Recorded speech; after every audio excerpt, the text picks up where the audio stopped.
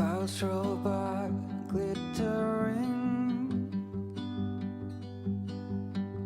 I never thought they would let me in. A fading light, a distant call. The devil will never be welcome here at all. The sky is gray, I guess that's what it takes to feel a little lonely is a stay.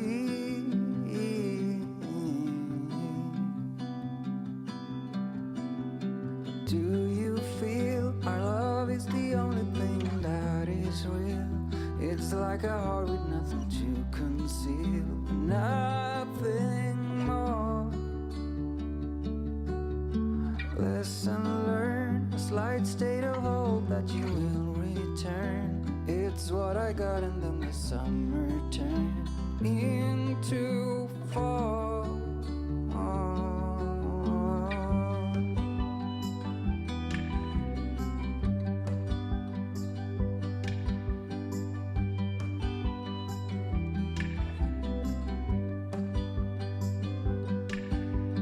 Waited here just for you,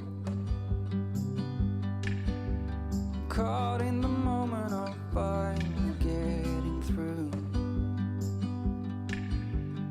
Fading light, a distant call. I do not remember those days at all, but I would never be here if it wasn't true. So let me be the one to hold you.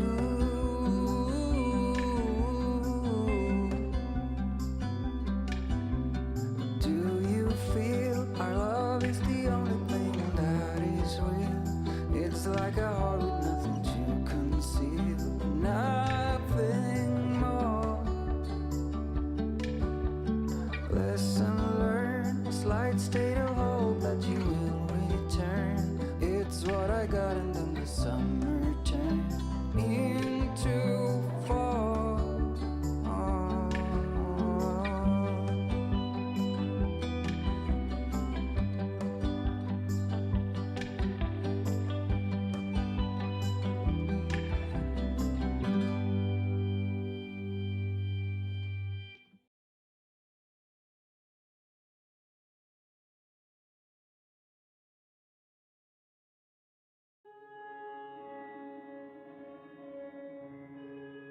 You tell me you're scared. You tell me you're weak, but I know you're stronger than what you think. And I know it's hard.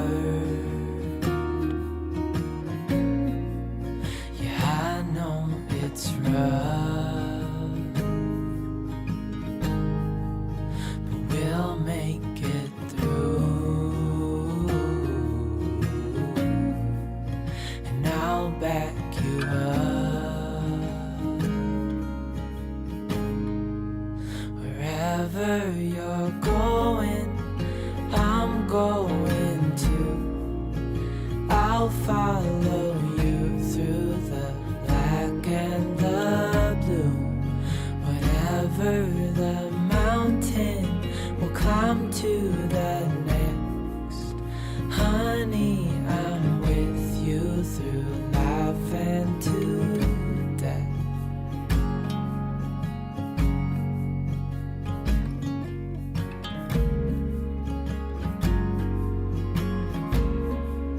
You tell me you're nervous. You say you're afraid. I wish you could see that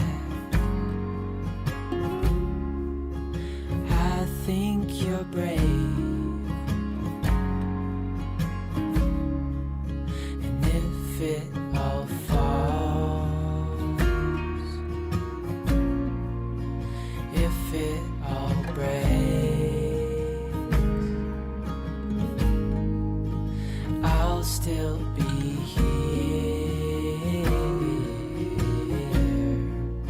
We'll fix these mistakes.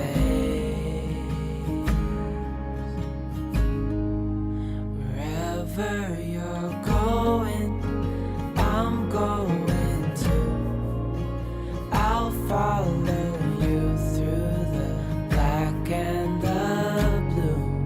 Whatever the mountain, we'll climb to the next. Honey, I'm with you through life and to death.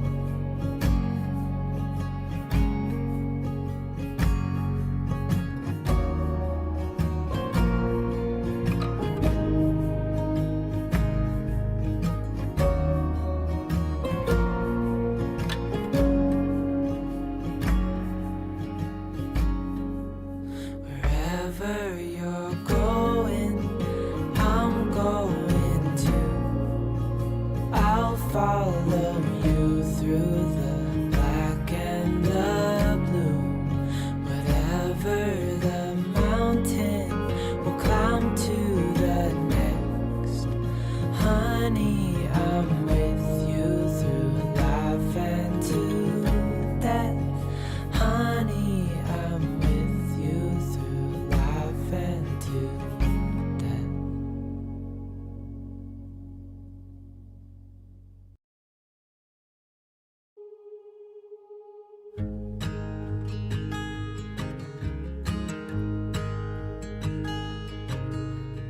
Oh my child, I know you're hurt and you can't let go. It's not your fault and you don't deserve all the bad and the hurt.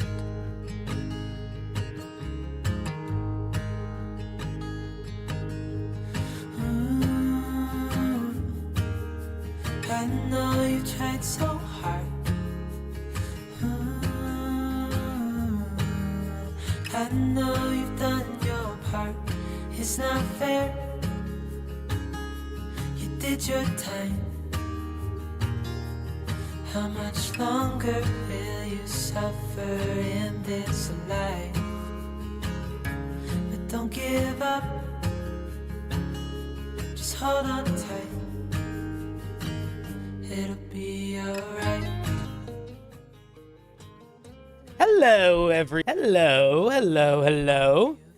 Oh, the mic is definitely working. I was just singing for a little bit.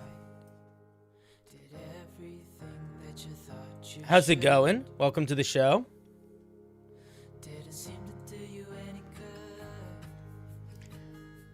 Welcome. How's it going, friends?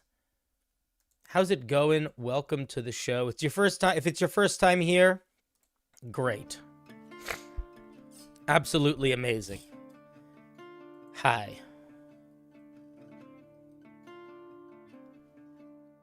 Oh, something fucked up with my lighting. Let me fix it. 1 second. 1 second.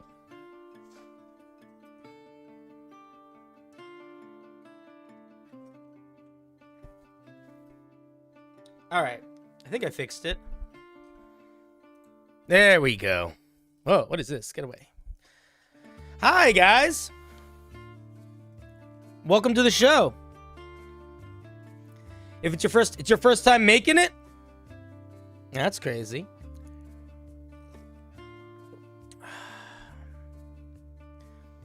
Welcome. If it's your first time here, say hi.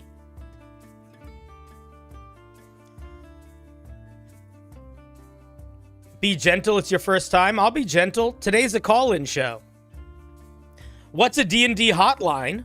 Well. D&D hotline is basically an opportunity for you to ask me D&D questions, not in a YouTube comment. So, If you have problems with a dungeon master or a player you want to talk about, if you have a character you're trying to build, if you have a thing you're trying to do, if you have a grievance you want to share, you need some advice, that's what I'm here for today. So it's a call-in show. And there's two ways to call in. There's many ways to call in, but there's two main ways. One way is you can ask questions in the chat. Another way is you can do text-to-speech. And then the other way is if you want to talk, if you want to come on the show and talk to me, you can do that too. And if you want to come on the show to talk to me, what you're going to do is if you're on YouTube, you're going to click the link in the video description to get into the Discord. And if you're on Twitch, you're going to do the command call, I think. And, yeah. And then you hop into a waiting room and I pull you in and you can ask your question.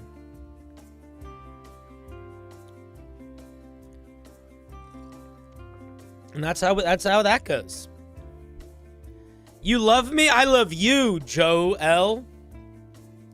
What's my phone number so you can ring me? My phone number is 1-800-6969-6969. Just call that. I'm sure it'll go well. You don't play D&D, but you want to?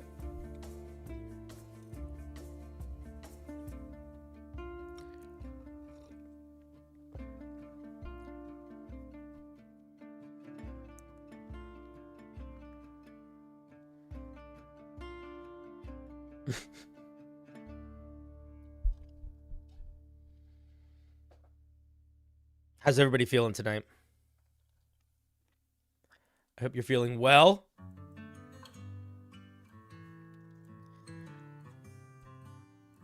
Cinder, that's me. I had a question about Thursday's stream. I made a spell that creates a steed, and I reread the rules about not summoning creatures to attack, but would you still allow it? Not if it can attack.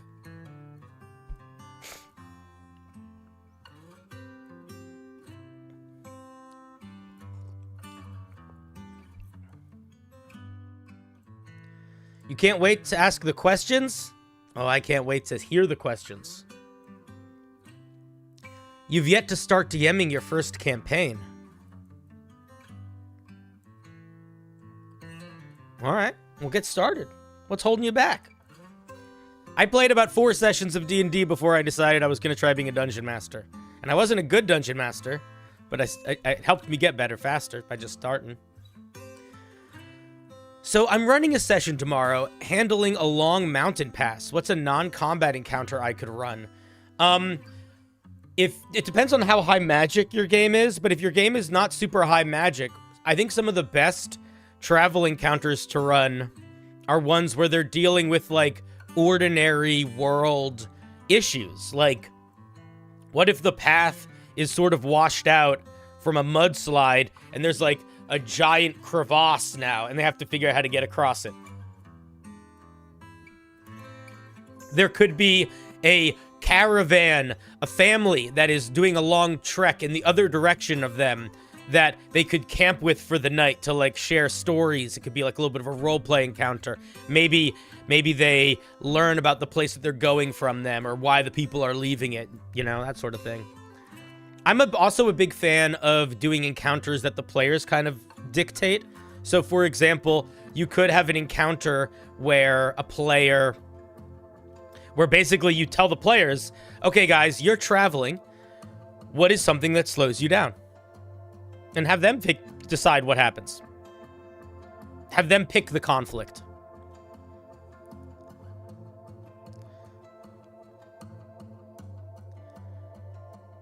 What if you have a bag of grain, a duck, and a fox on one side of a river, and only one fits on the raft? You cast Misty Step or Dimension Door.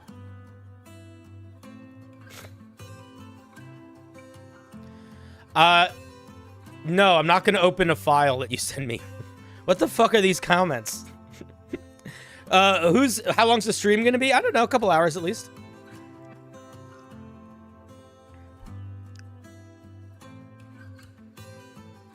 One of the most fun things to do, I think, as a dungeon master is to let your players take ownership of the story a little bit. Yeah, you can make them pick the conflict. In the podcast that I'm in, my dungeon master does this all the time. Basically, you roll it. He assigns each of us a number, and then he rolls a dice. And the person who is picked on the dice, they pick the issue that the party faces, and then he rolls the dice again. And whichever person gets picked, their character sort of leads the way in solving the problem.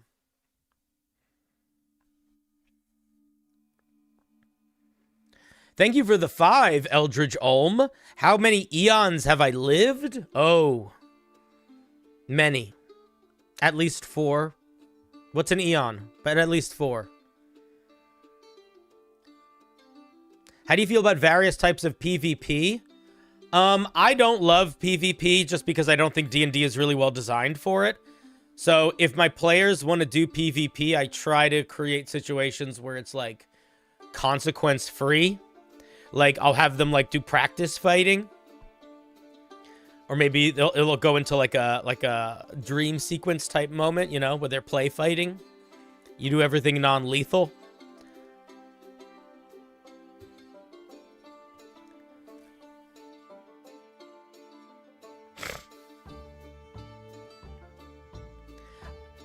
I'm experienced in 3.5, and I recently got into 5e. Got a list of questions I'm trying to narrow down to 1. Well, you can ask a couple. It's fine.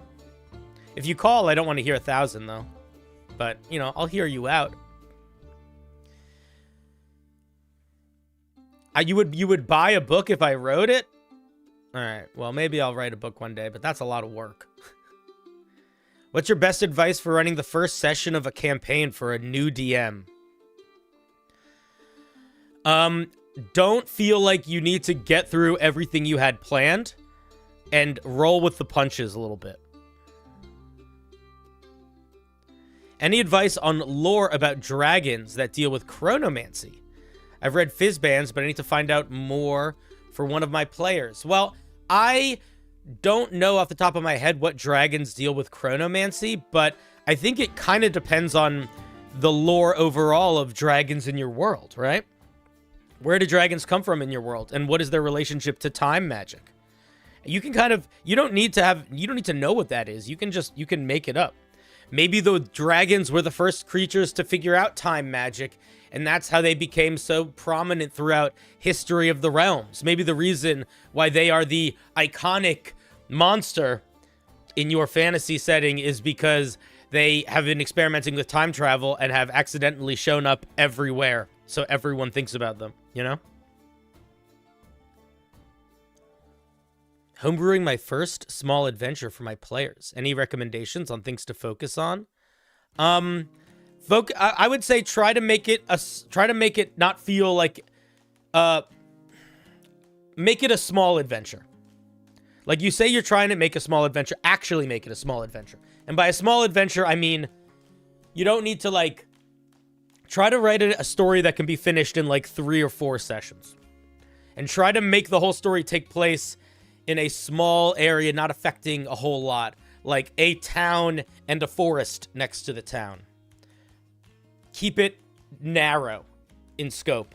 And that will give you a lot more freedom to both like tell a story, but also if you're doing it under a time crunch where you want it to be small, it'll help focus your players and have them not sort of feel like they're in a wandering mood, you know?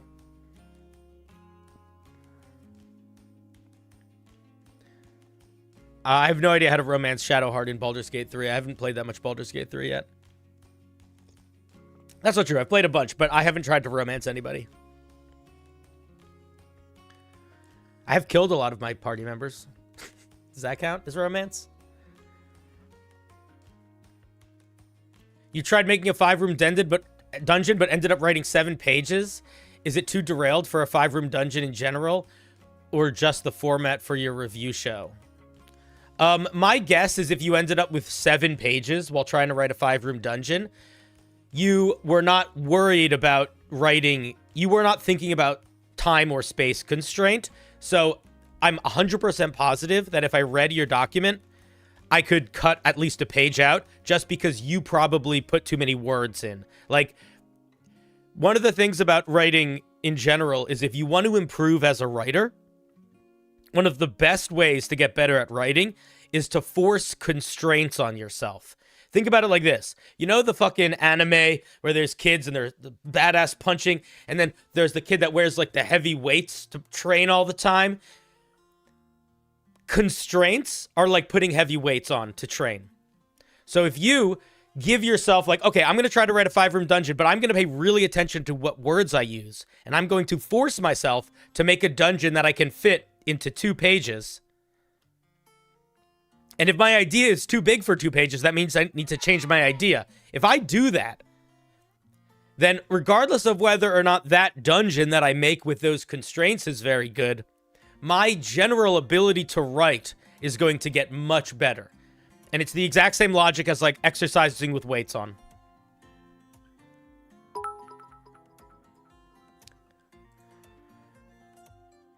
Who just subbed? Indecisive, thank you for the biddies. Escusera, thank you for the prime. Do you think it's okay to take an existing module and reflavor it to be different? Yes, 100%. I do that all the time. I own a bunch of the module. I own a bunch of the books. I don't run any modules. I will pull stuff from them all the time, though. It's totally a reasonable thing to do. But if you tried to do my 1-page dungeon prompt and you made it 7 pages, it's because you weren't really trying to do the prompt. You were just trying to get the idea out, which is great. That first draft of getting the idea out is really important. But equally as important for your own writing and for you to improve as a creator is to then take that to the second draft and to be like, okay, all the ideas here are here. Now what can I cut? What do I need? How can I shorten this to fit within the constraint?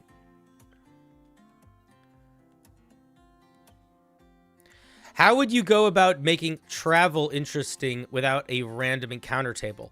I want to keep travel rules, but different scenarios for each type of pace. You could do literally that. Just make different types of encounters that happen at different paces. But I would say the best way to make random encounters or random roadside encounters interesting is to not make them random. If your party is traveling to a new region, to a new city with a different culture, different ecology, different flora and fauna, have the encounters that they come across foreshadow that. You know, if you're going from a town that's super religious and very clean, and you're going to a town that is really interested in gambling and doesn't have really any morals, it's like run by like just money and the guilds, then maybe one of the encounters they have along the road are people that have set up like a little gambling table. You know? Maybe the encounter that they have going across the road are, specifically bandits that are not robbing people that are going into town, but they're robbing people that are going out of town, or vice versa, you know? Like, they're bandits that are there because they're like, all right, we're going to rob these people before they spend their money, or we're going to rob these people after they buy really nice stuff. So maybe they encounter this group of bandits, but the bandits doesn't jump them because they haven't come to the town yet. So the bandits are like, hey, how's it going? And they're like a little bit weird because they're bandits. And the people are like, what's your deal? And, you know, maybe the players will figure out that they're bandits. Maybe they won't, but they could just have like a friendly encounter with some would-be bandits if they were coming in the other direction. So think about where your players are going. Think about where they're coming from. And then think about what's happening in the world because of those locations. How do you feel about telling players that part of the quest is to bring some art they made for next session? That is really great if that's the kind of thing your players like. One of my players ate a dragon egg. Not they are bound to all the other aspects of that dragon. Thoughts on how to proceed? I don't know if this is a real thing that happens or not, Bildo, because I did make a video about that. But when I had a player that ate a dragon egg, I gave them powers. I gave them dragon powers. And then it turned into a campaign around everybody gaining dragon powers by hunting dragon eggs and eating them. It was a little bit of a fucked up campaign, but it was a lot of fun.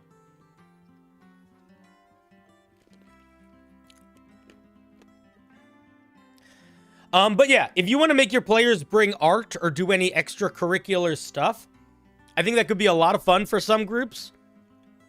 But for some people, they're not going to like it. So I would ask them about if they're interested in doing that sort of thing first. I'd make it optional, you know, challenge by choice. Do you stream any campaigns or one-shots? No. If you want to watch me be a dungeon master, you can listen to my podcast, Unbalanced Encounters, which I think is links in different places. If you just look up Unbalanced Encounters, you'll find it.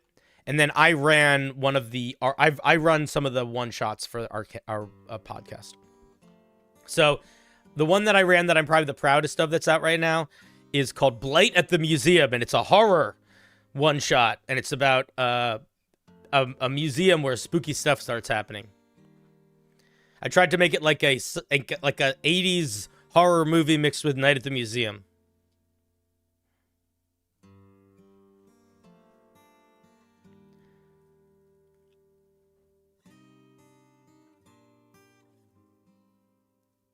Go to bed if you need to go to bed. That's fine. What about other dragons tied to that soul? I don't... that depends on if the egg has a soul. Does the egg have a soul? I don't know. In the game that I ran, the egg just gave you magic powers. If you want it to be like where they eat the egg, it ties into other creatures' souls. Maybe they share each other's dreams. Maybe they visit each other in each other's dreams. Maybe every now and then they get visions of where each other are or something like that. So maybe the person who ate the egg would start to like have dreams of flying around because they're sort of seeing visions of the dragon.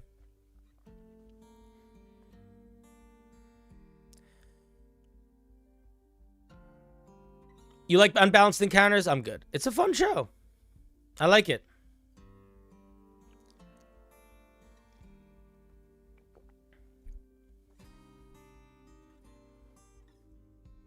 When you're world building for your campaign, do you start with top down, like creating your gods and realms, or bottom up, where you start with a city or a town? I usually start with a city or a town. I like small. I like building small and then building up. But I also like throwing in random things that I know I don't understand yet, but I'll figure out later. So, like, for example, the campaign world that I spent the most time on, the idea started as, what if there was a world where no interplanar travel was possible, to the point where, like, conjuration magic didn't even work. So you couldn't summon things, you couldn't teleport. And it was like a fantasy world that was like limited by that. And then I built like, okay, well, then the people that lived close to really magical stuff would probably have a more specific relationship with it. And the people that lived really far away from magical stuff probably wouldn't have any relationship with it. So then I basically built towns with that in mind and sort of built it out.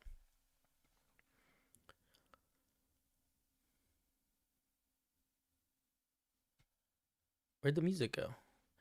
Music.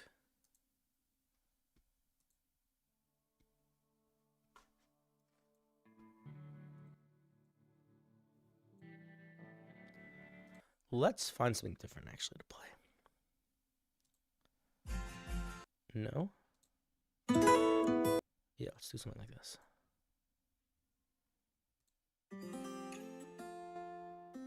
All right. So I have a player that has a character that she doesn't want to die. How can I keep them alive but keep the suspense of combat?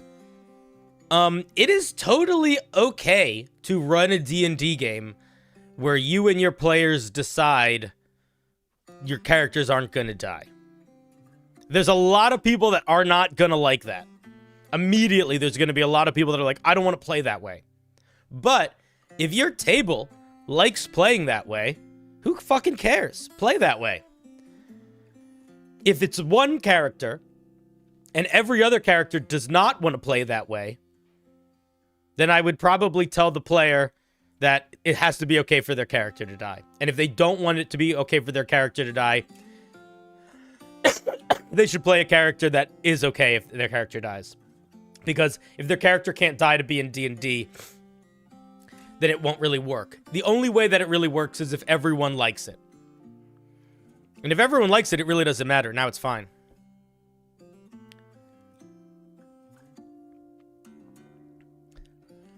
If that's new lore where all the dragons are interconnected,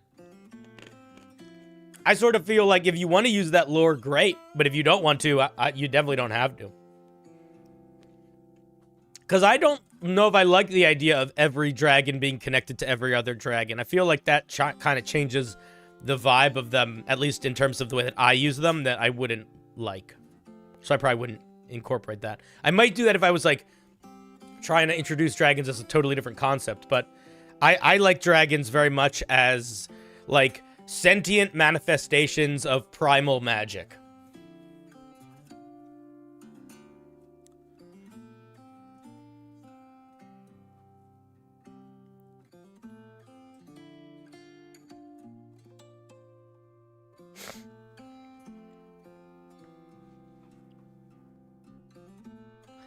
Yeah, but like, what if you don't have alternative universe stuff? Or like, what if you don't care about it that much? I don't know. I don't, for me, dragons, at least for me, in the games that I run, dragons are very different than any other creature in that they are sort of sentient, but they are sort of the physical manifestation of like the magic that commands the universe.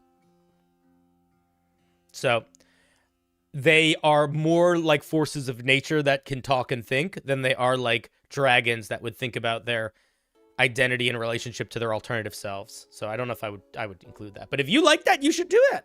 Sounds fun. I also have a very, my take on dragons, I know it's not the way it normally is in the lore, but that's fine. But I like the idea. You know what? Have you heard of Dritz? You know Dritz, the little dark elf that everybody loves? I like his take on dragons, where the first dragon appeared when the first thinking creature started existing, and they represent the unknown in physical manifestation more so than they represent anything else. That's what Dritz's take on dragons was, and I'm on Team Dritz for that. That's where dragons come from. They come from the power of the unknown, but there's something to be frightened of, but something to aspire to overcome. And they are almost like, in the same way that the gods are kind of there because people believe in them to a certain extent. You know?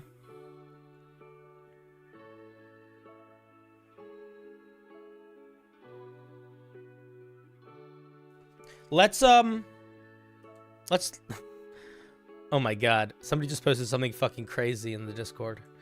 Alright, let's start pulling some calls. We got a lot of people in the waiting rooms.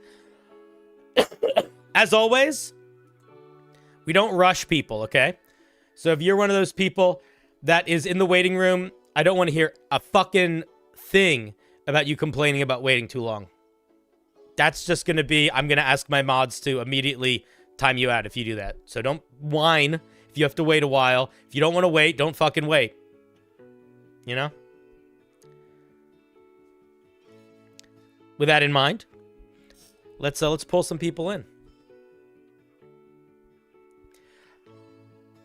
And you can keep asking questions in the chat if you want to also, but I will answer them in between calls.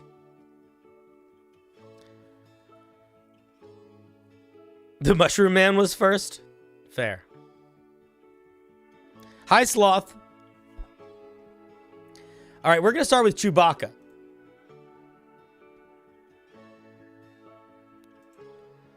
Chewbacca, how's it going? Unmute when you have a second.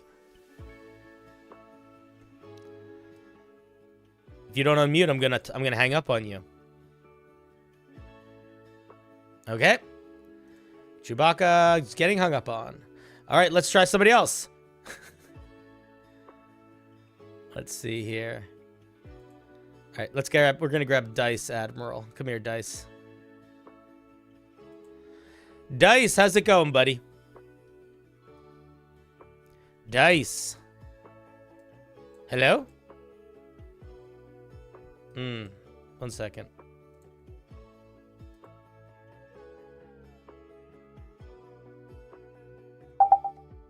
Hey, Dice, how's it going? Hey, I'm doing pretty well. Can you hear me now? I can. What's going on, buddy? What can I do for you today? Yeah, I got a scenario I would like some input on. Sure. I got some players, and they have discovered a hidden vampire that was sealed in a basement hundreds of years ago. Mm-hmm. But the basement happened to be a hideout for a secret society, and the vampire listened to every one of their secret meetings, and he knows everything about them. They want the information. They don't know he's a vampire, but he also needs them to let him out. So I feel like they've got a lot of upper hand here, and I often have a hard time role-playing the way older and way more cunning than myself creatures. Mm-hmm. So I want them to not just be, you know, I feel like they shouldn't get an easy upper hand on him where they can just, you know, oh, we don't need it and walk away. Or maybe you've got some ideas on tricks that an ancient being such as yourself might employ to bedevil some wily adventurers. So wait, when they don't have a physical upper hand. But what do the players want from him? Basically, he's heard every single secret meeting this secret organization ever had. So he knows all of the secrets of like a spy network, basically. Think of it like the Zentarum or something like that. So he has information that they want.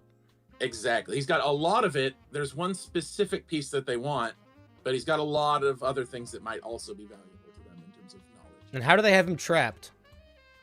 He was sealed in a coffin by a priest a really long time ago, and only someone who's good can let him out. So the secret organization didn't even know he was there. But he sensed that, hey, these guys are... And he doesn't have any powers or anything in his oldness? He can't use them outside of the coffin. He's sealed in. So why doesn't he just ignore them? He doesn't pose a threat to them right now. Pull a Sandman. You ever see the show Sandman? Or read the comic Sandman? Like one episode. I read the first volume of the comic. So you remember how in the first volume of the comic when they have Dream trapped in a glass orb and he just ignores them for like 100 years because time doesn't really matter to him? Yeah. Just do that. Like, what can they do to him while he's in the coffin? No, they can't do anything. They would just bury him and then he never gets out. And he, you know. But he's an immortal creature. Somebody else will find him at some point. Like, so how long has he been trapped? Like, what is it like? Does he like? If he? I just mean like, one of two things. If the information they're asking for is the kind of thing that he doesn't want to share, then either he's going. If I was going to be him, I would either share false information or information that they would think would be helpful, but isn't what I actually want to share. But if he doesn't think they're going to actually let him out at all, which realistically he probably should just be able to tell because he should be pretty fucking smart, then why would he help them in any way? Like, right. Unless he can guarantee that they're going to let him out, which basically means they have to let him out first, then he shouldn't say anything. So the conversation as they've had so far is he's told them he has this information, and if they let him out, he gives it to them. Yeah. So then I don't think they're going to want to. All right. And but that's fair if they just walk away. But it's sort of I feel like there's a lot of missed opportunity for some interesting, you know, consequences or discussions to be had instead. Well, what sort of consequences or discussions would you like to have instead? Well, that's sort of what I was hoping for ideas on. The gist I'm getting from them is that, you know, maybe they want to do like they were chatting about it in my Discord for the game. Mm-hmm. Basically, they're thinking maybe they want to get like one piece of information and check it out and then see. But I think most of them are just leaning to, even if he helps us take down a spy organization, they don't know it's a vampire. They don't know what it is. They just know it's a creature sealed away. So they're thinking it can't be worth letting it out. Like, so, and I guess if that's the decision they want to make, then, you know, that makes sense too. I'm just sort of like, it feels like a missed opportunity if they just walk up and go, no. Like, it's more interesting for there to be a discussion and some temptation. Oh, I agree. But if you don't have an idea for what that should be, then I don't know if you need to force that. And if your players would rather take the safer option, there's no reason to try to force them not to. Like, if anything, what you're doing is you're planting a seed in the player's mind that this thing is in the world. So, regardless of what they do with this coffin, whether they keep it in their house or they bury it 100 feet underground or whatever, you now have every opportunity to introduce anything you want in the world that would also know about this coffin that could break into their house to get it or could free it. You know what I mean? Like there's a lot of, it could sort of be like planting a seed for a potential big bad an arc from now. It doesn't necessarily need to be something that happens immediately. Okay. Because if you don't have any specific ideas, like I don't really either. Like that's what I mean. Like if I'm trying to think about how to play a big ancient timeless thing, the most powerful tool a timeless creature has is time. So like why would they rush to do anything? They would make, the patience is their most powerful tool. So it would just be, I made the offer, take it or leave it. All right, cool. I mean, you don't have to do that, but like, I mean, I'm not exactly in your game, but that's what I'm saying. Like, if you don't have a specific vision of what you want this thing to do, then I would say, like, what would your ideal situation be? Like, do you have a thought on that? Have you thought about what you want, like what you would want to see happen? I mean, I think I would want to give them an opportunity to be cool heroes by outfoxing something and getting him to give up the information and then not getting rid of him, or not letting him out. I'm not sure how they would. Then if you want to do that, you need to do two things. I think you need to give him a weakness, and it doesn't need to necessarily be a physical weakness, but like he loves his mom a lot or something like that. Like he needs a weakness that can be exploited, and they need to be able to learn about him. So they can outfox him. Because if he's just a guy sitting in a box talking, then it's a little bit too, I think, highfalutin. It's like that would play out like a scene in a book where you could really intentionally plan the whole conversation. But that doesn't really work, I think. If they have absolutely no information about him and they're just talking to a voice where they really have no idea what it is, it's going to be hard for them to outfox it in any sort of meaningful way. I think it can be meaningful if they know what he is or they know who he is. So they can, because then they could sort of find out his weaknesses, and then they could actually, like, if they don't know anything about him, their strategy is like throw shit at the wall and see what sticks, because they have no grounds to stand on. But if they start knowing stuff about him, then they could sort of start figuring out, okay, we know he's a vampire, so if we let him out, we got to have this, this, and this ready. Or we know that, maybe he's like Strahd, where he has some like curse, where he's like some person he loves and torments or whatever. Like, okay, we could find this person and we could bring this person and like maybe they could help us. You know what I mean? Like there's all sorts of stuff you could do in that situation. Okay. Flesh out the creature. Well, yeah, if your goal is what you said, which is you want to have them an opportunity to outfox the creature, they need to have some information about the creature, or at least some clues of strategies they could use to outfox him. Got it. Okay. And lean on patience as a weapon. I don't think you need to do that if he's not an impatient, if he's not that like that, but depending on how, like, I feel like if a creature has been alive for more than 400 years in a world that is like a D&D world where most creatures don't live that long, they probably would know with some severity that if there is a creature that lives a normal human lifespan, they could just ignore it for a while and the problem will go away. Like if I was a vampire and I was really mad at some 50-year-old or some 30-year-old, I would probably just take pleasure in knowing that they would die before I lived an eighth of my life. It's like, oh man, Great. I'm not going to be able to go down this street that I like for a couple of years. All right, who cares? I'll go do something else for 500 years and see what this place looks like when I come back. Yeah, that makes sense. Or if he's a vampire, they can just sleep. They can just sleep forever. So being locked in a tomb for 1,000 years isn't like a nightmare. It's not like you're sitting there banging on the walls. You just go to sleep. Right. Yeah, Okay. You're giving me some things to think about, and I think I've got enough tools in there to make this interesting. Yeah. Okay. The other thing that you could do is if you really want to make this happen, there could be more of a need for the players to let him out. Like right now, it sounds like it's like maybe he'll help us, or like maybe we could it would be nice if he helped us. Like we could do that, but what if it's like they need it? Like what if this spiring that they want to take down is going to be doing something next month, and if they don't stop it, it's going to turn magic off in the world or something. It's, you know what I mean? Like, Right. So put a timer on them. Yeah, I was trying not to overcomplicate my initial explanation, but the spiring did capture one of their friends. And So I mean, that could be it. have. It could be it. They could, they could, maybe if he wants to get out, he could say that. He could be like, so, they're going to kill your buddy if they have him. I know what the spire does. You've got about a week and a half before they start torturing him, and then you got about another week and a half after that before he's dead. So you can either let me out, or you can know, and I could tell you, like, I've seen them torture people. You want me to tell you what they're going to do? Like, you know what I mean? Like, he could do that kind of thing, you know?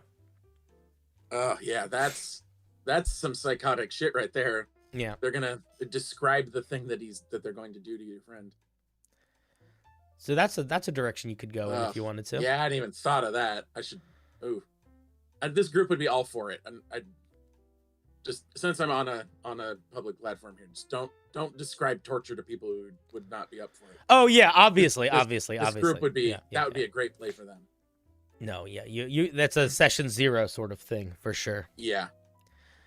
Cool. Okay. Does that help? Yeah, that's very helpful.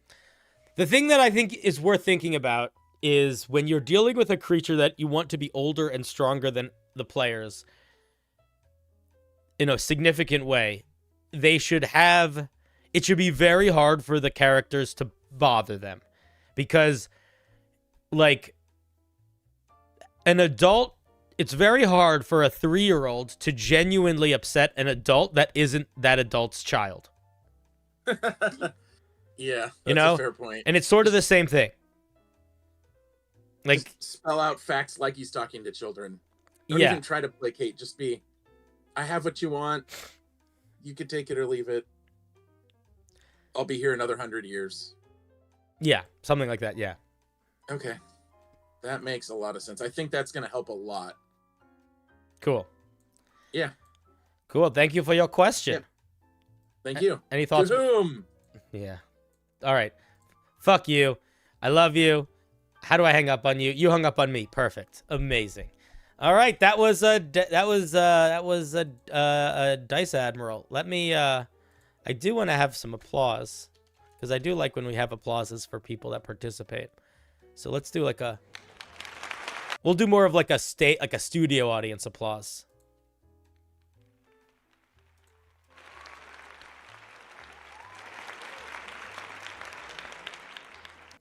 Yeah, ancient creatures. Gotta love an ancient creature. Gotta love an ancient creature. That's the advice I used while playing Pazuzu. He was just meeting with the party as a game. Yeah, that makes sense. Because ancient creatures, what a fucking adventurer is going to do to an ancient creature? Not much. You know what I mean? They don't got much power. Bunch of ancient creatures thinking they're so cool. Oh, shoot. Earthquake.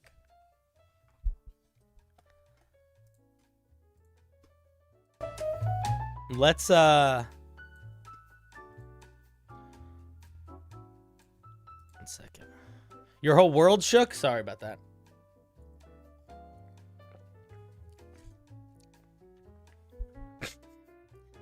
Ancient creatures. How do you call in? You call in through the Discord. The link to join the Discord is in the video description on YouTube.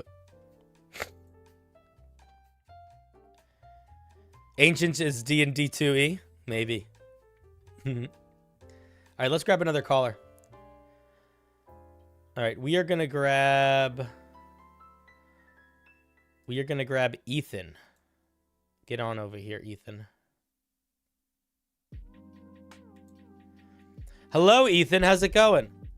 Yo, what's up? Welcome to the show. What can I do for you today? We talked like a couple months ago when you had a phone number on the screen. Sure. I run an Icewind Dale Realm of the Frostmaiden campaign every Sunday, and then I also run a Waterdeep Dragon Heist game every Tuesday night. Cool. 2 different games. So my Icewind Dale game is going fine. Gave great advice on my political little plot I had to go on. It was amazing.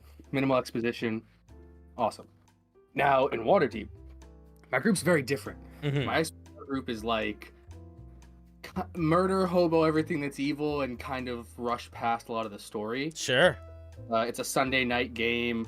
Up until the Super Bowl, it was like football, and then as soon as football's over, play D&D. You know, everybody's kind of drinking and hanging out. So as the DM, you know, I'm like, it's kind of a laid back session. I can just throw monsters at them, and they have fun, like dungeon crawling through the wastes of Icewind Dale. But my Waterdeep group it's a lot smaller. So I run Icewind Dale for 7 to 8 players, and then Waterdeep is for 3 players. So it's very condensed and very narrowed down. And so we've just moved into chapter 4. So they're kind of like, they're doing the whole chase and tracking down the stone. But I'm a super big like lore, Forgotten Realms, like, you know, nerd, and I just like I'll watch and, you know, read old editions of Dungeon Magazine and stuff like that to get like weird lore expositions. And I feel like I want to bring so much of it in, but I also want to kind of like narrow down and focus on my players' like interpersonal backstories, because they like doing the, you know, like exploring their own backstories. And so how do I like stop trying to force them into finding out all these? Because I want them to go and find, you know, the Blackstaff and do Force Grey, and I want them to go and, you know, take down Manchun and discover his plot. And like, how do I let them take the reins a little bit? Like I feel like every time I get into a session, I kind of want to just like start throwing exposition and lore at them, and then like I remember halfway through that like I want to introduce their stories.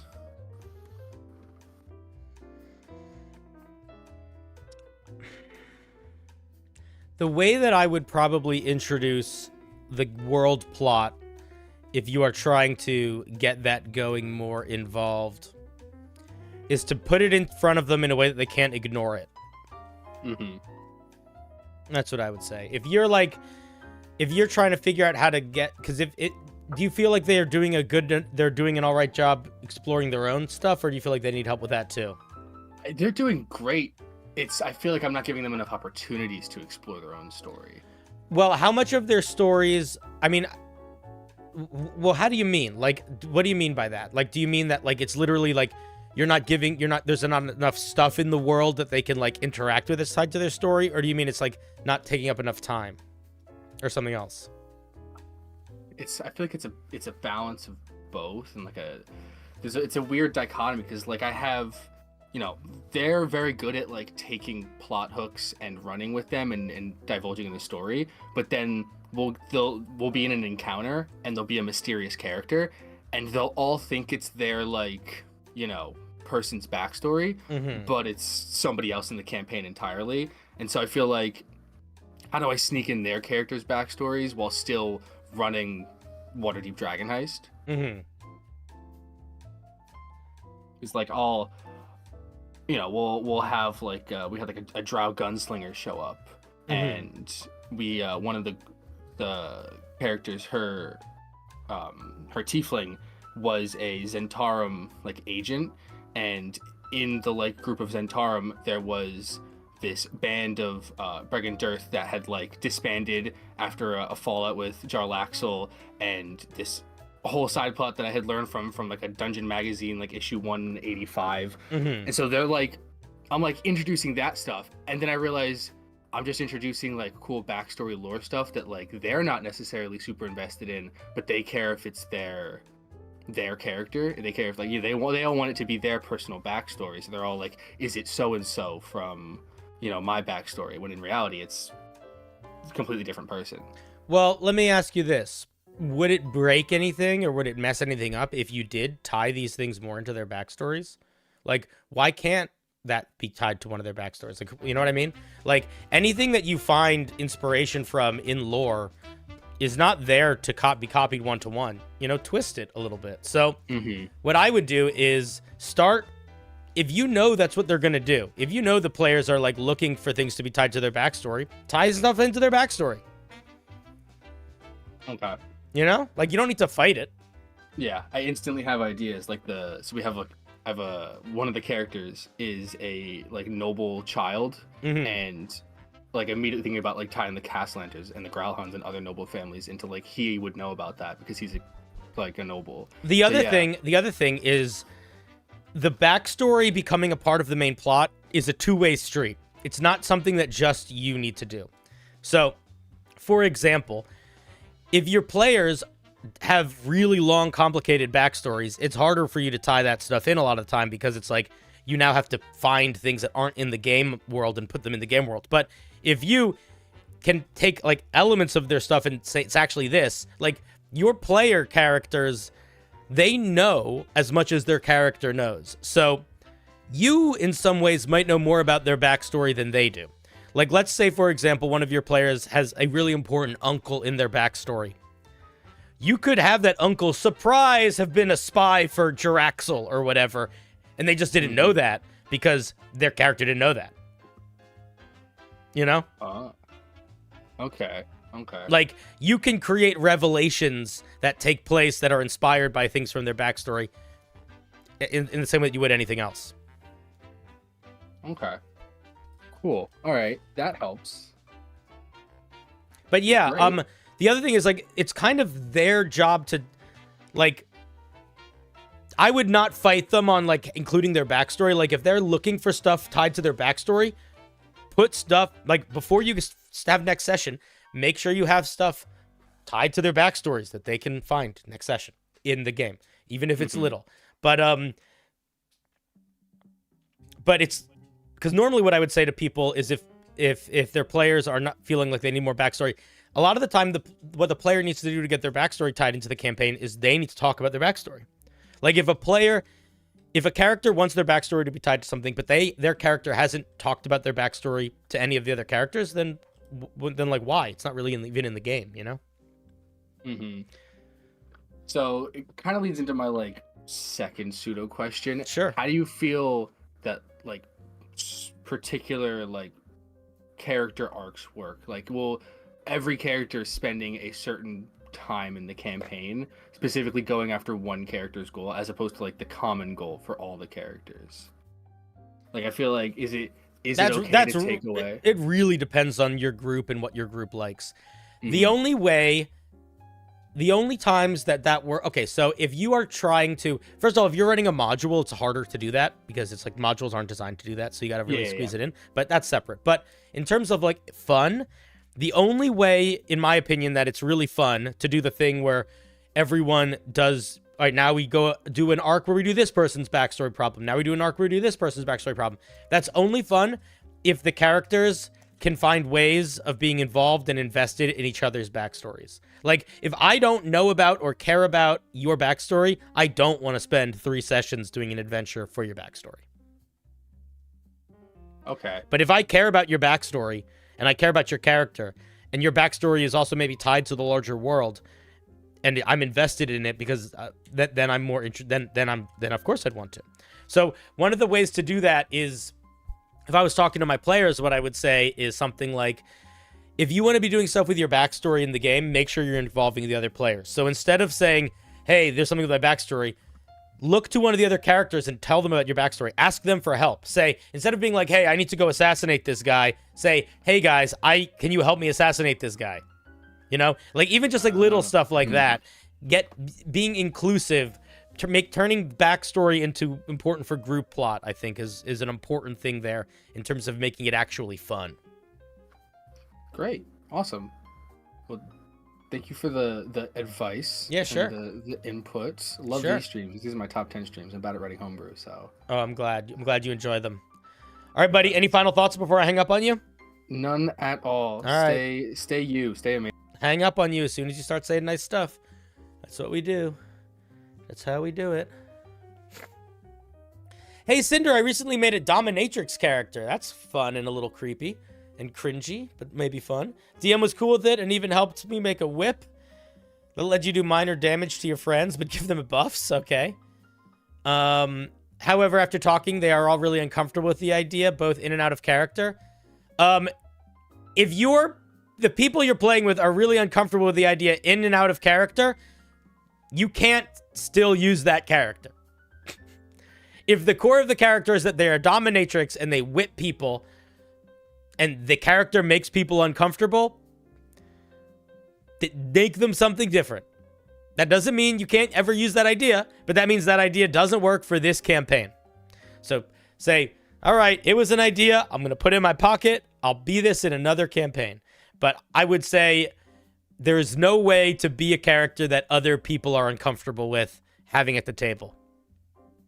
A big part of playing D&D is the collective fun, is working towards fun together. And sometimes that means getting to do exactly what you want. But most of the time, it means getting to do something that is fun and is exactly what fits within the view of what everyone wants. You know, the Venn diagram.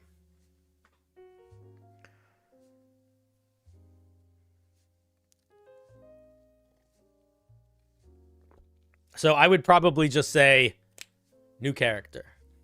Or same character, but completely different design flavor. What's going on? What's going on is we're doing a call-in show. I'm answering your D&D questions.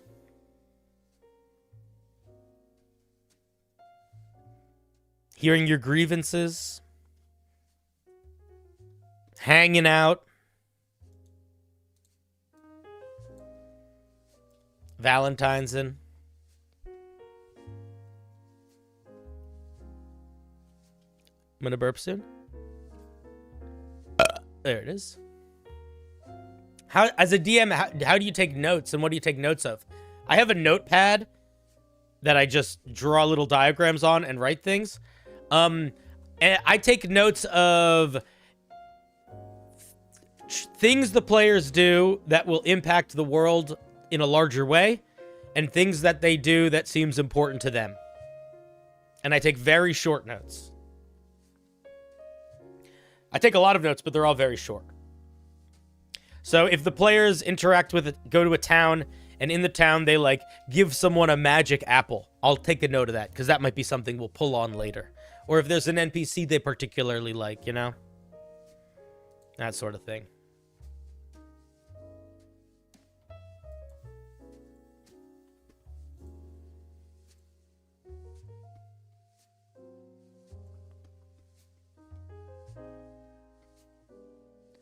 What's your best missed opportunity story as a player or a dungeon master?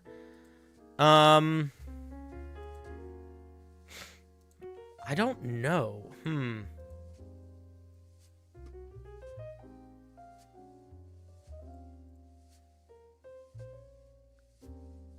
Missed opportunity. I have had ideas that I really liked that didn't work. Does that count as a missed opportunity? When I was running, I had a campaign that I was running where the campaign world, all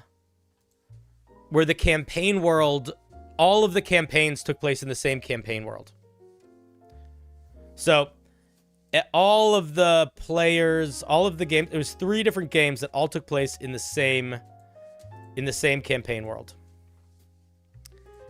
And I had this idea that we were going to have like a crossover event that I was very excited for. And I wanted to have everybody in all 3 campaigns play together at the exact same time. That did not work out. And we were not able to make that happen, unfortunately. But that was an idea that I had that I never got to see through.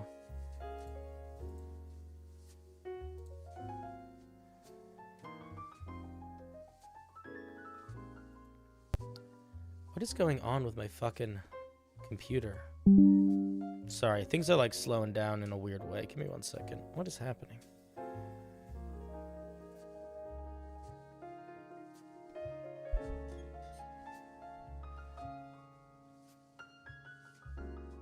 Okay.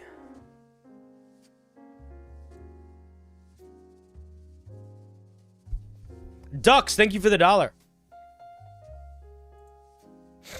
What are some tips you have for writing good character backstories from a player perspective? I think the best thing to do if you're trying to write a backstory as a player is to think about a couple things. One, I would say come up with one character that your player, one person that your character has had a very positive relationship with, and a moment in their life, not necessarily a big one, but a moment in their life where that character made them feel that way very strongly. Whether they like helped them with their homework, or like always picked them up from school, or taught them to ride a bike, or whatever. And have that character still be alive in the world. And then the other thing I would say is have a character who they either dislike or is their rival. Not like a villain that killed their family, just like a person in the world that they have an antagonistic relationship with. And same thing, have a moment in time that you can call back on, that like a scene from their past. You don't need many, just one scene from their past. And then the other thing that I would say that I think would be quite helpful to do is make sure that the most exciting part of their story hasn't happened yet. You want the biggest part of their story to be something that is yet to come. Does that make sense?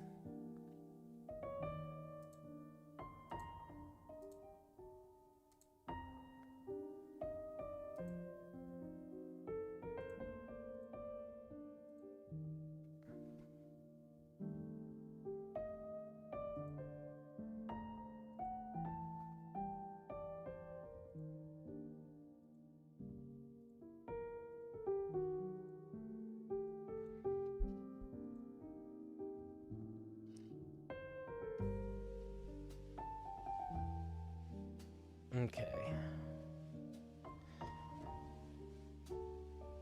Let us grab another caller. All right, we're gonna grab Thingy. Thingy, that's a funny name. We're gonna grab Thingy. Hey, Thingy, what's up? Welcome to the show. You gotta unmute when you got a moment.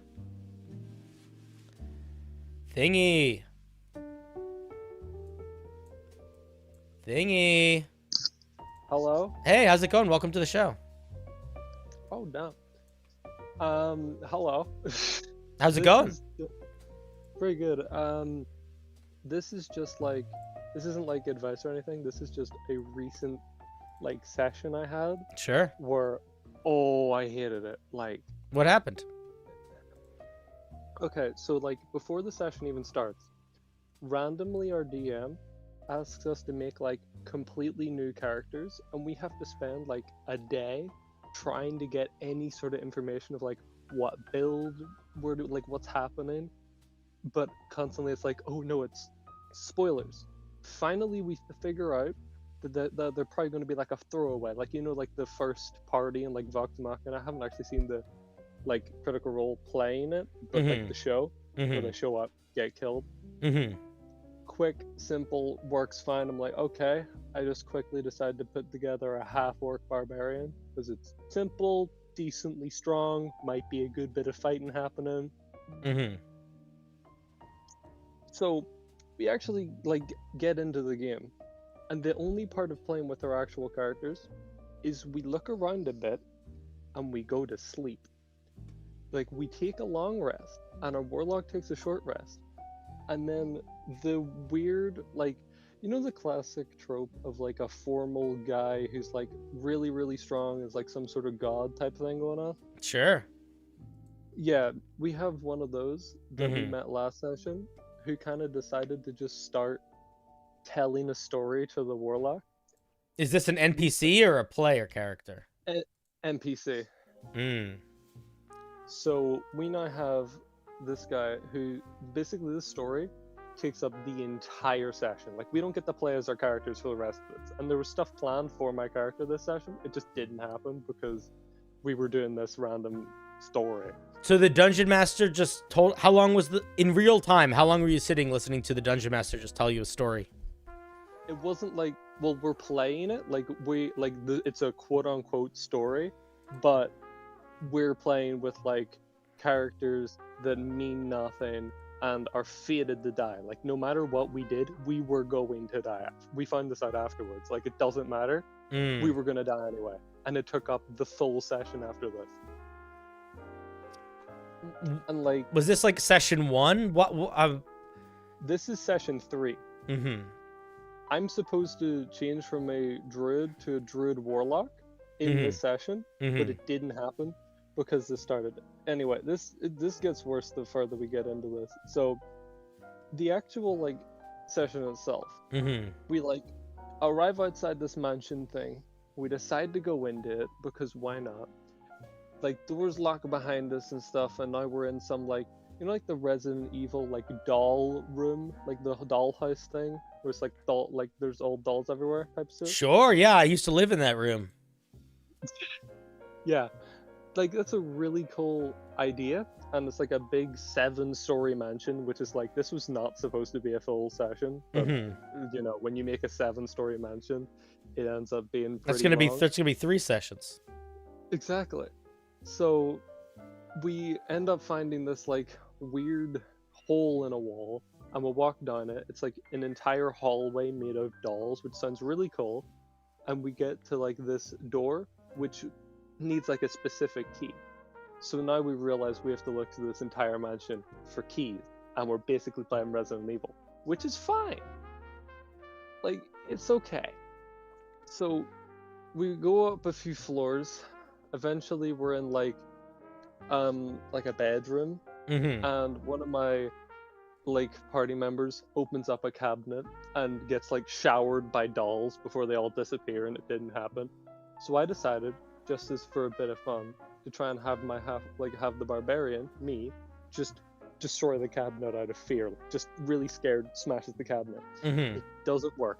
Like, I rolled a nat 20 on this attack roll as well, but it doesn't break because magic. Like, literally, according to the DM, because magic.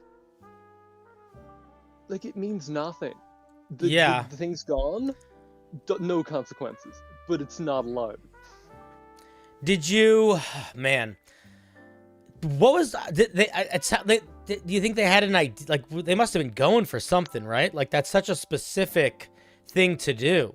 Or were they trying to do, like, a weird intro to something that your characters, like, wouldn't know about? So you're seeing it in, like, this alternative way? I wonder if maybe they, like, read an article where it was like, here's a cool way to give a lore dump, is to have the characters play it out. You know, maybe that was what they were going for. Yeah, I mean, the way we kind of figure out that this might be, like, trying to go, because we're not really getting much information from them, is, like, we play through this bit, we understand a few bits of it, our characters die, and then we have to deal with it as our actual players. But after that, I'm like, if I end up being given the choice to head in or not, I'm not. I will rather have my character just go to sleep or, like, sit outside and wait than enter, because it is a death trap. Like, everything is indestructible, and as a barbarian, there's not much you can do when you can't fight anything. And basically what happens is we had split the party, and 2 of them, our cleric and sorcerer, had to go down this big hallway of, like, lots and lots of doors. I'm not too sure if you've seen, but, like, the newer episodes of Doctor Who, there's, like, there's, like, rooms with doors and doors and doors. It's kind of similar to that. We keep going through them. They fall down into a little pocket dimension thing, and we don't interact with each other for the rest of the session. So, me and my my friend, I think he was a warlock. Wait, no, actually, no, he was an artificer. We're just left in the mansion, so we decide we're gonna search all of these floors for whatever keys we can find. Because we need to find keys to open up doors, to find keys to open up the big door. 2.5 hours later, we found 1 key, opened 1 door. We found this little crank thing that we were able to wind up the back of a doll with, and it led us to another room. And then we got pulled through a painting into a void with this guy who's a separate, really powerful guy in formal attire who's evil this time and makes us fight dolls for no reason. So finally I get to play the game because, you know, barbarian, I get to do something now. I've been half asleep the whole time because it's watching from the other players doing their thing to us. We go to the next floor, we open a door, roll investigation. What do we find? Like end over, next people, back again like 20 minutes later. Do you think that this was a collective feeling of frustration, or do you feel like this was more you feeling this? Yeah, I talked to the rest of the party members, and even the one that like doesn't really agree with me on things also felt frustrated at this, because like with the party switching and not much actually going on, and a lot of the time where we're just doing the same thing over and over again, where it literally became a joke during the campaign. It's just like, let me guess, there's doors or a doll or something indestructible, and that's exactly what it was. Have you played with this dungeon master for a long time before, or no? This is the first campaign I've run with them. They've been a player in one of my games beforehand, but this is their first time DMing. This is the third session. I don't really blame them. So yeah, so But- this would be a good situation where like maybe you offer feedback though. Like Yeah. maybe this is a good example of be like, hey man, I feel like you're really excited about this campaign and you're trying a lot of stuff, but everybody is like, I kind of just want to play my character, and this madness dungeon thing that you've built is a little complicated and long-winded. Could we do something a little bit like more mellow, you know? Yeah. Just like straight up ask him. Honestly, I think I'm gonna do that, because I just didn't, because it's been like a few days, and whenever we like originally voiced like the concern of like, hey, we didn't really like that, like that was kind of boring. He like accepted it, but he seemed a bit mad, and this is kind of like a thing where he like, just because him as a person, he isn't like great at like processing like criticism and things. So it's happened before where like at one point I was like, hey, I kind of want my character to be like a druid who like really wants to stop any sort of like stop anything harming nature by any means necessary and become an artificer. That was like turned down like aggressively, because I would be way too overpowered, even though an artificer is like the worst, is like one of the worst like multi-classes you can do. Well, I mean, you wouldn't be overpowered, you would just be multi-classing. Like, that's fine. Exactly. In fact, I would be less powerful because I can't reach level 20. Yeah, I guess the question that you have to ask for yourself is it worth it? Like, Yeah. you sort of have to decide, because I would say you got two choices here. One, you decide, I'm just going to deal with this. It's fun. I just have to play sort of into the way this person's running a game as opposed to what I had in mind. I have to sort of re-establish my expectations based on what they're doing. Yeah. Because I don't want to put up with having to give them feedback. But if you don't want to put up with giving them feedback, that is also you deciding that you are okay with, you're not going to get annoyed with them. Like, you have to decide to either have to decide to be okay with what they're doing, or you have to decide to be okay giving them feedback. And if you can't do either, then at a certain point, it's just like, all right, cool, I don't want to play in this game. You know what I mean? Yeah. I'm definitely gonna pick between those, because I have another session with this person in 2 days, and I swear, if we like get brought to this mansion and we have no reason to go inside or do anything, and like I decide, hey, I'm not going in there, and I know a few of my other party members will say we don't want to do this. If we have to go in again, I'm just saying, hey, my character is going to like head back to the village, and I'm leaving. Okay, you guys can play this. I wouldn't even say the character thing. I would literally just stop the game, and I'd be like, hey, this isn't fun. I don't want to do this. Can we do something else? And I think though, you don't want to surprise the dungeon master with that. I think that's kind of a dick move. Even if they're bad at advice or bad at feedback, I would say that before the session. I would reach out and be like, and if you think other players agree, have everybody reach out. Maybe not all together at the same time, but everybody that wants to individually text a DM and be like, hey man, could we be done with this house? It's like not that fun. Yeah. And we're ready to go like adventuring. And that way, if the, if they say no beforehand, you can just be like, okay, cool, then I don't think this game is for me. Like, you don't need to have that confrontation at the table.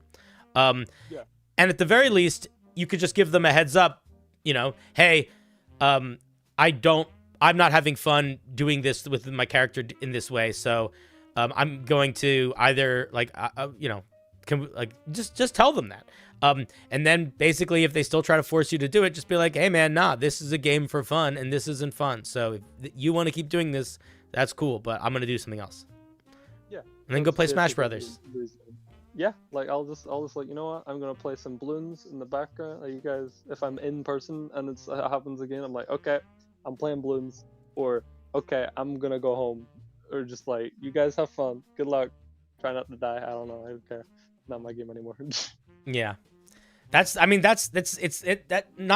always a fun feeling thing, but that is the best thing to do if a campaign's not working out for you, and like you're trying to give feedback or you don't feel like you can. I mean, thank you for the advice. Like that helps. Like, I'm gonna probably do that whenever I wake up tomorrow because it's getting late. But like, thank you. Yeah, sure. I'm gonna let you get to the rest of these people, and yeah, good job. All right, Avita Zane. Yes. I click and hang up on you. Hang up on you.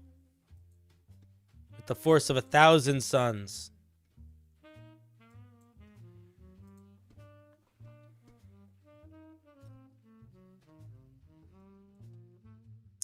I'm forgetting to do a round of applause for call-ins.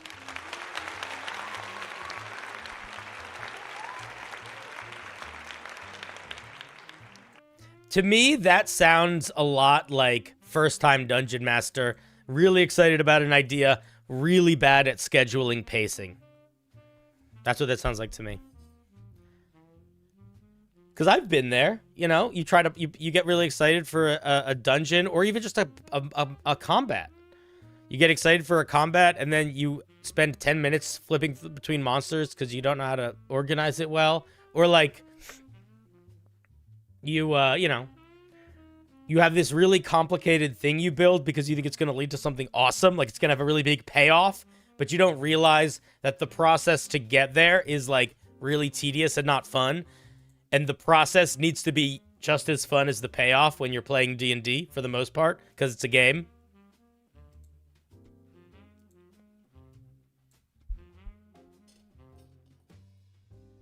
Yeah, pacing is definitely tough.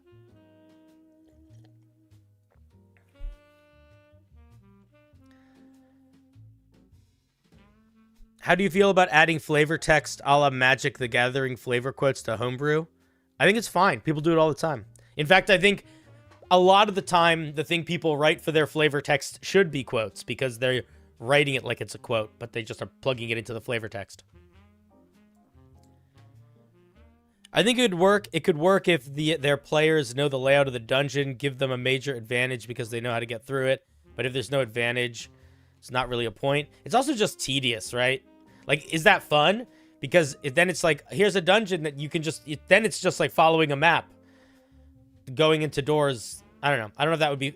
I would make it faster, but would that make it fun? I don't know. Yo, Cinder. That's me. I'm trying to get into D&D. I'm familiar with most things in the game, but one thing that isn't clear to me in the rulebook is how modifiers are created. I don't know what you mean by modifiers. In Dungeons and Dragons, all of your abilities and all of your dice, like what you add to dice, comes from two things. It comes from one of your stats, and that is different depending on what class you are and what ability you're using. And it comes from your proficiency bonus. And your proficiency bonus starts at +2, and then it goes up to +3, and +4, +5, up to +6. And that just happens depending on what level you are. The other thing that you get them from is your stats. So you get certain bonuses or negatives depending on how much you have in a stat. So if I have a 10 in strength, that's a +0. So if I'm making a strength check at level 1 and I have 10 in strength, I'm going to have a +0 to that roll. If I'm proficient in athletics, I might get a +2 to that roll because I'm adding my proficiency bonus.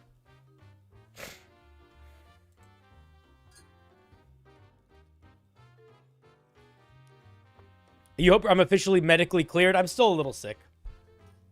But I'm much better.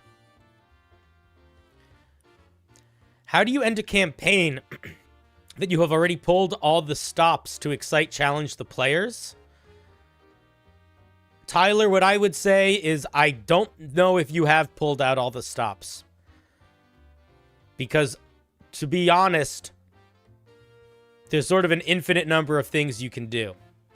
So, you should probably look at the things you have done and decide either how do these culminate into something that I can use as the send-off, or what's like another thing that hasn't been done here. But you're going to be the only one that can answer that question for yourself. You could try to look at some ideas in new ways, right? Oh, they fought a god. Well, maybe now they have to return a god to life. Or maybe they realize that there are multiple gods that are doing things and now they have to, I don't know.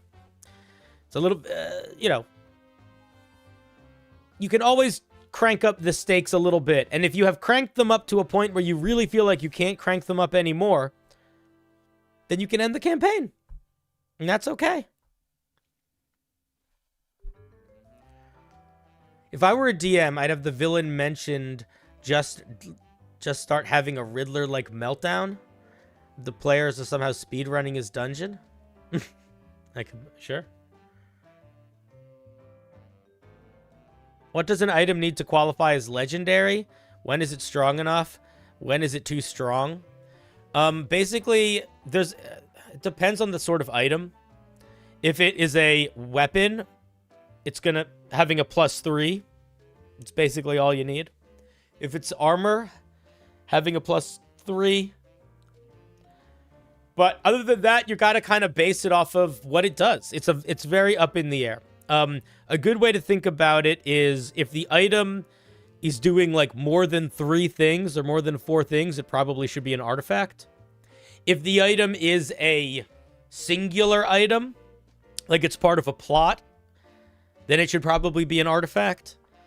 If the item is doing something kind of game-breaking, it should probably be an artifact. Like, a legendary item could be a +3 sword, but a legendary item could also be a cloak of invisibility, and all that does is let you cast invisibility at will. What are your thoughts on Pathfinder as a system compared to 5e? I think it's cool. I think it's a different vibe, but I think it's a lot of fun. It's a lot more nitty-gritty. I also think sometimes it's wacky to an extreme that as a dungeon master you need to be ready for, or your games are all gonna kind of just feel like random wacky adventuring parties, because it'll be like, I'm a hero that has a sentient magic sword that guides me. I'm a clown puppet that's insides are made of mouths. I am a pixie that is made of rainbows. That could get very wild very quickly. So you have to just be like aware of that in your design.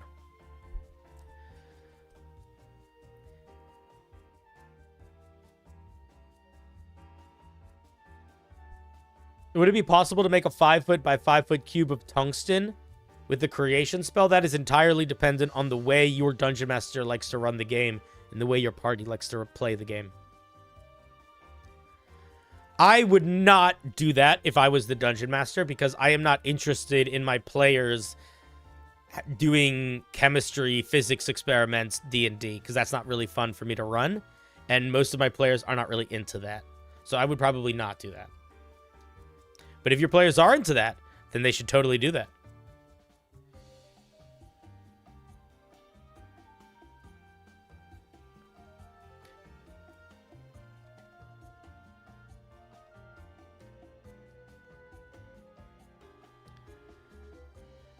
The vestiges of divergence are not artifacts. But the weapons are. Most of the weapons are. So any of the arms of the betrayer gods, which are like the evil vestiges, all of those are artifacts.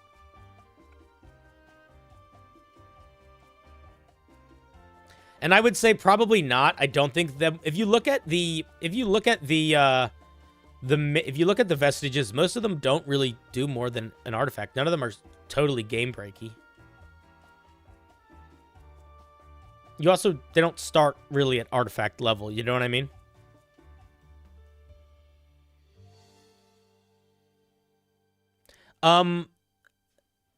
The way that magic items work in D&D is that their power level is determined by their rarity. So if you had a super duper powerful weapon that was uncommon, it probably wouldn't be uncommon. You would call it something to represent its power level, even if it was a common item, technically, like it was around a lot. I'm going to be running a game for my friends, and the main problem is an alliance between goblins and kobolds and bandits, and I was wondering if you had a good to maybe connect all of them. Well, bandits is very open-ended, right? Bandits doesn't mean anything. Like, what is bandits? Bandits are different depending on who the bandits are. I don't know. What do you want them to be doing? Why would goblins and kobolds and bandits all be teaming up? Is there some bigger, darker, looming evil that is forcing them to start working together?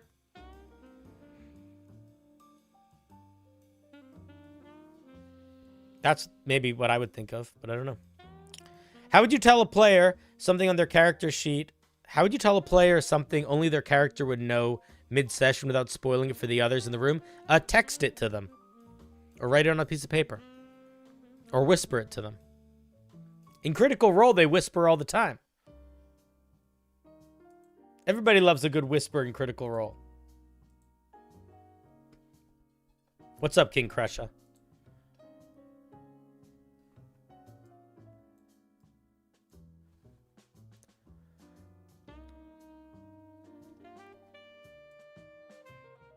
Alrighty, let's grab somebody else.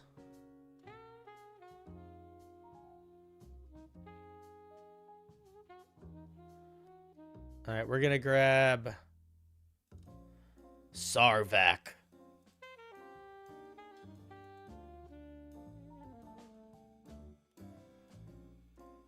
Hello, Sarvak. How's it going?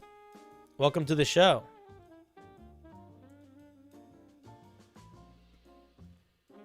Hello, can you hear me? I can. How are you today? I'm good, thank you. How are you? I'm pretty good. What can I do for you? Hi. So I had a question, regarding world building. Sure. Mostly a DM. And I do a lot of world building in my time, as a fun hobby thing that I like to do. But I was just wondering, how do I get I want my players to engage more with the things that I create for the world. Like I want them to engage with the lore, and I'm hoping that they get interested in it, but I don't want it to feel like I'm forcing them or I'm punishing them for not getting interested in it. But like I've made all these things that have made it for me, but I kind of like I'm hoping to just lay it out for them and see if they find any of it interesting for them. Do you mean lay it out outside of the game? No, like in the game, like How like would I don't know, like have a library with like world lore that they can interact with, but I'm not sure how to push them to do it without it feeling like I'm guilting them into it or anything. Sure. And you also don't want to be in a situation where your players just have to listen to you tell them lore for 20 minutes. That's not fun. Exactly, yeah. So I would actually push against the encouraging them to go to the library unless they have a reason that they want to go to the library, because that is just going to lead to you just talking at them, and you don't want to do that. The best way to get players involved in the lore is to make the lore relevant to the characters. So I'm assuming your characters have some backstory. I'm assuming they exist in the world. Figure out what lore should be tied to which of their backstories, or start giving them individual information that only they would have about the world lore because of their backstory, that maybe would help them figure stuff out with their backstory, like that sort of thing. The thing is, because I'm going to say this, and I mean this with all the kindness in the universe, your world lore genuinely doesn't really matter. What matters is the D&D game. So the only thing the lore exists to do is to benefit the game. It doesn't really exist outside of that. It might if you enjoy writing and you enjoy telling stories, but that's a part of the puzzle of D&D, but it's not a huge part. So figure out what of your world lore you can make relevant to the plot of the game, whether that plot is characters' backstories or events that are happening right now in the world that they need to address, and give them that lore through those channels, you know? Like, if part of your lore is that necromancy is good for society now because everybody loves it and there hasn't been an evil necromancer in 100 years, but there is the first evil necromancer again, you know, have a scene where people see a zombie and they're super chill, you know, like literally have a zombie like walking through town and have nobody mind, and then have the zombie start attacking, and then when the zombie attacks, have people freak out, but have them be equally freaked out, have them be freaked out that it's attacking, not that it's a zombie, and then the players are going to be like, why is everyone so fucking chill with zombies? And then you can have an NPC be like, oh, well, in the town of Bone Straddle, all zombies have been nice for 100 years, ever since the great necromancer Fiddlesticks turned all undead nice, you know? Like, build the plot, build the world lore into things that are happening right now in front of them. And then,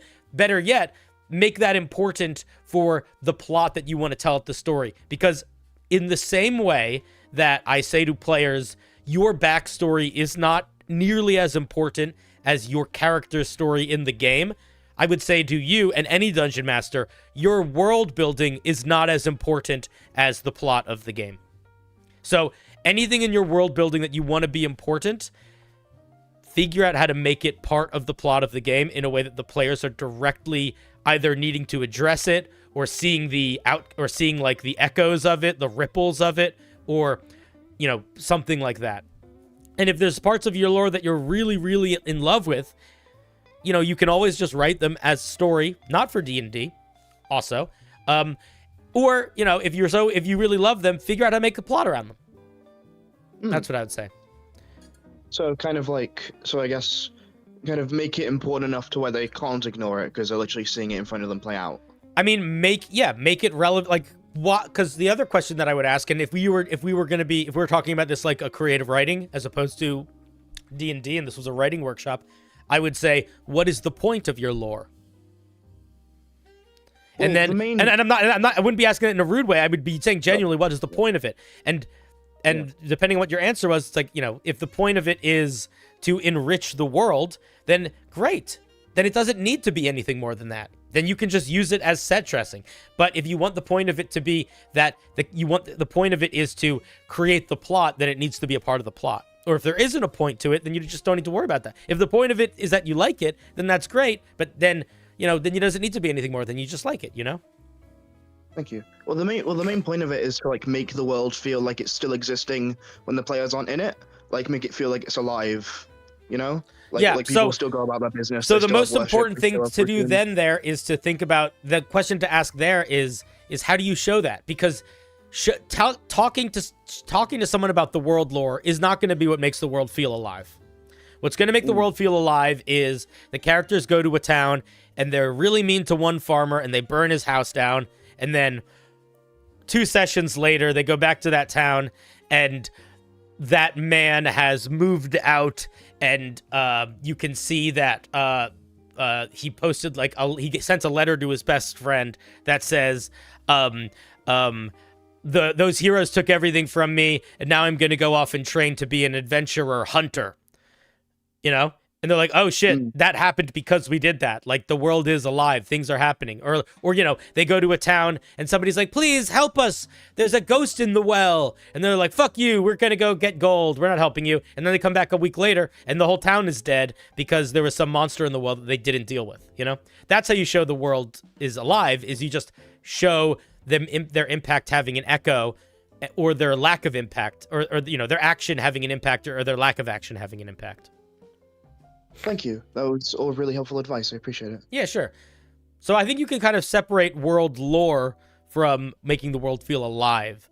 But I think that regardless, the solution is to, you know, put what you want to matter in front of the players. Thank you. I appreciate all the advice. That was Yeah, really sure. helpful. You've given me a lot to think about. Sure. Thank you for the question. Any final thoughts before I hang up on you? You're awesome. Fuck you.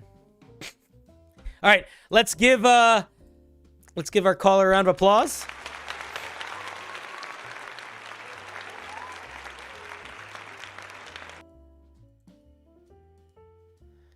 This is a goated stream? That's very kind.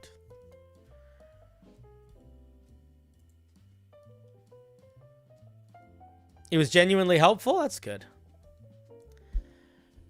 We try to be helpful here on the CinderBlocksally D&D Hotline hour, or multiple hours. We're here to try to help. Or at least hang out. Chit chat. And you know what you guys don't even notice happening? Half of my tech stuff isn't working right now. So normally I have chat open in a way that I can see it really nicely. Now I have like these weird windows that I have to be switching between. It's annoying. But that's okay. It's not affecting the vibe of the stream, which is all that really matters. You're struggling with world building. Most world building is hard, man. It's hard to do world building.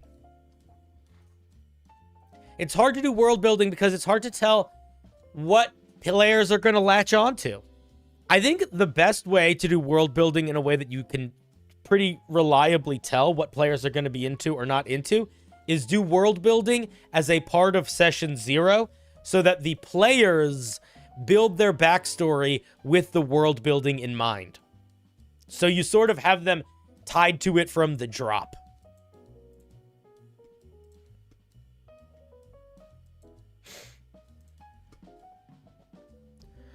What are you begging me to do? Do you? I don't even know you. Take me out to dinner first. Christ. Leave a lot of holes in your world for the players to fill. That's a really good way of putting that. Yeah.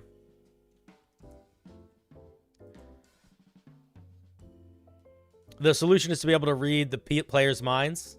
You can also just ask them, hey, what are you excited by? What do you think is cool in the world that you would want to do more exploring of? What do you think of using blue dragons as kind of mafia bosses in a villain campaign? That sounds fun. In a game that I was running, there was a city that was run by guilds and it was very corrupt. And there was a massive casino at the center of the city, and the casino was run by a blue dragon, and the dragon's hoard was the vault of the casino.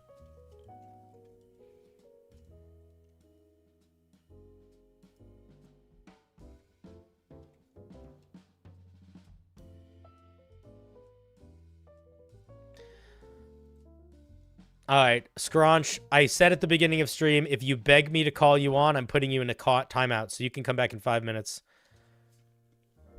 Begging me to bring you on stream is the easiest way to make me pick someone other than you to bring on stream. It was epic. That dragon actually killed one of my player characters. Basically, they stole something really important from the dragon, and then they told the dragon where they were going. So they when they got there, the dragon chased them, and it got there pretty quickly. And then it started destroying the town looking for them. And it was an ancient dragon, so it was just flying over the town, shooting lightning and everything.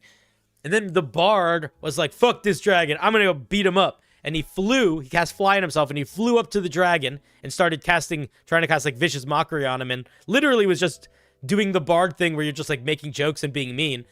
And then the dragon, which was an ancient dragon, did a lightning breath attack on him and killed him in one lightning breath. That was one of the times that I killed one of my characters. You've watched my content and my advice ideas are super cool. You're super cool, Fire Striker. Welcome back, Agawin. Never steal from a dragon? Yeah, man. Or better yet, steal from a dragon, but don't have so much hubris that you don't feel like there's no repercussions. Like, don't tell them where you're running. Don't challenge them and fly up to them and yell at them. That's crazy. Anyway, the player was, 1 second. The player was not mad at me. He was understanding. He was like, yeah, that was stupid. He felt bad, like, for himself about making that choice, but he was accepted that he made that choice. And his next character is pretty cool.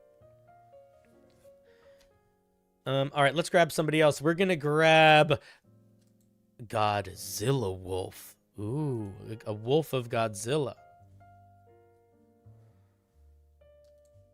What's up, Godzilla Wolf? How's it going? Welcome to the show. Unmute when you have a second. Hello, can you hear me? I can hear you loud and clear. How are you doing today? Good. I had to mute the YouTube window because there was an echo. Oh yeah, the echo's the worst. What can I do for you today?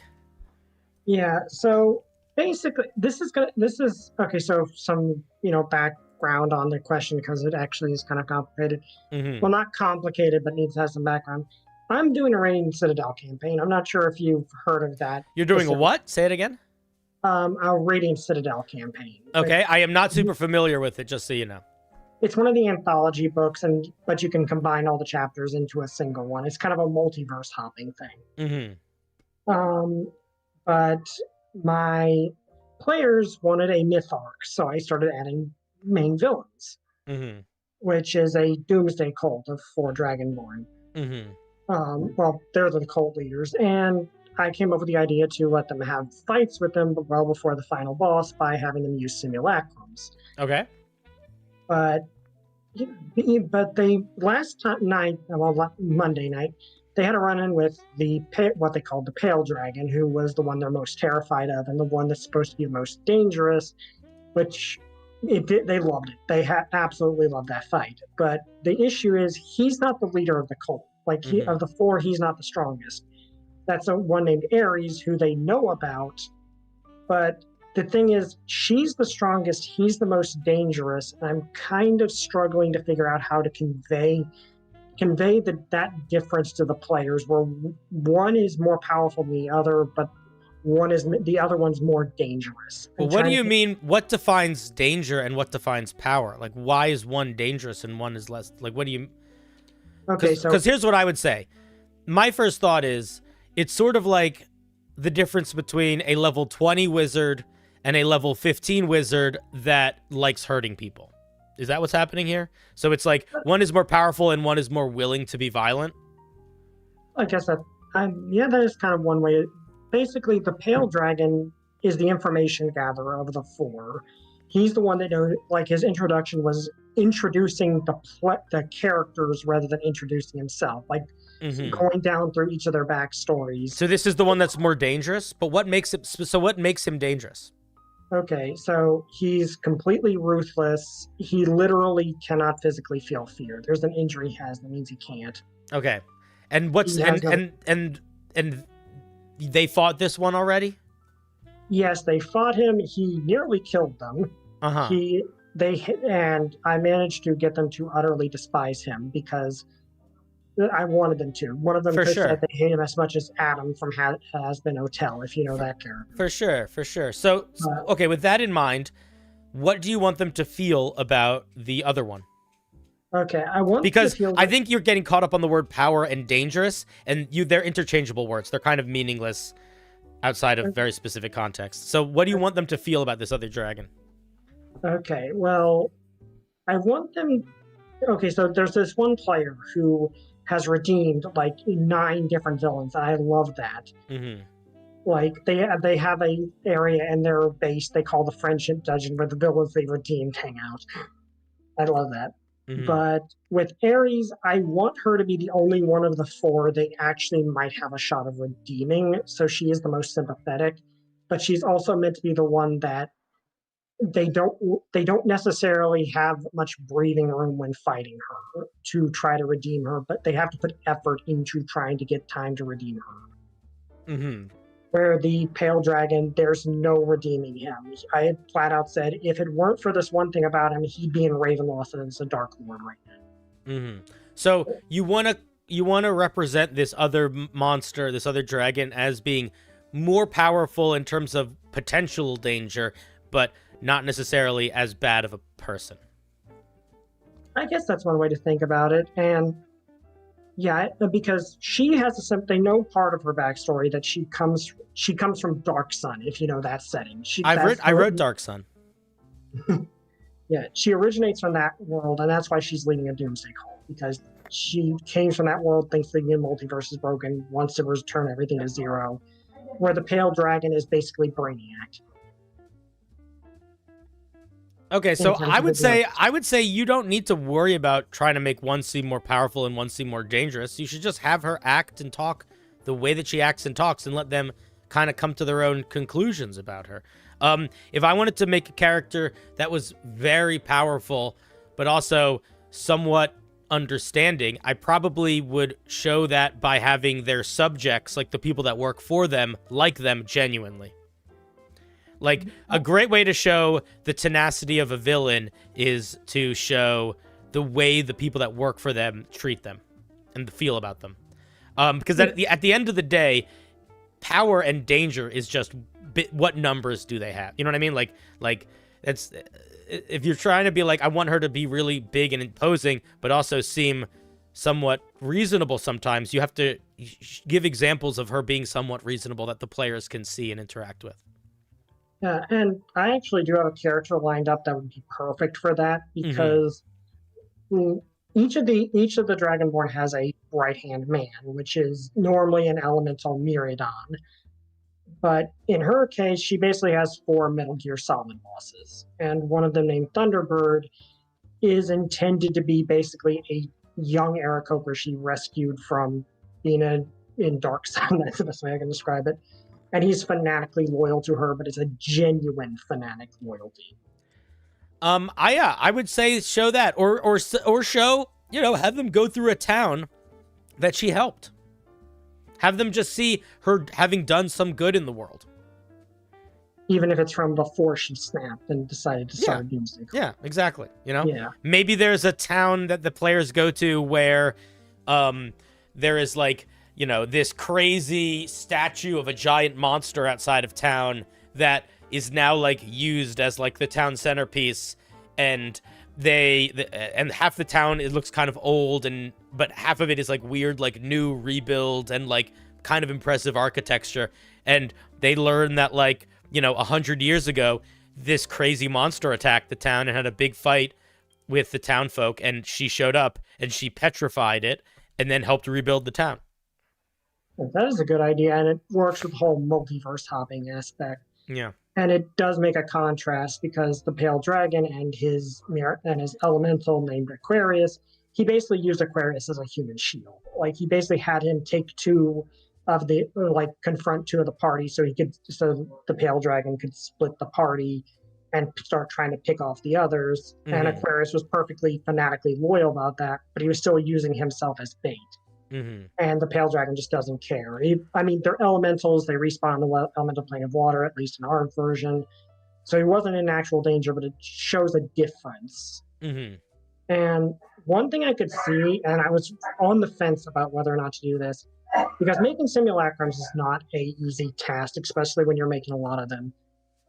I think that I was on the fence about this, but maybe Ares actually makes her 4, lieutenants simulacrums, so they're not in danger of fighting. That's your call. I'm gonna be. I use things like clones and simulacrums very sparingly, because it can be frustrating as a player to feel like you have this awesome fight and then it leads to nothing at the end. So I don't like to pull that card too much. But if it fits your game world, then go for it. Yeah, that's why I'm saving it mainly for the 4 leaders. Basically, so they can, 1, have a victory over the cult leaders, but they still know the cult leaders' actual power is way stronger. And 2, it takes 24 hours to make a new simulacrum. So it foils their immediate plot to destroy their simulacrum. Yeah. But yeah, I think this works. And funny enough, the thing you mentioned with the whole lightning dragon thing, that actually happened. Something like that actually happened, where the wizard decided to get up in Aquarius's face and almost immediately got impaled and lost half their health. And they were just like, I should not have done that. I should not be on the front lines. Why did I do that? Yeah, you got to be careful with them dragons. They're serious. Yeah. So Yeah, thank you for this, and also just going to say thank you for the Elder Elemental videos because that's what the cultists are trying to free, and Oh they yeah, get a lot. I love the Elder Elementals. They're some of my Yeah. favorites. Yeah. So you never did one on the Zeraton. I'm not sure what you think about the Zeraton. I made one on the Zeraton. You just didn't see it probably. I made okay, I made one on all 4 of them. I love the Zeraton. He's a little cutie. I feel like the main thing I said about the Zeraton was that you have to pay really close attention because its eyes are in really funny places and really small. And when you actually see where its eyes are on its head, it's just hard to see it as anything other than just a little cutie. Yeah. Its eyes are like a little too close to the front of the nose, and they're really small. Really small. Yeah.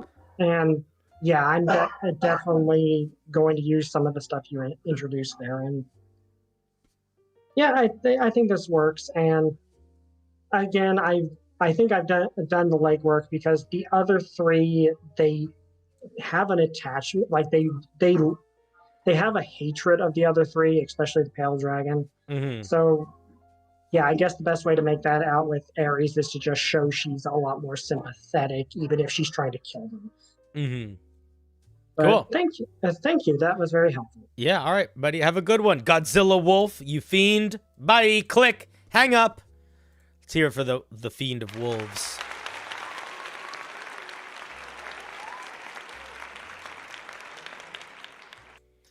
All right, let's grab somebody else. We are going to grab... All right, let's give Mushroom Man a chance, that person that was whining in the chat earlier. Be nice to them, guys, when they come in here, though.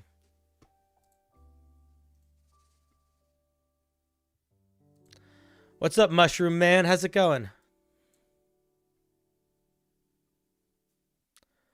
Mushroom Man. Oh, hi. Yes. Hi, how's it going? How can I help you today? Okay. So, first thing, big fan.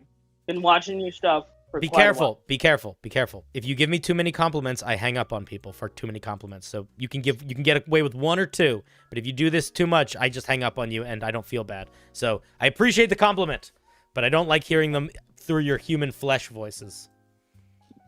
I have 3 questions, 1 small one, 2 medium-sized ones. Sure. All right. Number 1, I would like you to rate my big bad evil guy's name. Sure. What do you want the rating between 1 and 10? Yeah. All right. What's his name? Lucifer D. DeVille. I'm going to give it a 4. It's meant to be very obvious. He's the main villain. Okay, so second question. So my party is going to be meeting this Mr. DeVille quite a bit. Sure. And I don't want them to kill him too soon. Sure. But I do want them to be in the same room.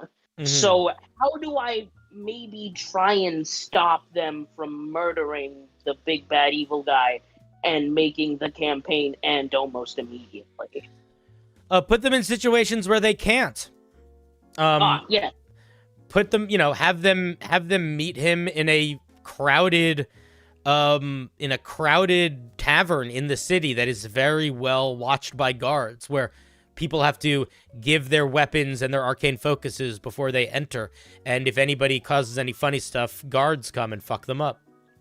Or, have them send them a letter. Have him just appear and talk to them. And if they try to attack him, if he's really powerful, he can teleport away. Or he could have been an illusion the whole time. In Critical Role, there is a pretty powerful villain towards the end that does that, where they appear in front of the party as an illusion, and the party doesn't even know it's an illusion. They just think he's there.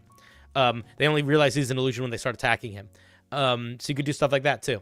But the other thing I would say is, although the name does sort of make it very obvious that he's the bad guy, but they could meet them in a circumstance where they might not be the bad guy. Like, what if the first time the players meet this character, it's like they're helping them with something. It's like, oh, you guys need 100 gold to buy that sword you want? Here, you can borrow it from me. Just send a letter.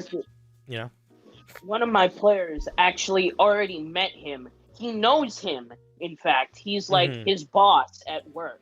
Oh, well, then why are you worried about them killing him? Sounds like they know each other. Well, he's kind of a psychopath, a little, bit of a murder hobo. But if he in works fact, for him, that kind of changes it, doesn't it? Yeah, probably. But I was thinking about like having them forcefully sell their soul to him and do like work for him for some. What do you mean way. forcefully? You mean Like- forcing them to? No, like I mean tricking them.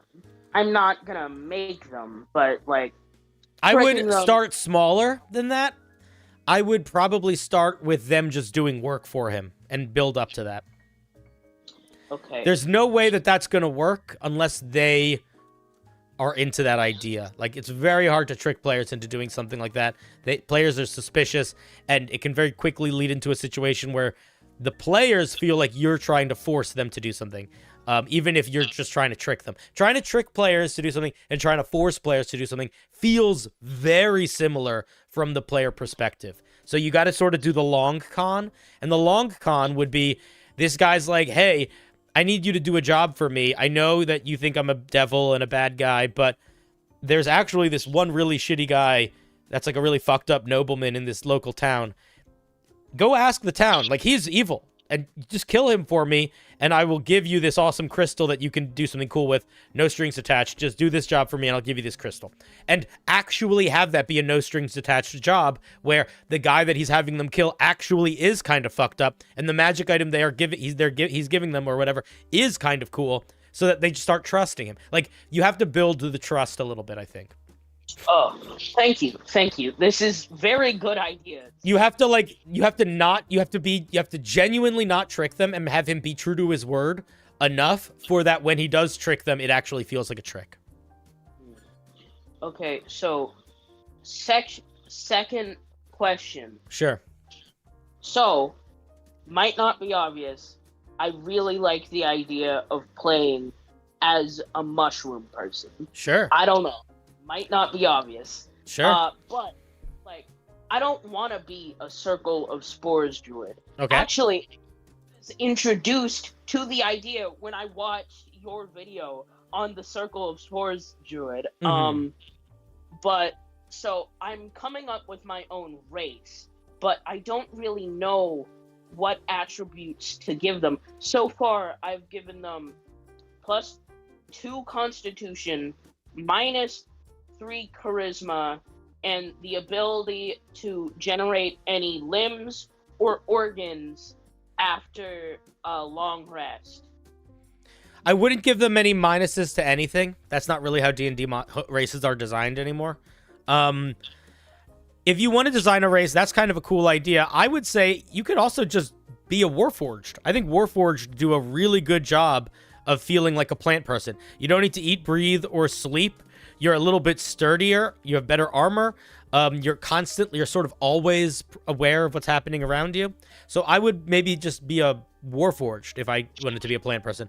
But the thing is, if you want to make them a mushroom person, then the thing you have to ask yourself is, what does something need to be a mushroom person? Do they need to be able to shoot rapport spores?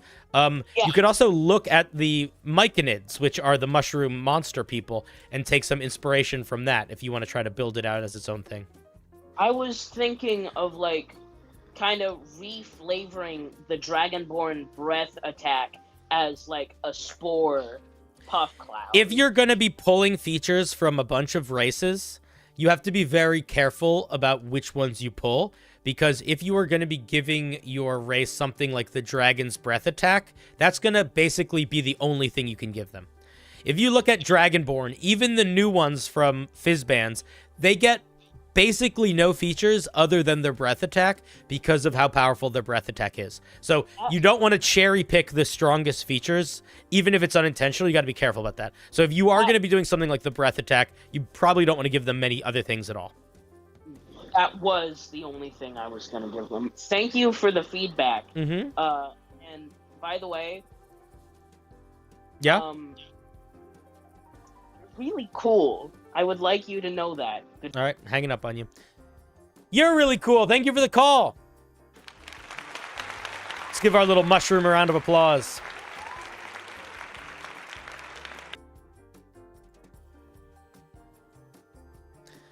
Thank you, Mishy Man.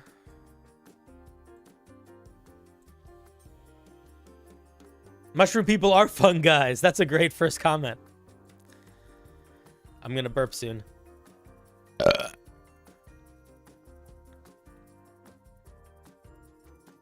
What do I think of West March's campaigns? I think they are fun to play in. I don't know if I would enjoy running one. But they're fun to play in because it's fun to be able to hop into a campaign randomly. That burp was dedicated to you, Country Monkey. But yeah, West March's campaigns are pretty fun. I've never run one.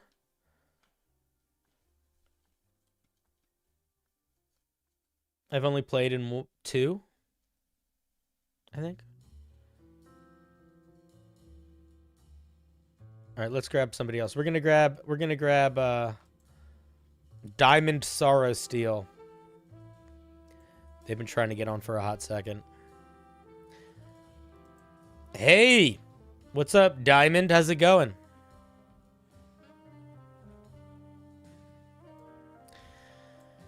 Hopefully you unmute soon. Mad Black Guy Gaming, Jesus Christ. Hey, Sin, I have a couple questions if you could help me out with my upcoming session on Friday. Sure, you can ask them. Diamond, are you here? Can't hear you, buddy. Is your microphone working? You have unmuted, but I cannot hear you. Your microphone is probably not set up correctly. I'm going to hang up on you soon if you don't get it set up correctly. You can come back if you want, but it's not working. So I'm going to hang up on you because you're either not hearing me or you are unable to have your microphone's not connected correctly. One of those two is happening. All right, bye. Love you. Bye. All right. Try to figure out your microphone. And then, you know, call back. All right, let's grab somebody else. Let's grab the not so friendly DM. Apparently they're not so friendly. Hey, how's it going? It's going pretty well. Can you hear me? I can. Welcome to the show. All right, thank you. All right, I got 2 questions for you. Mm-hmm. The first one is, I have a player who is completely new to the game, but he has this obsession with being unique, so he wants to run a completely homebrew class and a completely homebrew race. All right. Does he want to design them too? He wanted my help designing them because he was completely new. But I'm gonna tell you. Here's what I'm gonna say. Let me ask you a question first, and then I'm gonna give you some. I'm gonna ask you 2 questions first. Have you ever written homebrew before? Once or twice. I'm not especially experienced with it though. Okay, cool. If this person wasn't your friend, and this was just the idea, would you be excited to do this, or would you rather them just pick something normal and help them make it feel unique? What would you prefer? Personally, I would prefer having them play something normal and then potentially working up into homebrew after they got some experience. I think you should do that. Cool. You're not gonna. You're not. Trying to write a homebrew class and a homebrew race before you play D&D it doesn't make sense. They don't know how to play the game. How can you design features if you don't understand what features mean or what they like? You know what I mean? Like, it's very hard to determine what something feels like before you actually see it at the table. And designing a class, I don't know how much you know my show, but a lot of my show is me reviewing homebrew. This is like, I do call-in shows, but most of the time I'm reviewing homebrew. And I see a lot of homebrew. Yeah. Most of it needs work. And most of it needs work, even if it's coming from people who are very good at writing homebrew. And by far, the hardest thing to write for homebrew is a class. And it is not even close to the next thing. It's like, it's the difference between running a mile and running 10 miles is the difference between designing anything for D&D and then designing a class. It's like, it's a different type of activity. So I think that your player is going to have a better time, and you are going to have a better time if you have them just be a class. And you could show them all the different types of things. I mean, at this point, there's like between 6 and 10 subclasses for every single class, and there's like 30 plus races. There's a lot of options in D&D. They can be very unique. And I wouldn't be surprised if the types of things they want already just exist in the game. Or they're the type of thing that you just can't make in the game. Because I do have that sometimes with new players. So they're like, I want to be a part demon, part fairy, part dragon that can turn into a giant wolf and can see people's future. But whenever I take damage, I explode in fire. Like, people have said that to me. And then you have to just be like, yeah, that's you could maybe build up to that if you build a very specific multi-class and take very specific spells, but like that's not a thing. So you have to just be wary of that. But at the end of the day, if they've never played before, you shouldn't start with them making a homebrew class, in my opinion. Yeah, I asked him what he wanted from it, and his response to me, what he wanted from his homebrew was, I just want to be like nothing else. Well, this is what I would say. I would say to him, if you want to be like nothing else, then we can make you feel like you're nothing else, because this is the game world. So if you want to be a sorcerer, we can say you're the only sorcerer in the whole world. In your game world, you could just do that. You could just decide there's no other sorcerers. You're the only one. Boom. Yeah, thank you. That helps, actually, quite a lot. Because he's going to feel unique or not unique depending on the way the game feels. And that's kind of it, right? Yeah. He's not playing D&D with everybody on Reddit. Yeah, that would be a nightmare. Yes, that would be a game none of us want to play in. And then the second question I had was, the current campaign that I'm about to start with my group is essentially 9 BBGs, or 1 BBG, but he has 9 lieutenants that could be BBGs in themselves. Mm-hmm. How do you think is the best way to introduce them all, as a group or individually? I'm going to say 2 things. The first thing is that's a lot. That campaign is going to take a lot longer to run than you think, just so you know. Like, you should think about your goals, and if your goal is to run a campaign that has an ending, I would make it less. But I think the way you introduce the lieutenants is you only introduce one of them, and you make that lieutenant the main villain for the main arc, for the first arc of the campaign. And then them defeating that villain puts them on the radar of the big bad and opens up the world to there are other villains in other places, and they're all working for some big guy. So basically, like, did you ever see the show like Full Metal Alchemist, for example? I've seen bits and pieces of it, but I'm not an anime guy. I'm not really an anime. First of all, as one not anime guy to another not anime guy, Full Metal Alchemist is it's just a good. It's like Avatar. It's a good non-anime show. It's a non-anime feeling anime. It doesn't have a lot of the tropes of anime that I struggle with. But that show, there's like a. That's not even the best example. But like there is a the first arc of the campaign is like pick one of the pick a villain. Pick one of the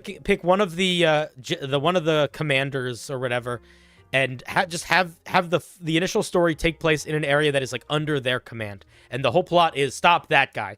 And then when you stop that guy, you learn, oh wait, there's actually 9 guys, and they're all working for another guy. That's how I would do it. Build it slow. If you introduce more than one of them at a time, they're all going to become gobbledygook and get mixed up in people's minds, and they're going to not really think about them or care about them as individuals that much. All right. Thank you. Did you ever listen to The Adventure Zone? Do you know that podcast? I feel like I've heard of it before, but I don't know. So it's okay. So it's a D&D actual play type podcast, and there's a season in it that is widely regarded as a bad season called Graduation. And a big part of the reason why people thought it was a bad season was because it introduced way too many NPCs and way too many important characters too quickly. So they all just kind of feel like nothing. One villain that the players get to know and understand and can not necessarily relate to, but can like think about and have feelings towards, is infinitely better than 30 villains that they can't. So focus on small and then let the small naturally grow to big. To the point, honestly, where you might not even want to mention, like, the reason why this is going to take a long time is I would say, like, you know, each of these generals, unless you get towards the end and everyone's like really high level, probably is going to need like 5 to 6 sessions to like feel like a good adventure arc to stop them, give or take. So I would say for this first arc, you could even let this one be a little bit longer than that. And then I would also, what's the word I'm looking for? Just not even mention the bigger world. Focusing on the one guy for a long time. Yeah, that makes sense. Mm-hmm. All right, thank you. Yep. Thank you. All right, buddy. Have a good day, Cinder. You too. Be good to yourself. Also, don't you ever forget the one thing that's really important, okay? All right, let's say thank you for your call.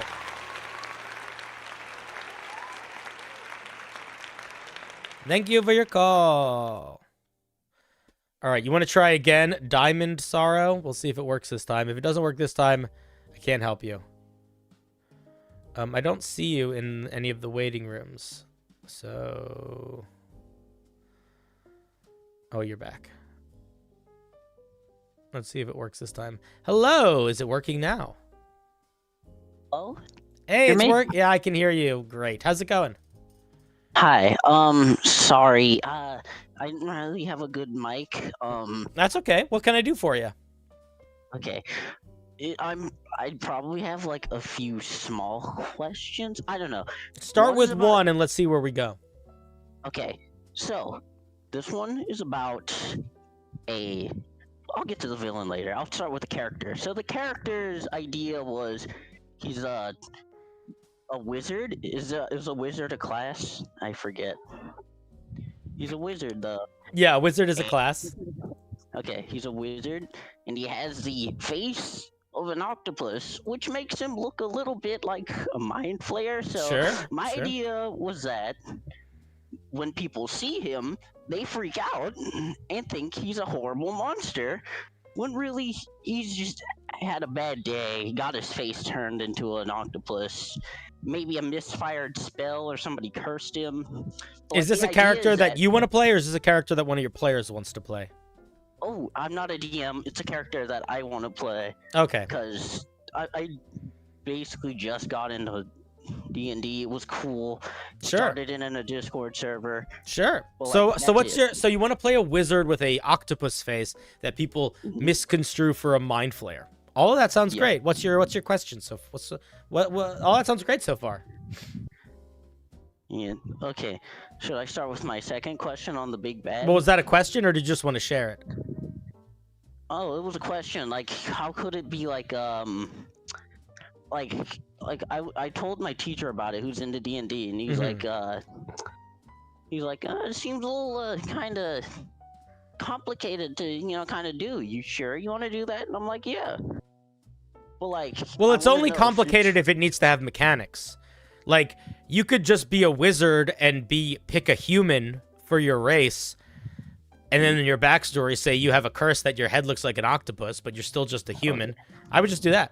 Or pick one of the races that's like like a Triton or a sea elf, because they get breathing underwater. Okay. But I don't think you need to figure out how to put an octopus stat block with a wizard. It could literally just be in your backstory. You were cursed, and now your face looks like an octopus. I don't think it needs to be anything more than that. Okay. And then it's sort of just a matter of if it fits in the game with your dungeon master. Whenever you make a character, a big part of making a character is working with your dungeon master to make sure the character fits in the campaign and make sure that it's a character that you would have fun playing in that campaign. All right.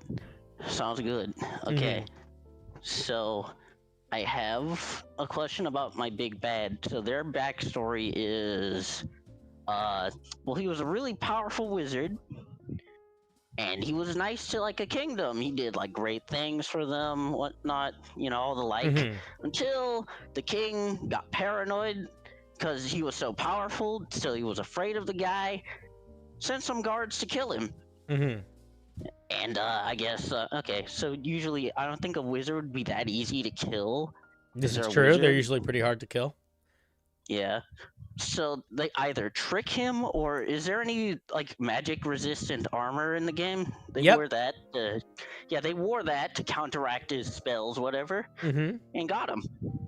Okay. So after he died, or on his brink of death, he how do you become a lich? I forget. The way that you become a lich is there's not like a super specific thing. It's sort of shrouded in mystery. The only things that are 100% certain about becoming a lich is the rituals and processes you have to do genuinely will require you to do some horribly evil things that are like unquestionably evil. They mess your body up so that you sort of start looking like a ghoul. And they lead to you needing to what's the word I'm looking for? Needing to collect souls and put them in a phylactery to keep you alive. Okay, so this idea won't work because he was a good guy and he liked to do stuff for the kingdom. He wasn't horrible at all. I mean, you could be a lich that did some sort of non-evil thing. You could, you can always decide for your home games. You can always decide to change the rules. You don't need to follow the lore. If you're trying to make a big bad guy for a game you want to run, you can decide in your game world that there are many ways to lichdom, and they are not all evil. You can just decide that. And then you can just make it whatever you want it to be. Okay, so, yeah, so the idea was that he, I guess, did like some sort of incantation or swore revenge on the kingdom. So he became a really bad guy and gained a new title called the Scarlet Lich. Okay. Sounds like the Scarlet Witch. I want to change it, but like that's his title. And every time there's a blood moon, his power surges. Sounds like Ganondorf, honestly. I should work on this, honestly. But like that, yeah. I just wanted to know how powerful could I make this guy, or how dangerous could I make him? When you're designing villains, you don't really have any rules you need to follow for how powerful a monster can be. The rules you need to follow for how powerful the monster can be is entirely how powerful do I want it to be so that it's a fun, good villain for my players to fight. So you can make it so powerful it could rewrite reality. You could make it so weak that he can barely lift a broom. You have a lot of freedom when you are designing monsters and villains. And what matters more is making it powerful enough that it is interesting and fun to encounter in the game. That's what matters the most. All of your monsters and villains, a good way to think about them is they are playground equipment. And the players are controlling the kids that are playing in the playground. So a monster is basically like an encounter. They are really only there, like you can theory craft your monsters to being whatever you want them to be. But at the end of the day, they serve the purpose of they are something for the characters to interact with and to challenge those characters. And that could be through combat or through world building or through plot or whatever. So there is no limit. The limit is what it should be to make it work for your game. Oh, I finally realized why I wanted to ask about him. So basically, I wanted his phylactery to be something kind of, sort of unreachable, like maybe the moon or something. And I heard... Well, I would make it something that is reachable. Otherwise, it's not necessarily a fun villain. But you could make it really hard to reach. Like it could be hidden in another dimension or something, Oh, wow, that sounds awesome. Yeah. I'll do that. Yeah. But you don't want to make it unstoppable in totality. Otherwise, it's not fun. You need to make the players have some ability to have hope that they can win. Gotcha. I have an idea. Maybe an NPC knows, or maybe like a rogue lackey of the Lich who doesn't really like him. Yeah, there's a million ways you could do that. There's a million ways to do that. Yeah. Are you planning on running a game? Or are you just building at villains some for funsies? Sort of both. I actually do plan on running a game at some point. I heard there was a D&D club at my school. Hell yeah. Fly to be a player there. Dude, I wish. I am so jealous of you right now. Oh my god. I wish I knew how much I liked D&D when I was in school. I would have, because there was always a D&D club, and I was always like, I don't want to do this, but oh my, so many years of my life wasted trying to be fucking cool and not play D&D when I could have been playing D&D, and I could have been so much better at it, and I could have had so many more stories and more friends, but I was trying to hang out with the cool kids. I did hang out with the cool kids, and that was okay. Don't get me wrong. It's fun being cool, but it's more fun doing what is fun. Yep. Sounds about right. Yeah. All right, buddy. So... Great questions. Thank you very much. Any final thoughts before I hang up on you? I don't know. There was a question about a Dragonborn Paladin character, but I feel like his lore was sort of scuffed, honestly. I mean, anything with lore is sort of whatever. You can make it whatever you want. Do you have a question though? A final thought? I'm gonna hang up on you soon. Yeah. So I heard that paladins need to have a belief in order for their powers to work, and the guy was sort of just stuck up and thought he could do anything because he was a dragon, and chosen to like maybe go out and find something cool. So yeah, he had belief that he was the best. Yeah, that could work. All right.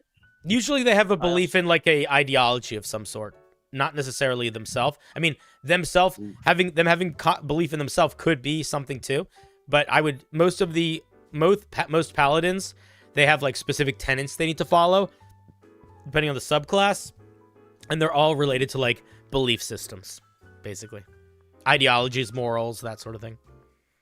All right. So their abilities were, I wanted them to fly and breathe fire, but I don't know if that's going to be a thing. I'm gonna tell you this right now. If you are not familiar, are you familiar with how a paladin works in D&D? No. So I would get familiar with how paladins work in D&D before I worry about building a paladin in D&D. All right. I think that because you're gonna have all these ideas, but it's not really gonna help you actually accomplish those ideas until you understand the framework in which those ideas must sit.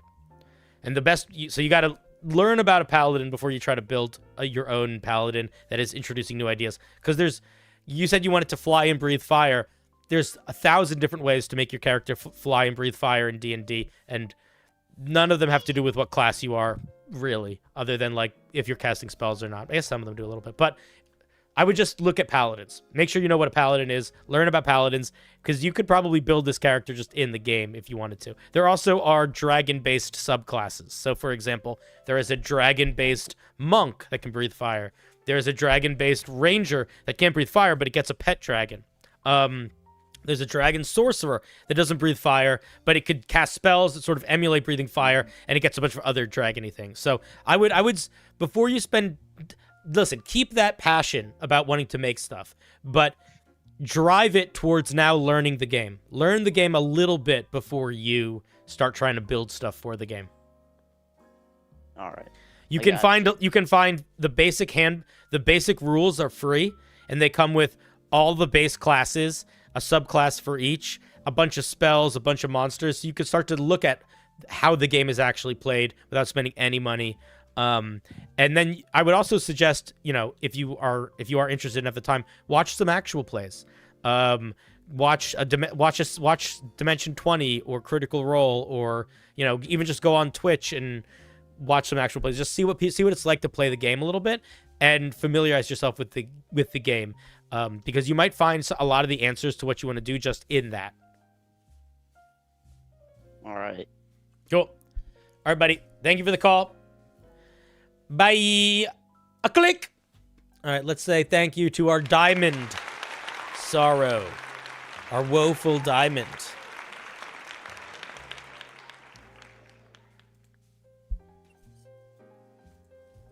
How does one call in? One calls in by joining the Discord and going into the waiting room.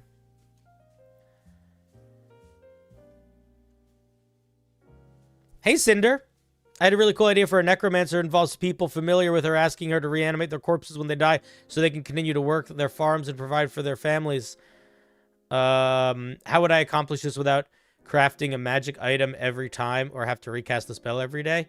If it's for a character, you need to craft a magic item or something like that. If it's for an NPC, you can just hand wave it. Because the way that Animate Dead works is you need to keep casting the spell consistently to keep them up. Unless you're cool with them just being fucking crazy and killing stuff. Brian Holiday, thank you for the 5. Could you have your beast be riding a riding horse or a draft horse as a beastmaster and take the mounted combat? I don't see anything saying you can't. So the way that the beastmaster works now in D&D is you pick one of 3 beast archetype shapes. I think there's one of the land, one of the sea, and one of the sky. And I don't remember what size it is, but if that beast is medium-sized, then you could be a small-sized race, like a gnome or a halfling, and then you could ride it. And you definitely should use the new Tasha's rules for the Beastmaster, because the old Beastmaster does not work well. The new Beastmaster works very well. The new Beastmaster after Tasha's came out is like unquestionably just a good subclass.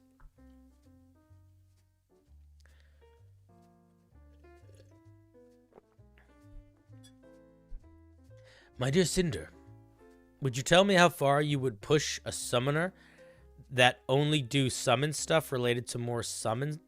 What? What is that question? Would you tell me how far you would push a summoner that do only summon stuff? I mean, you could definitely be a character. You could go Conjuration Wizard. You could go Shepherd Druid. There's a lot of things you could do to focus on primarily a summoner-based class. Rogue Sin 7, thank you for the Prime. That's very kind of you. Beastmaster is really fun these days.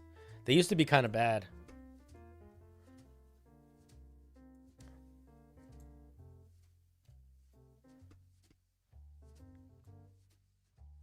Dragon Ranger is good for a mounted subclass. Yeah, but you have to be little. Well, no, you don't. After a certain level, you don't. But initially, you would have to be little.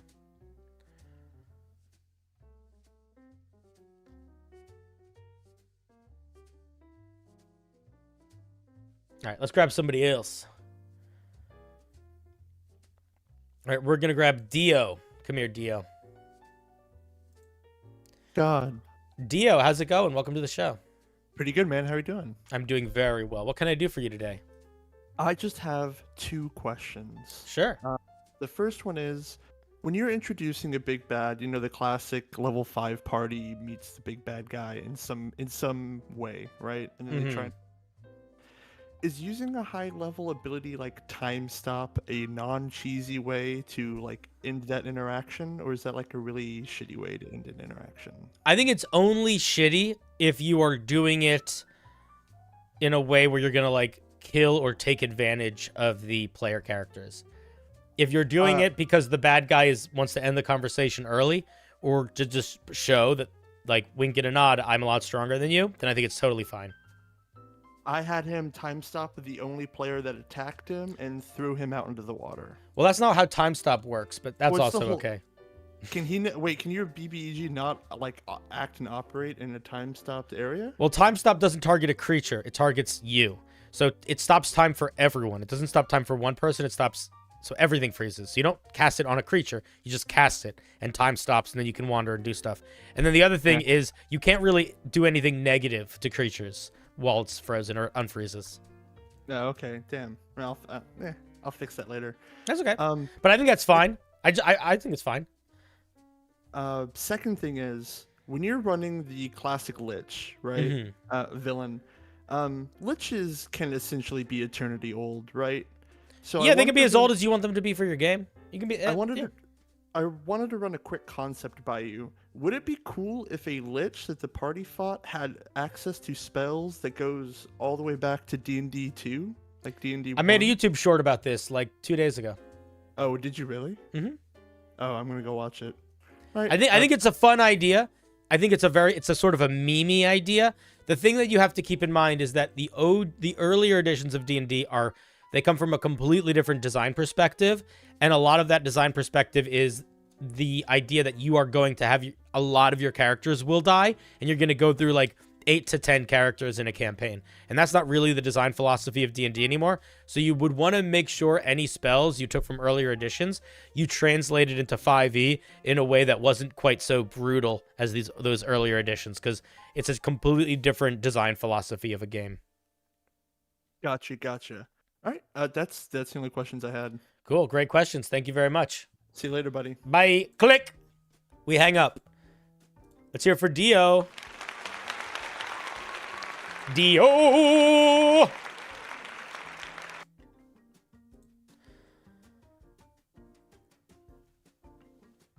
What type of things could a Celestial Warlock patron want in return for giving a Warlock powers? They could want them to do good in the world. They could want them to burn evil. They could want them to restore faith in the Lord of Light. They could want you to redeem yourself.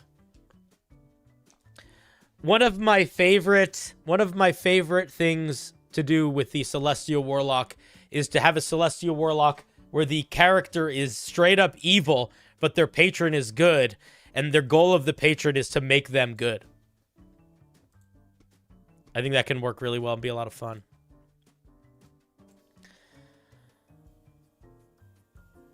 Somebody said, Cinder, how would you approach a person that you don't know super well at a new table about getting some RP going with them? I've got an undead hunting ranger I'd like to see be a little put off by our undead paladin. As a person, outside of the game, as a person, ask them if you guys want to have some banter back and forth.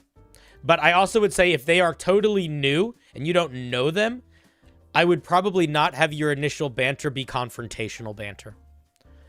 I don't know if I would start that with a new person because I don't know if they like that. I don't know what our rapport is as players. So outside of the game, I would just talk to them and ask them. I would be like, "Hey man, do you think it would be fun if like you're this undead guy and I'm this undead hunting guy and like we kind of don't like each other, but we learn to like each other, sort of like Gimli and the fucking elf? Would you like to do that?" Ask them that. And if they're like, "Yeah, that sounds fun," then go for it. And if they're like, maybe, then don't go for it.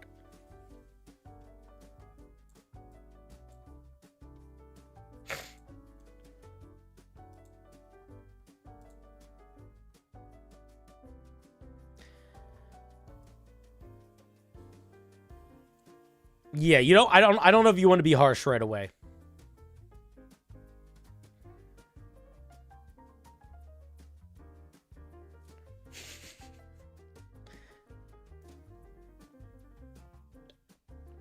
Yeah, Gimli and Legoland.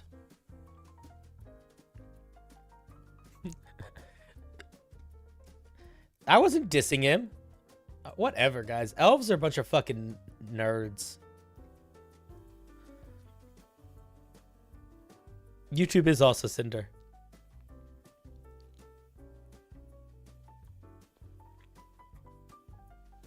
Happy V-Day to you, Nat Lek. You're very kind. Just tuning in, what's tonight's vibes? Tonight's vibes is we're doing a call-in show, and I'm answering your questions. You can ask questions in the chat, or you can ask questions by joining a call. And I can't promise I'm going to get to you, because there's a bunch of people. And if you complain about waiting a long time, or if you start begging me to pick you next, I'm just going to time you out and ignore you for a little while. So don't do that. I bet that under that beard is a razor-sharp elven jawline. Listen, we're not going to talk about my heritage right now, but I'm not based in any Tolkien-based faith. I'm not a Tolkiener. I mean, I like the books, but I'm not of the books, you know?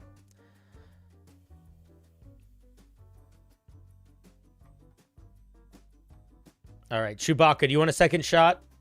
Chewbacca, this is your second chance. Hey, Chewbacca, is your mic working now?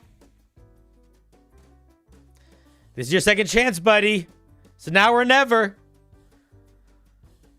Oh. Is it working? It is working. Hello. How's it going? It's going good. How about you, man? Good. What can I do for you today?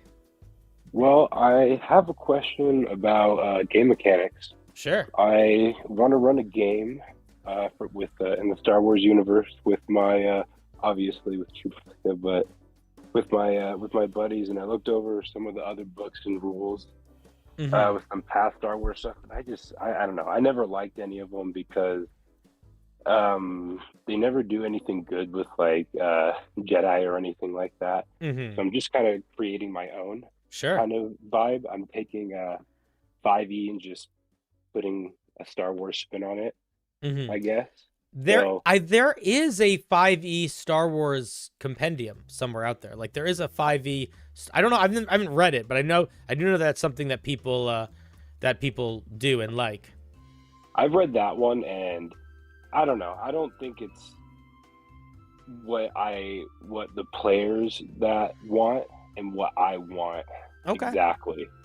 So I'll give you some of the basic rules, and then I'll ask you the question. So the basic rules is that kind of go with this question is with your dexterity modifier, you get whatever it is, that's how many attacks you get. So like say you use guns, you have a +3 in dex, you get 3 shots. If you use a strength sword or a dex sword, that's like how many you get. And with constitution, I want that to be like an automatic block. So if someone has a +2 in their constitution, they block 2 of those 3 shots. I want to keep constitution though as like its own separate kind of thing though. I want to keep constitution low. Like it sounds like you don't really want to. It sounds like you're trying to build a different game. Kind of a little bit, just so like as if you 5e as like a base.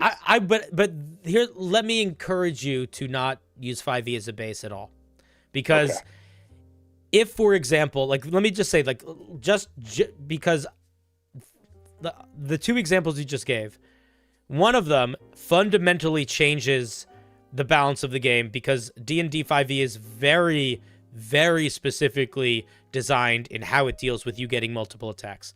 Everyone that's a martial character gets extra attack at 5th level.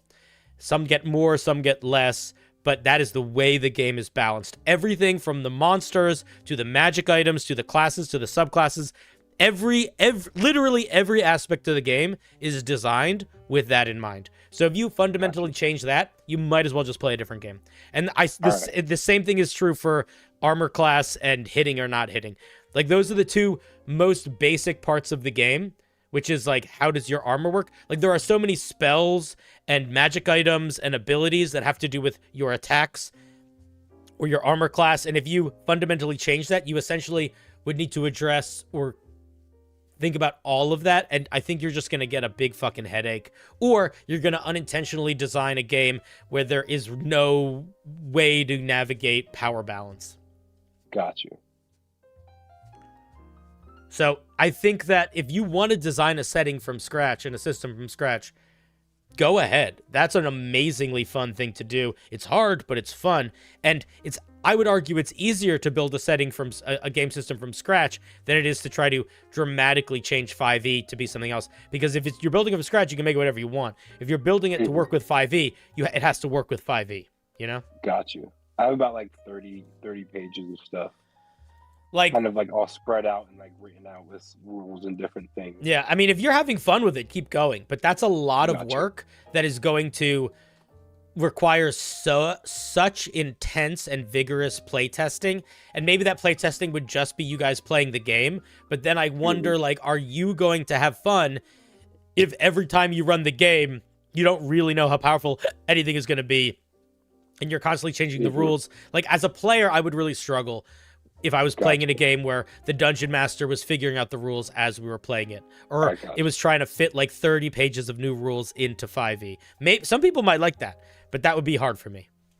The one thing I would try to do was keep health low and make it easier for them to take people out and to have like a sense of progress, I guess. I don't know. I took classes completely out of the game and I kept it to backgrounds and things that give you additions to your modifiers. And I would look at Powered by the Apocalypse, which is a game system. I would look at Savage Worlds, which is a game system. Both of those are game systems that are designed to Powered by the Apocalypse, a lot of them are sort of class-based, but they're very story-focused in the way they do mechanics, and that feeling of progression and the way attacks and stuff work is just totally different. But Savage Worlds also does that really well, where you don't really have a class. You, like, pick from a bunch of features, and it's another one of those games where things can be really haywire, but it is all really tightly balanced with itself nicely. Gotcha. Because if you want to build your own system, great, but you are deciding to do the hardest thing. Mm-hmm. Makes sense, because what I wait for is I wait for my players to choose from the catalog of just their Star Wars knowledge, because they're all Star Wars fans, and they tell me their race, what they like want to be, like a Mandalorian, and then I can build their character, their pluses off of what that is, and like the armor that they have and what they're like.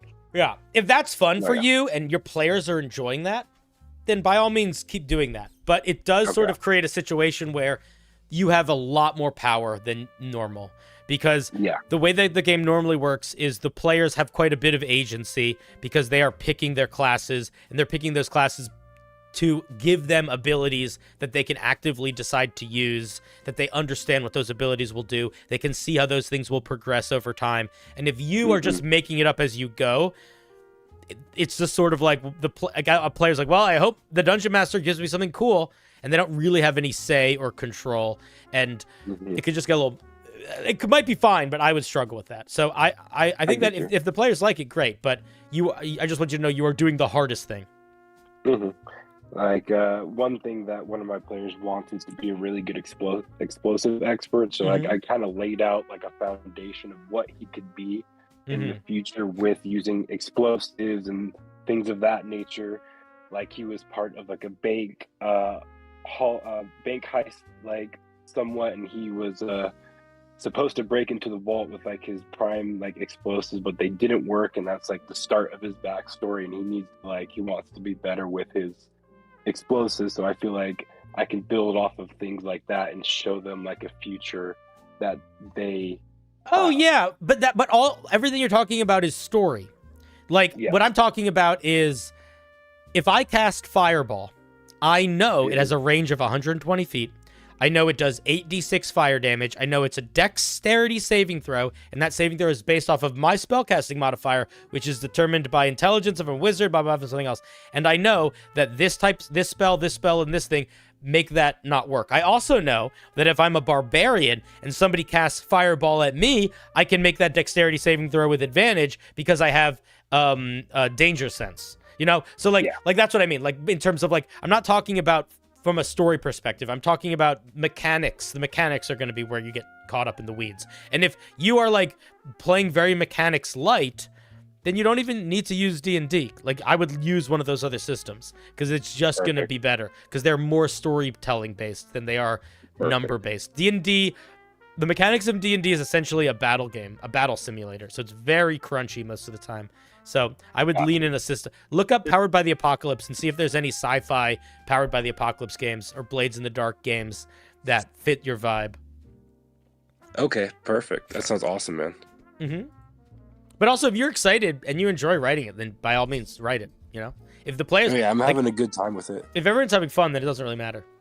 But if you are ever struggling with it, the reason you're struggling probably is because you are building a fairly complicated system that is nestled inside of another fairly complicated system. I got you.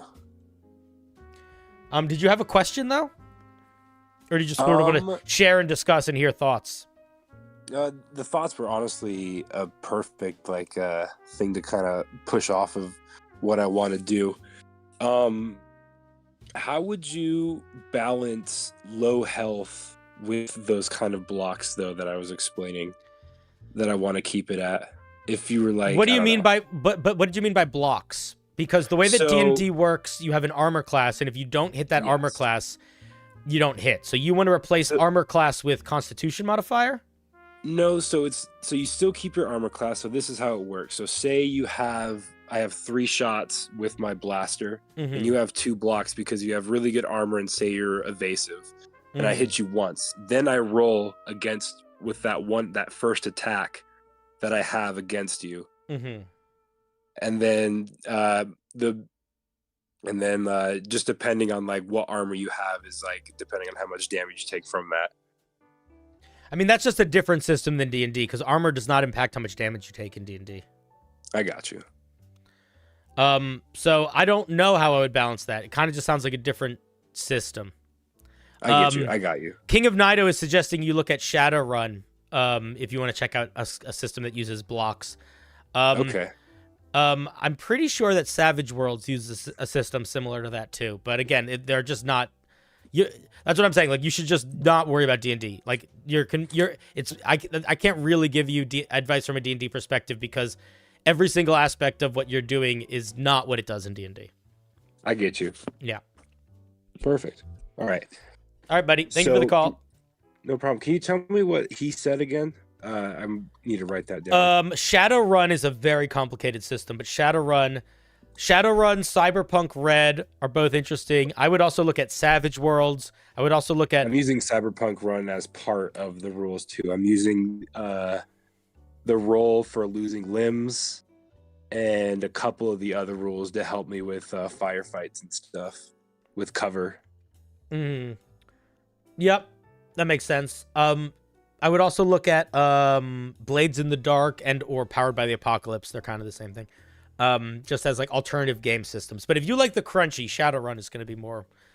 But Shadowrun is a tediously crunchy game. But people love it. It's also a very fun game. But it's very crunchy. Okay. All right, buddy. Thank you for the call. Thank you. I appreciate it. Yeah, man. No problem. Have a good one. You too. Bye, Chewbacca. That was Chewbacca, who is building a new game system, basically. Pretty cool.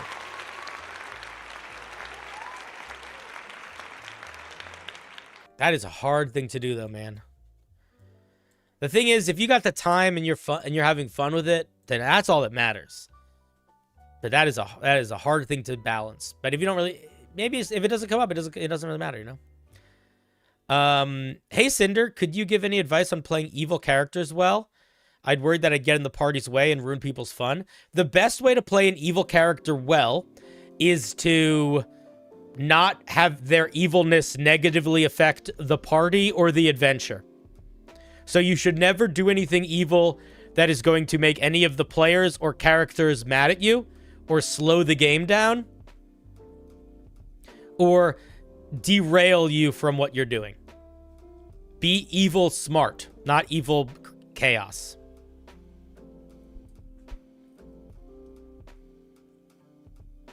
You can ask me a question in regards to making a new system, but I can't promise I'm going to have a great insight. I'll tell you what, I'm not super interested in hearing you tell me about your new system for 20 minutes, though. So I don't really want to just hear your new system and then have you say, what do you think afterwards? So if it's a question, make sure it's actually a question.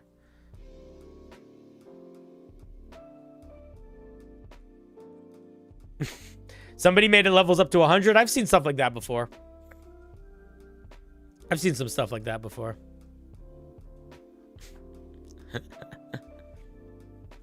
Any ideas how to run a guild game? Have the players be adventurers that are trying to be adventurers, and them have to sign up with a guild, or pick a guild, and different guilds give different types of quests that let them scale up in the guild and maybe get access to bigger quests and then learn about the inner political machinations of the guild. Skyrim, I would do it like Skyrim or Elder Scrolls, whatever the one you play is. I played Morrowind more.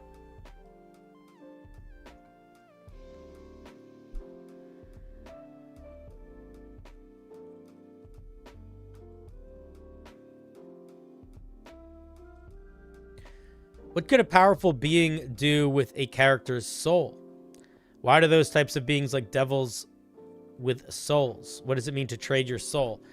I think souls are like currency in hell. They're held in like soul coins.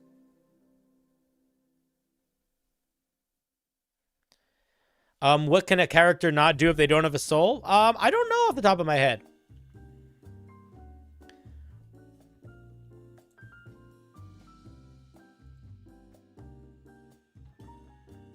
I'm not sure.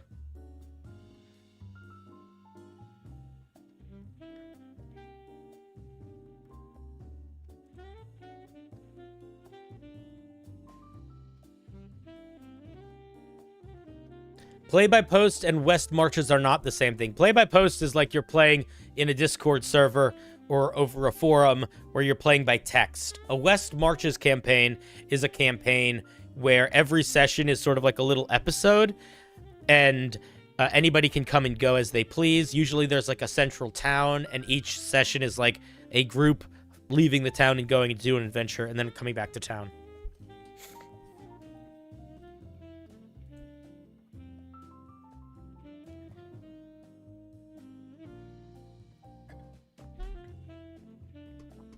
All right, I'm going to run to the bathroom. I will be right back, and then we will continue with taking more calls. So I shall be right back. 1 minute. I'll give you guys some different music to listen to. All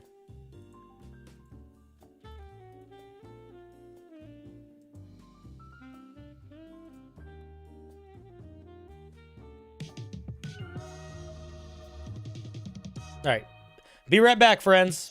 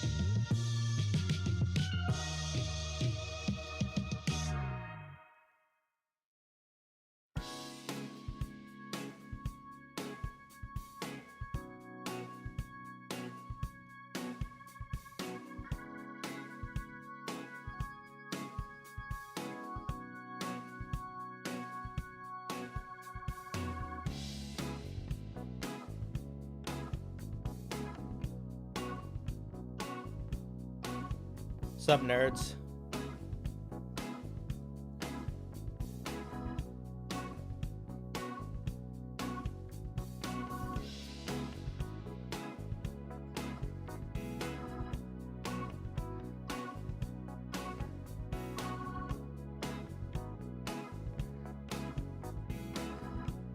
How's it going?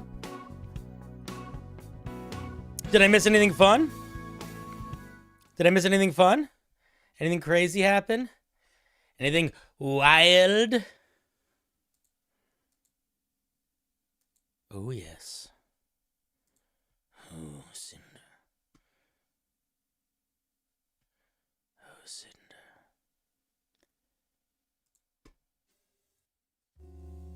You have no idea.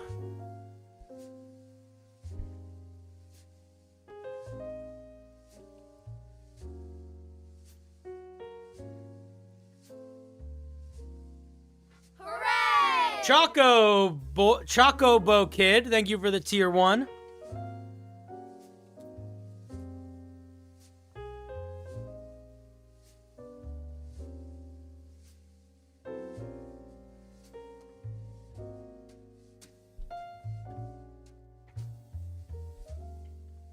All right. Ooh, hi, yeah. All right, we're back. What's up, nerds?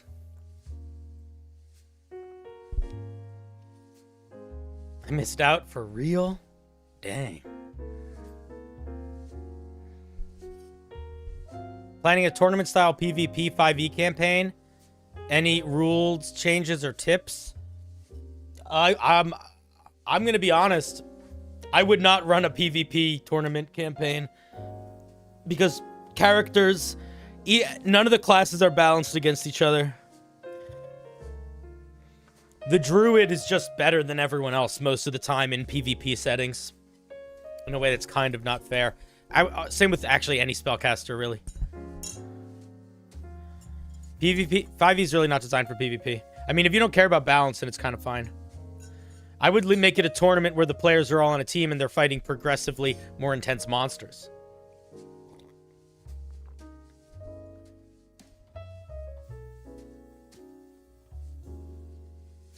Made the mistake of trying to run that? Yeah, it's hard. It's not even true polymorph, it's wild shape.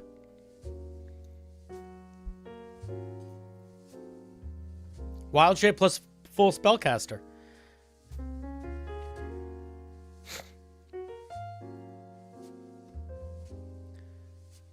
Alright, let's grab somebody else. Unless anyone in the chat wants to quickly say something. You're on Twitch now? Oh, okay. Welcome to the other side.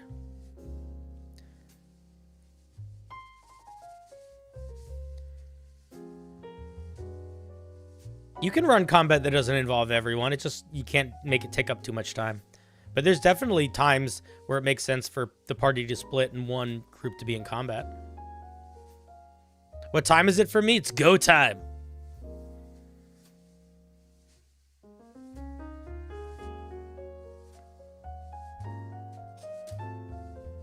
What would I recommend for flavor for a blade singer? Chocolate with a little bit of raspberry. What do you mean by flavor? On attacks? I don't know. Swinging around with your fancy sword.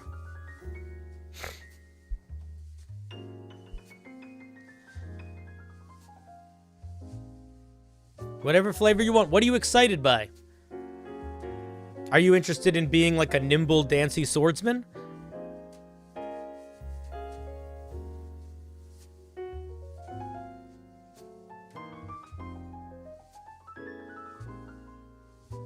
Oh yeah, you don't want to make turns take too long. I used to run D&D for 7 or 8 people at a time.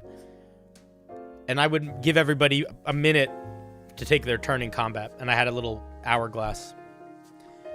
Man, I got so many comments when I made a video about that. People being like, that's crazy. You're horrible. It's like, Jesus fucking Christ. It's not a control ploy. It's a ploy to make it so people don't have to wait 20 minutes to take a turn.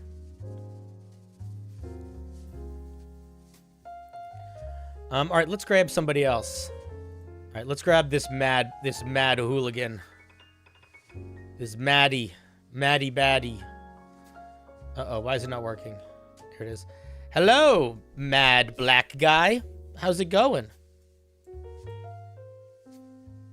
Now's your chance. You gotta unmute if you're gonna be here. I can't hear you. Hello? Say it once. Say it twice. Say it chicken soup with rice. You're still not unmuted. And I'm gonna hang up on you in 3, 2.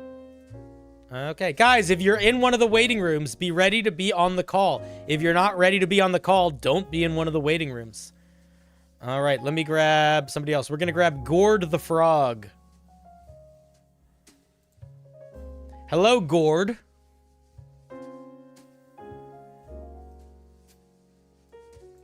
Gord, your microphone is not correct. Sorry, there we go. push to talk. How you doing, bro? I'm doing good. How are you?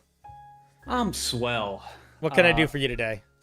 Well, I got 2 questions for you real quick. Sure. The first one is, How do you think the best way to run a recurring assassin encounter would be without it feeling like just kind of cheap? What do you mean by reoccurring assassin encounter? I'm for my game I'm going to run. I'm envisioning like this horrible bestial assassin guy that will come and attack the players at certain points when they are either weak or distracted, and I'm trying to figure out a way to do that without it feeling like I'm just taking advantage of the players. If that makes sense. Yep, I think. Yeah, so how is it going to be reoccurring? Well, aren't they like what happens if they kill it? Well, if they kill it, that's fine. But I'm like imagining this guy will have like hit and run tactics and run away if his initial first attack or two doesn't go as planned. So I think there's two things that you should think about. One, is that going to be fun for the players? Is it going to be fun for the players for there to be something that attacks them and then escapes that they can't do anything about? I would caution against not just having something that pops in, attacks them, and disappears, and they can't very actively take the choice to pursue it and attack it back. That's the first thing, because then it just sort of feels like you're just being a dick. Not you, but like the dungeon master, right? Right. Actually, you can't go get him because he disappeared and you can't find him. It's like, okay, well then, what the fuck, man? Well, I don't mean like he's just gonna flat up disappear, but he's going to attempt. But you know what? But you see what I see. Yeah, what I get what you're saying. I get it. The way that you make it not annoying and the way that you make it feel like you're not like pulling somebody's leg is you have to have a plot reason for it other than thinking it's cool. So who is sending this assassin? How does this assassin know that they're always there? Why is this assassin going after them? Why is this assassin going after them in these hit and run tactics where it consistently is losing but coming back? Why isn't it trying? Why is if an assassin tries and fails more than once, at that point either the person who hired the assassin or the assassin are going to change up their tactics. It's like, I'm not going to keep paying you to keep trying to kill these guys if you keep failing at it. I'm going to get somebody else to do something. So like it has to logically fit the plot. There needs to be a reason for it happening that the players can address separately from the assassin. So like the players should be able to figure out who sent the assassin, where the assassin came from, and like address that problem. Otherwise, I would say wait to do it before you know what that is. Okay, well, I kind of have something like that set up, so let me just run that by with you to see how you feel about the vibe. Essentially, it's very early in the campaign, and they're out in the wilderness escorting a caravan, and they've been marked by followers of this god of the hunt and brutality. But eventually they're going to make it into a large city away from like the primal areas of the world. And I was thinking that this is a good way to put pressure on them and not feel safe until they are able to get this mark removed, because that's kind of like what allows them to be tracked in a way. Say that again, sorry. Right. So essentially, they're marked by an evil hunter god cult, and they're based more out in the wilds. They'll eventually be making it to a larger city, and they'll be there a while. And I'm trying to figure out if this is a good idea to put pressure on them in a way to make them not feel like even if they're away from the wilds, they're not safe from the wilds until they deal with this issue. I mean, that's definitely a way to do it. That could be a way to do it. Okay, sick. Yeah. And one final question. I'm just wondering if you have any general advice for how to run a warlock's patron being an antagonist, and just ideas and ways for the warlock to potentially move forward if they decide to go against their patron's motives and wishes and betray them. I would say it needs to be a slow burn. The warlock's patron needs to basically not be an antagonist for a while. If the warlock's patron is an antagonist immediately, I think that in a way that all of the players know about it, I sort of feel like you are in this weird position where it puts the warlock under a lot of pressure to change their class or to leave the party or things, because like, why would I keep somebody with me who's getting their power from the bad guy and working for the bad guy? So I would say, like, if you've seen Critical Role, in season 2 of Critical Role, that essentially is the plot for a while, where there is a character who's a warlock, but his patron being a bad guy, it doesn't come up till they're level like 6 or 7. His patron is mostly mysterious, and sort of unknown, but I would say slow burn into the patron being a bad guy. Slow burn into the patron being a bad guy. Alrighty, aye, Captain. I'll keep that in mind. Thanks for your advice. Yep. And well, you know, you're here getting asked questions all day. I only think it's fair to ask, do you have any questions for me or the chat? No, I'm all knowing, but thank you. I appreciate that. All right. Have a good night, handsome. All right, buddy. Bye-bye. All right, let's give our dear buddy a round of applause. All right, the mad black guy says they got their thing working. Let's pull them in.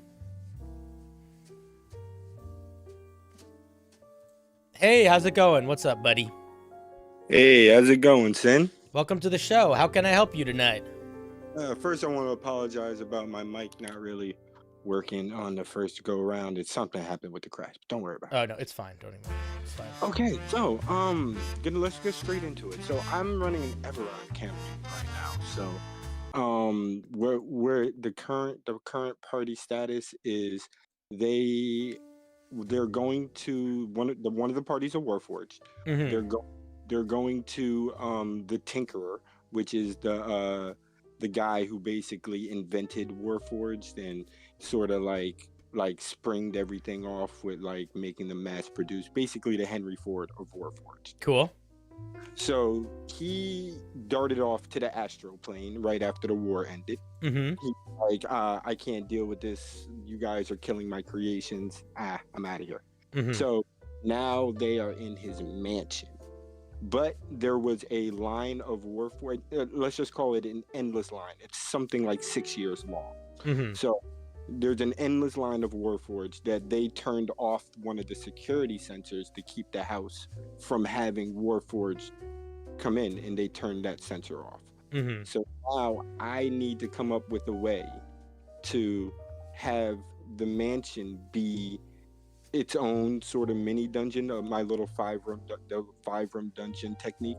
Mm-hmm. Of that for that, and then also have the waves of Warforged trying to enter the mansion, not necessarily in a malicious way, but just they all want to meet the Tinkerer, and he's been gone for 4 years. So the Warforged, I have some thoughts.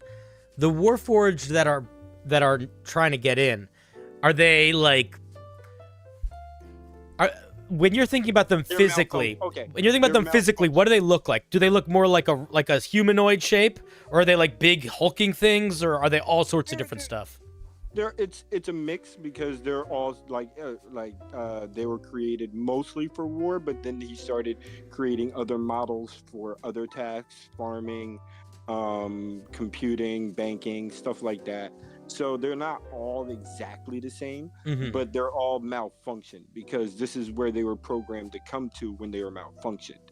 So there's two options you can go to if you're a malfunctioning Warforged. In my Eberron, it's you go to the Tinkerer, which is following your programming, or you go to the Lord of Blades, mm-hmm. which he fixes you, but you also serve him. Yeah. So, yeah. Cool. So that's how I'm doing it right now. They're just on the Tinkerer side. They haven't reached the Lord of Blades side yet. So anybody that's damaged in what's ever happening here is going to end up probably in the Lord of Blades army. And while the Warforged are starting to make their way into the house, what are the players needing to do? There is a portal in the house that doesn't lead directly to where the Tinkerer is. It leads to the Fairy Court, mm-hmm. which is I want it to be sort of not a force the players into this, because if they could find a way out of this and to find a way to just sort of like shut it down and sort of like, hey, let's slow things down, let's figure things out, let's search this mansion, that's fine. For sure. But it's sort of like I want to like not push them through that fairy portal, but like, hey, like a lot of things is happening outside. Da, da, da, da. There's this fairy portal, but it's dangerous. Yeah. Okay, I got you. Okay. So here's what I would say.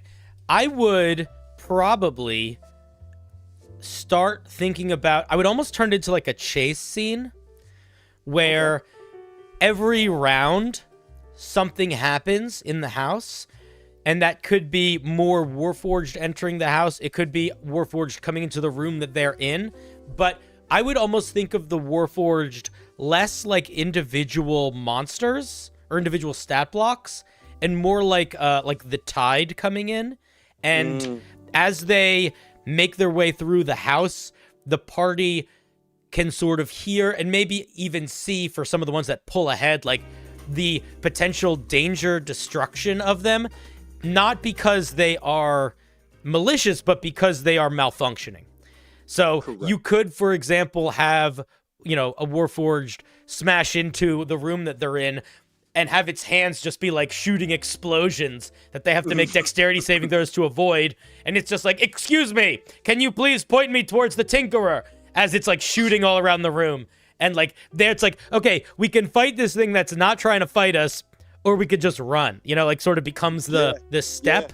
And you could almost like either shepherd them towards where you want them to go by having the dungeon almost get smaller as more and more of these broken robots come in, who, by the way, I think I would very much encourage leaning in the direction of them totally being not malicious, and them just being like, it's almost like they're talking to the players as if they're talking to like the person at the front desk at like a hospital.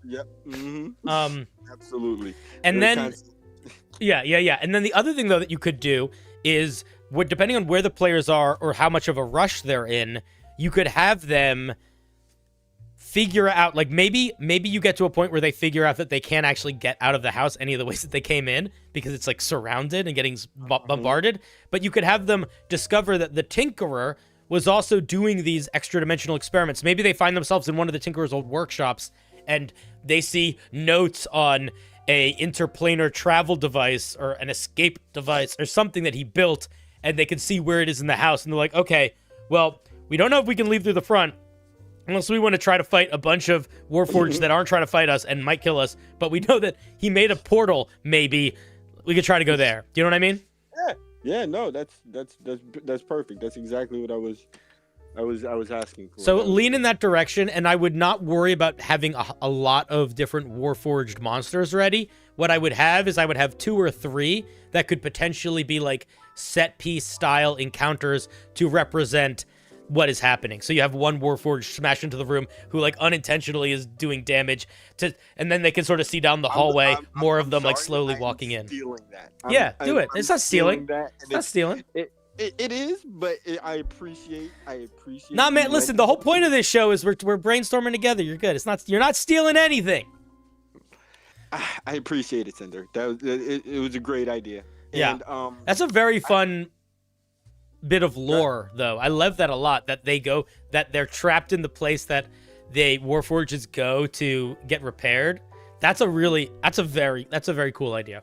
Yeah. It was like, wait, if this guy left at the end of the war and he was the guy that was like fixing him, what would happen? It would just be a long line, and they don't need sleep or eating, so they would just stand there. For 4 years. Yeah. So it was just like, So there's that, and then I'm actually running another game. I'm actually gonna. I didn't start running another game yet. The game that I'm about to start running is a group of friends that I'm really like. We just finished the campaign, so we're kind of like taking not a break, but like we're about to have the epilogue, and then we're gonna have my session 0 in a couple of weeks. Cool. So, yeah, I'm a little intimidated by this group because I was a player. Now I'm going to become a DM, so it's a little bit of a different dynamic with this specific group. Sure. But I also I ran a one shot before and they loved it and they want to go back to it. The thing is, I don't remember almost anything about it. Can I give you a suggestion? We're gonna do some mind tricks. Okay.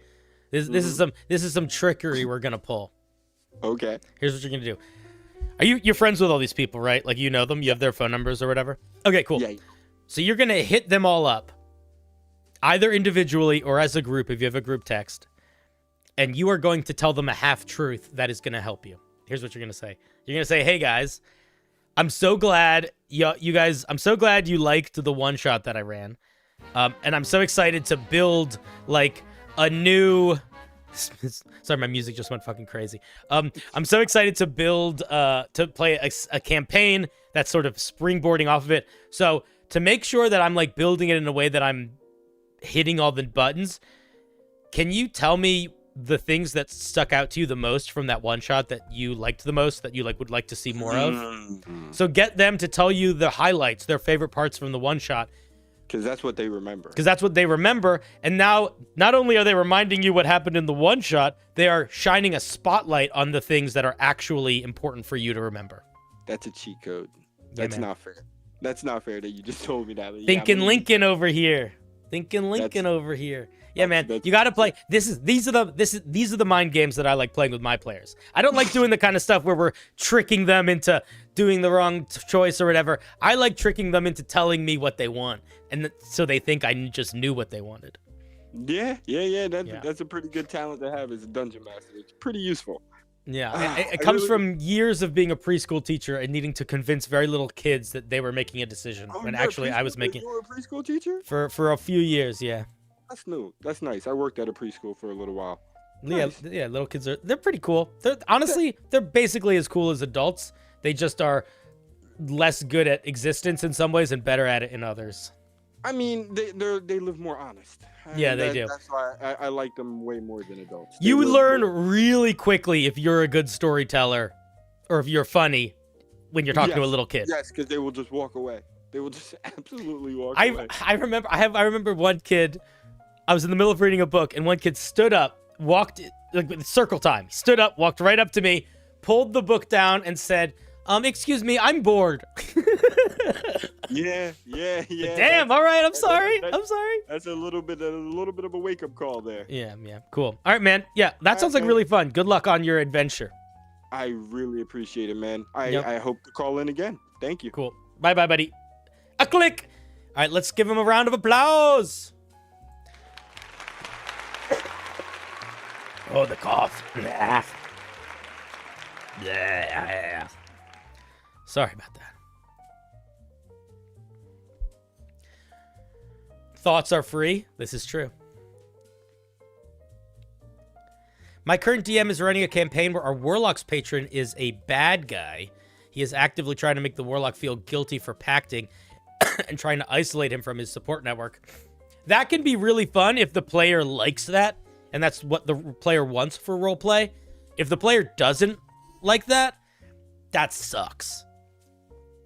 I really, especially with Warlocks players, more so than almost anything else, I make sure to we are on the same page in terms of what the vibe is in the relationship between the Warlock and the patron, because it's so much closer than a lot of the other relationships that are built into backstories, that if you take a wrong step with it, I feel like you could make your player really annoyed. And I don't even mean wrong step like the patron is doing something that they don't like, but I mean like that. Like if a player is playing a Warlock and they don't want their story to be I break free from my patron, then pushing them to break free from their patron is like not nice to do.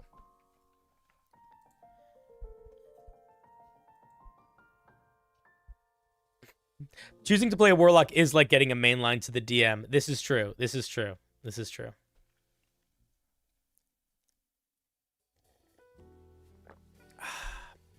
I'm just thinking about that line of broken robots. What a cool image. Isn't that just a cool image? This magical ancient tinkerer who just has a line of broken robots waiting by his door. It's also sort of sad, you know? I like that. I like when things in D&D are kind of awesome, but when you think about them for a little bit, they're also kind of sad. That was sort of what for anybody that watched stream yesterday, we looked at homebrew dungeons that people made. And one of the dungeons was made by one of our people by the name of Baba. They might be here tonight. And it was really fun and funny, but the ending was kind of sad in a way that was like, oh my God, this is good. The best media, in my opinion, the best movies, the best books, the best stories, the best D&D games are very fun and action-packed and thrilling and exciting, and then they surprise you with being genuinely emotional every now and then. You know?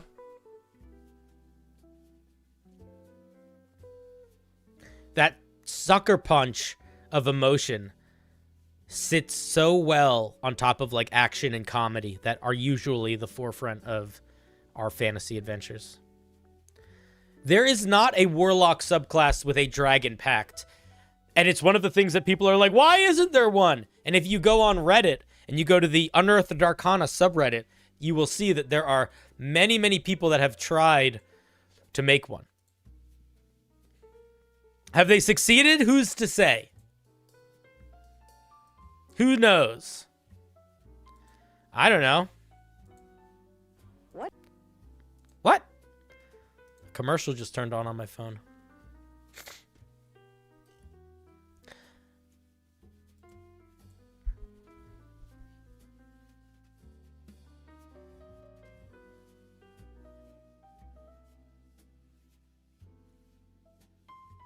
Okay. I'm working on a BBEG who is a medieval crusader that was transported to the Forgotten Realms. He has since been taken in by an undying patron who was able to read the crusader's mind and pose as God. That's fucked up. That's straight up fucked up. Dude, yeah, I want to hear more about your game when you come back around. It sounds fun. I love hearing about people's campaigns. I will say, when you want to tell me about your campaign, if you come on stream, I don't care about what anybody's name is, because no one names mean nothing. What we care about is like interesting moments, you know? Interesting concepts. It's sort of like when you share a dream with someone. There's many ways to describe a dream that are completely hard to take interest in because it's like so personal. You should have a call-in stream just for campaigns. I could. I worry that if I went too niche with the call-ins, there wouldn't be anyone that would want to. Wouldn't be enough people to call in. But maybe that would. Maybe that's not. Maybe I'm imagining that as an issue. Maybe it's not as much of an issue as I thought it would be. You know. All right. Regardless, let us pull somebody else. Let's get Ortopia in here. Ortopia, how's it going? When you're ready, unmute. Ortopia. Ortopia. Ortopia. Sorry Hey, about that. that's okay. How's it going? Welcome to the show. Sorry. Let me just mute Twitch here. You don't like the echo? No, I hate the echo. Row, row, row your boat gently down the stream.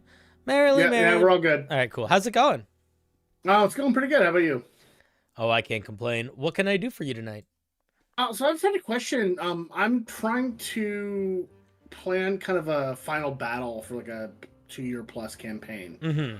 Like 49 sessions long, right? Sure. And I was wondering if there's any kind of like boxes you would check to kind of like provide some sort of satisfying closure to, I don't know, a campaign. Like, yeah, like I don't know.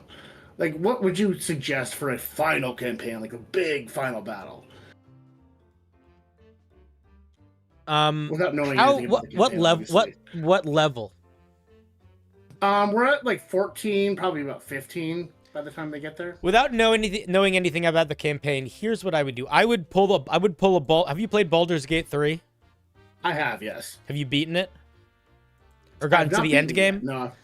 I've done about 4 or 5 different playthroughs. I've gotten very close to the end game, but I've never. All right, so this is not a plot spoiler. This is a structure spoiler. So if you can spoil it for me, I don't give a shit. Towards the end of Baldur's Gate 3, there is a moment where all the friends you've made along the way join you for a big fight. Oh, I'm aware of that, yeah. I would pull one of those.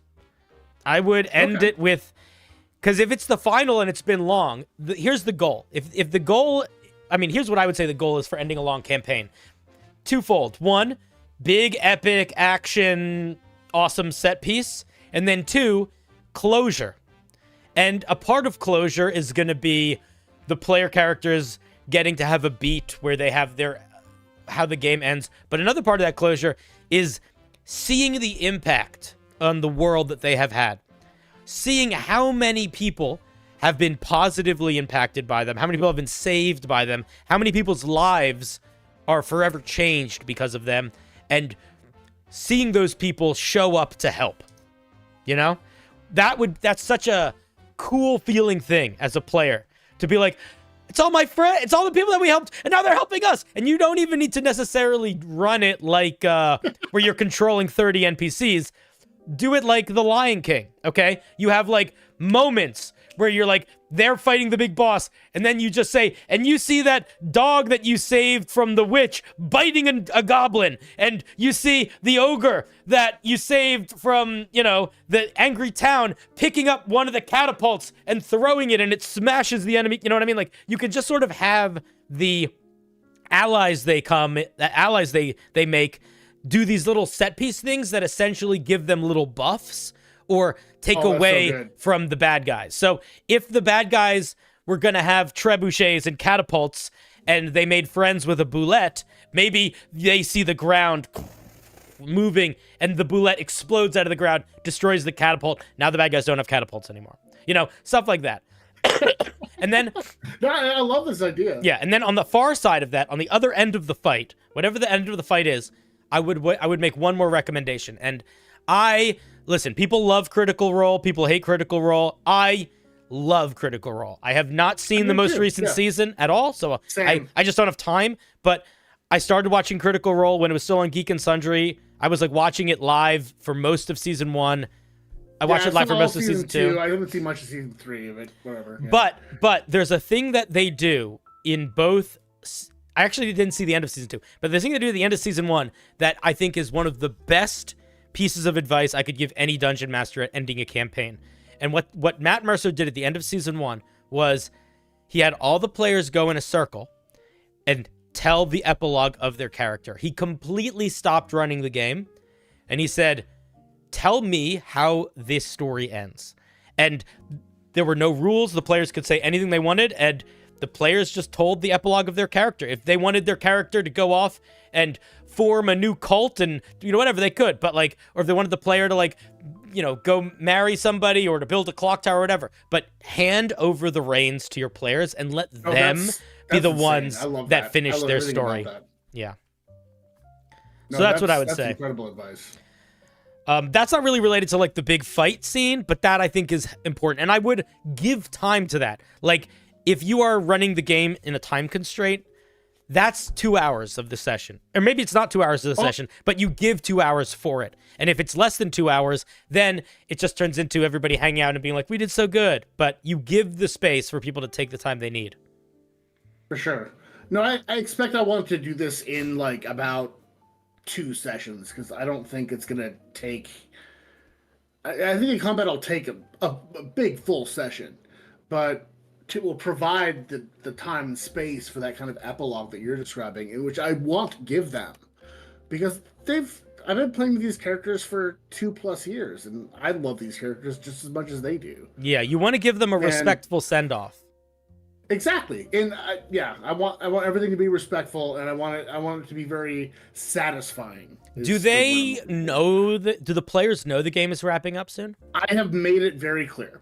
I have actually said, in like no uncertain terms, like, this game is going to end. And, so here's, like, I haven't given the number of sessions, but I given like it's less than the numbers on my less than the figures in my hand, basically. Yeah. So here's what I would say. The other thing that you could do is, if you don't want to have to figure out all that stuff I just said,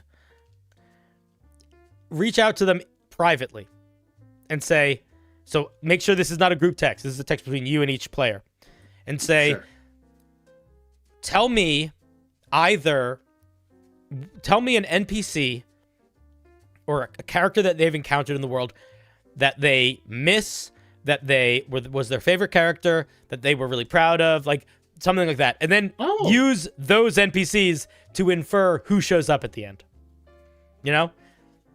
Yeah, no, that's a really good idea. That way, every person, and you're not even telling them that that's what you're doing with it, so they won't know what's happening. Sure, yeah, but no, they don't know. I'm just asking about it. But then also, if you have those conversations privately and you tell them not to tell them not to do crosstalk about it, then it's a surprise to everyone else who shows up. Ooh. You know, like, yeah, I might know that Jojo Banana is going to show up because I see him and I told you he's my favorite character, but I don't know that Jojo Banana. Yeah, but I don't know that like Iron Bucket Montgomery is gonna be here. It's like, oh shit, it's Iron Bucket Montgomery. I forgot about him. You know what I mean?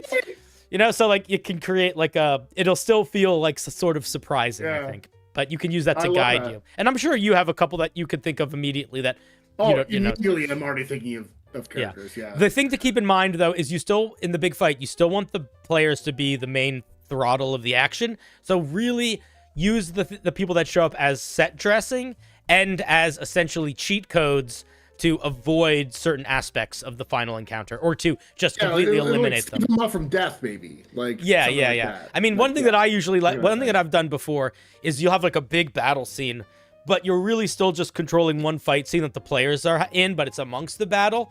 And then like at the top of the initiative, I will describe something that's happening near them, you know? Okay. Like almost using them like almost like a legendary action. Yeah, but it's literally all narrative. Like I'm not rolling dice or anything. Yeah, for sure. But yeah, I get you. Cool. Dude, good question. That's really helpful. Thank you. You know what? Sometimes I'm helpful, sometimes I'm not. But isn't it nice when I am? No, I appreciate it, and thanks for reviewing my shitty dungeon last night. Remind me which one was yours. Oh, it was the Barracon Tom. It was bad. It wasn't bad. It wasn't bad. Nothing anybody ever sends me is bad. It just sometimes needs work. It's not bad. Fair. You wrote a dungeon. Listen, when I do a normal homebrew review night, I get 100 submissions, okay? You were one of 14 people to write homebrew for a dungeon. You stepped up to the plate. If this was a situation of, like, battle... you might have missed an attack, but you were in the fucking initiative, you know? So you didn't do anything wrong. You're fine. You're killing it. I appreciate the kind words. Thank you. Yeah. I know that I get really harsh when I give feedback in the moment, but it's not really, but I'm appreciative of everyone that sends me stuff. Like it's work, you know? It's like you're choosing to do work and then sharing it. It's a crazy thing. So even though I do get harsh in my tone, I do genuinely appreciate it. The harshness is fun, and it also makes it more entertaining. Also, it's just what happens when I read 15 pieces of homebrew in a row. Can't imagine. Yeah, thank you for all you do. Thank you. Man. All right, buddy. See ya. Bye. Click. That was Ortopia. Let's give them a little round of applause. All right, what's going on, chat? I've been paying no mind to you. I apologize. Hey, Sally, my DM. Also, my wife has been struggling with inspiration for sessions. I want to support her and be patient. We all do as players, and we're all friends. How help without being pushy? If she needs inspiration for ideas for sessions, what I would probably do if I was her was I would ask the players what sorts of things they would be excited to have in their game. And I would try to build stuff around that. And if it was more like I just need a starting place, there are a lot of places online where you can find random tables. Some of them are random tables for encounters, but there are also like random NPC tables or random location tables. And I would literally just start rolling dice on some of these random tables, and I'd make an NPC and I'd be like, okay, how can I make that guy the villain? Maybe I'll build a campaign around that. I need a location. Let's find a look, use random tables to inspire you. I think that's very helpful. I mean, it's something I do a lot also.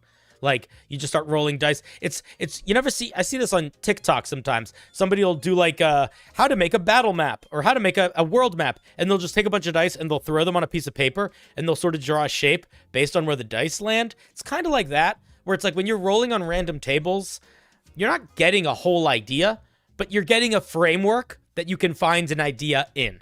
And that's something that I find very helpful. There's actually a book that I love. Let me see if I can find it really quickly. I think it's right here. If it's right here, I'll just show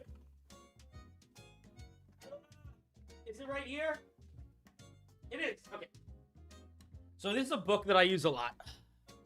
This is called the Metamorphica. The Metamorphica. Oh, I'm all out of focus. Let me fix that. Fix it! There we go. The Metamorphica by Johnston Metzger. And it literally is a book of tables. And they're all crazy.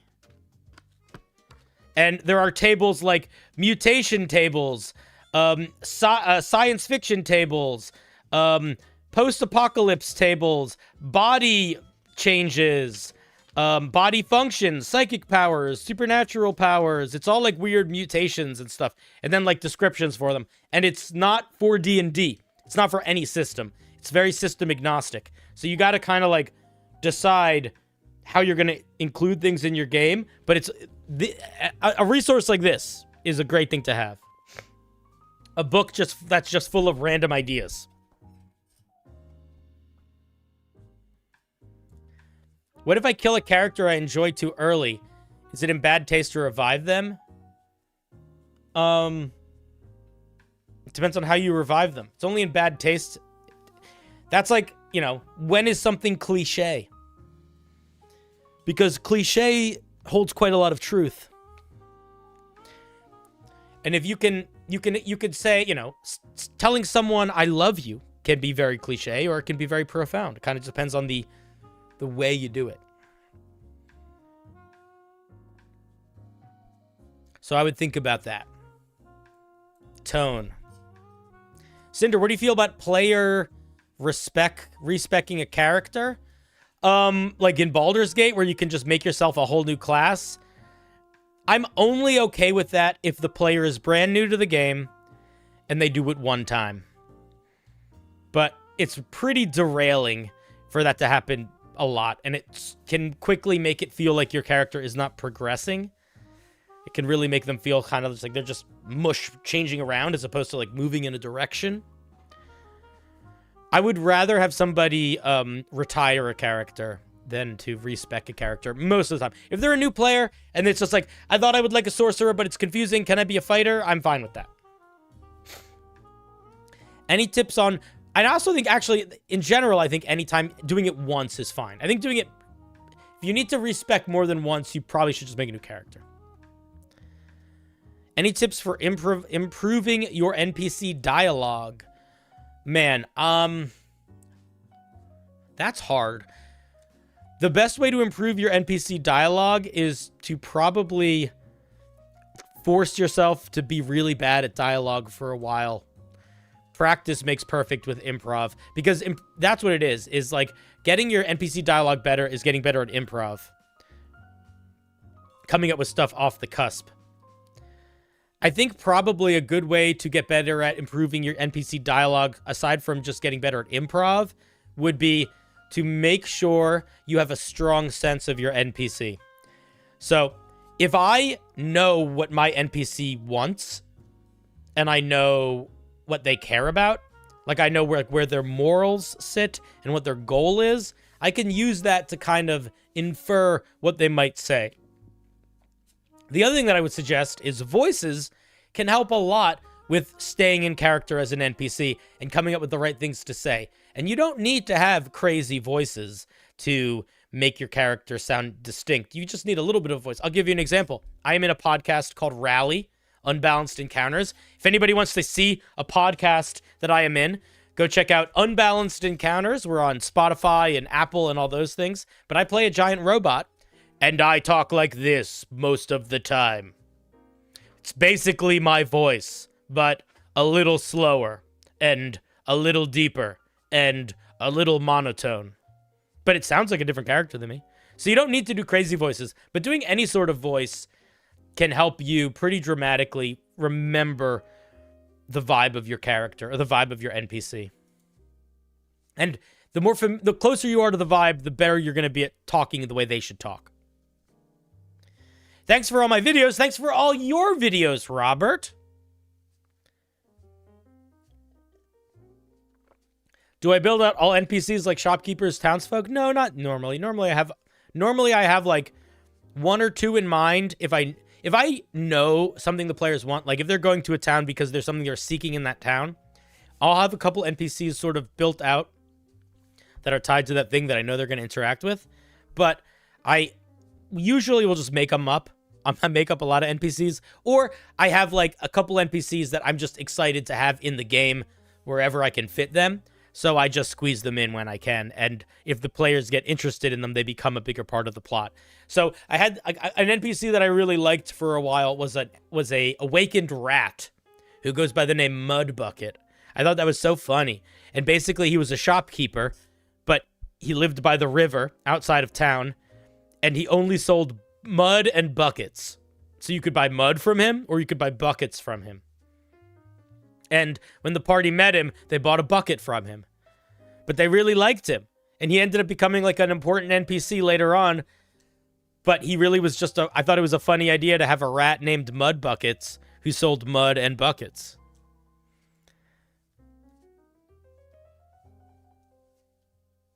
You're scarce? Why are you scarce?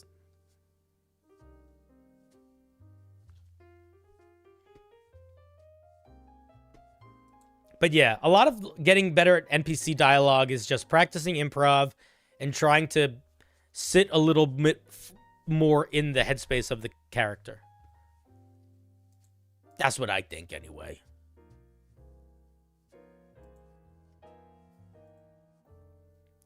Guys, are you enjoying these call-in shows? I like these call-in shows. I like doing these shows a lot. They're some of my favorite ones.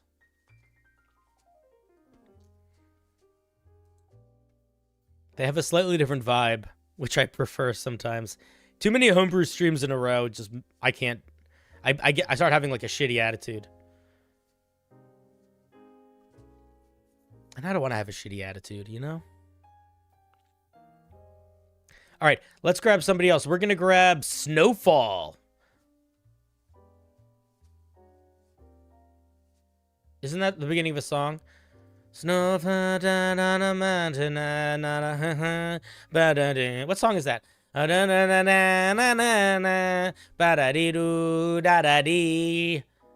What song is that? Snow something something something something something. Snow falls down. Oh, it's Frozen. It is Frozen. Let It Go. Yeah. That is Let It Go. All right, let me grab Snowfall. Hey Snowfall, how's it going? Welcome to the show. Here, let me mute the YouTube. All right. Hello. Hello. Oh, you know me. I'm a leaf on the wind. What can I do for you today? So I've got some concepts to run by you. Sure. I just want to know what you think, and you can add whatever you want to them. First thing would be, I was thinking about some kind of a lantern-like weapon where I use a mortar and pestle to grind up different herbs and ingredients into powders, and then I hold the mix up to the lantern, which holds a swarm of like fantasy fireflies. And then depending on the mixture, they sort of get like infused with it, and they go out and do different things. Like it could be like an offensive mixture, and they go out and create like dust clouds that explode, or maybe it's a healing mixture. They go create healing clouds for my party members.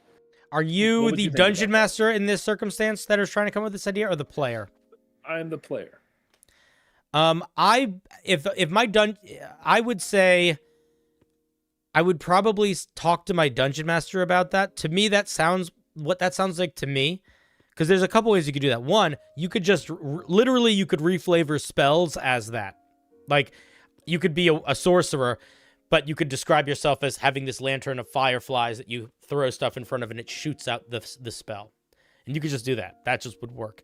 If you wanted that to be a magic item that you could have, or an extra ability you could have, I would probably ask the dungeon master to help you build a magic item that could do that. And then I would not build here's what I would say. I would try to not create a situation where any of this work had to be done at the table. Like I would, because I don't think it's going to be fun for 3 players to watch one player play a crafting minigame. So I would make it like essentially like you have an item that can hold 4 charges. And you can put one of these things into it to create a charge. And depending on which thing you put into it, it has one of these effects. But I would be pretty limited in it. As a dungeon master, I wouldn't want to have the conversation, what can I make more than once? So I wouldn't want it to be the kind of thing where every session the player was being like, what if I put this in? What if I put this in? Can I make this? Can I make this? I'd be like, no. So what I would want is I would want it to be a magic item, and I would be like, somehow figure out how to list different ingredients, and then it could be like, you can either make it shoot something and it does 4d6 fire damage to one target, or you can make it heal something and it does, 2d8 healing to one target, or you can make it make a fog cloud, or you could make it a darkness or something, and that would be able to do those 4 things. That's how I would build it. Unless if my player wanted to do more than that, I would start encouraging them to pick a class or subclass that they could incorporate that idea into. All right. I'll just note that off as you said, as more of like a magic item that would be pre-built with the DM as like preset conditions, as opposed to coming up with things on the spot. That makes a lot more sense. Yeah, I just think it's going to be... I just feel like it'll be easier. Yeah. Another concept, I looked into the Celestial patron for Warlock, and I wasn't too big a fan of it. Really? I love the Celestial Warlock. I was just thinking, if I wanted to play a Warlock that focused on healing... Well, maybe if you like the Celestial, then maybe I'll just write that off for now. As wait, what? Tell me what you don't like about it. Well, I dislike the pool of dice. I think it's a little limiting, because my idea is I kind of wanted to play a healing character that only healed, and if I have that's not how healing dice, you can't do that in D&D, unfortunately. You can't have unlimited healing in D&D. It needs to be on a limited resource. The game is entirely built around healing being a limited resource. Okay, that makes more sense. What about something like an Eldritch Blast? Like, instead of dealing damage, it could maybe remove debuffs. It couldn't be resourceless. No. So everything, because right now the way D&D works is there's no debuffs that are permanent in D&D that you can't fix. All debuffs basically you can get over time through saving throws or through spells. There are plenty of classes and features that do that, but they are all resource-based. It's all limited. Okay. Yeah. Nobody has unlimited healing, unlimited problem solving. The only thing that you have unlimited of in D&D is cantrips or your attack. That's basically it.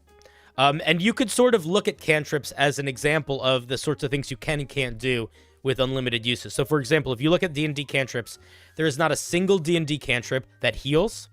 There is not a single D&D cantrip that removes a debuff. There isn't even really a cantrip that gives a debuff unless the debuff only exists for one round. But every single cantrip is doing damage or is essentially doing a minor effect in the world that is not related to damage in any way, neither healing nor helping, or it is doing a single instance of minor buffing or minor debuffing, but a single instance. Okay, yeah, that makes a lot more sense now. So the Celestial is probably better than I was first imagining. Yeah, the Celestial Warlock has more healing than just about anything. Because the other thing is that in D&D, healing is really not that strong. Like, you should not think about healing in D&D the same way you would think about healing in, like, World of Warcraft. It is always better, not always, but I will say 8 times out of 10, it is much better to not heal an ally until they go unconscious, and to use that healing resource to get them up from unconscious. So you're not, because it's a waste, because yeah, healing somebody 6 hit points does nothing, because the monsters are hitting, everything does more damage than it does healing. But what, the other thing about D&D is your character is at 100% power level when they're at full health, but they're also at 100% power level when they're at 1 health. A character with 1 health is just as effective in combat as a character with full health. But a character with 0 health can do nothing. So the difference between 0 health and 1 health is a mountain. But the difference between 50 health and 56 health is literally nothing. So you should not be thinking about healing in the headspace of, I want to keep my players at full health. or I want to keep my characters totally fine, because you are going to run out of resources very quickly, because that is just the nature of D&D game design. All right, thank you. And one last thing. Sure. I'm going to run a concept of like a character idea by you, and hopefully you can maybe come up with like a class combination or subclass. I can offer some thoughts for sure. Yeah. And I was thinking some kind of a swordsman that is more attuned to spirits. Like they've got like wind chimes on their belt that acts as a beacon to guide lost wisps to me. And this is of course more setting based. And then, you know, they would potentially have some way of laying spirits to rest with like a flute song. And I like the idea of a bard, but I don't like anything that a bard does outside of playing music. Well, bards don't need to play music. They can do anything. But if you don't like playing a bard, that's fine. I also don't like playing bards. I think bards are awesome, but I don't like playing them. I would look at, there's a couple things I would look at. One, there is a rogue called the Phantom Rogue, which is a rogue that's based around doing ghosty stuff. I could also see an argument for looking at something like the Zealot Barbarian, or because they're sort of built around like survival and life beyond life, and you could probably replace at some levels they get access to some minor spell casting. I could see you giving them Speak with the Dead as an option there. But if you want to be a fighting character, there really aren't that many fighting characters that are like actively communicating, interacting with ghosts or the dead in that way. So a lot of that would probably have to come from like magic items or reflavoring stuff a little bit, tweaking it a little bit. So just working with the DM, because like the DM has a very like dead / spirit based setting. Yeah, so look up the Phantom Rogue. The Phantom Rogue is that. It's a ghost rogue. It's a rogue that fights with ghost powers. Or the Ancestral Guardian Barbarian, which is like a sort of support tank barbarian that gets powers from ghostly spirits of its ancestors. There's also the Grave Domain Cleric, which is sort of about the passage of life and death. But that's a cleric. It's not a fighter. All right. Well, thank you very much. I'll let you get on to the next person. You have a good day. You too. Bye, buddy. Click. That was Snowfall. Let it go. Let it go. We want to fight things with ghosts. A monk? Monks, there isn't actually really a spirit monk in D&D. I guess the ancestral... I guess there's like the astral self monk is kind of a spirity monk, but there's not really a spirit monk in D&D, unless I'm completely forgetting a monk. Which I might be.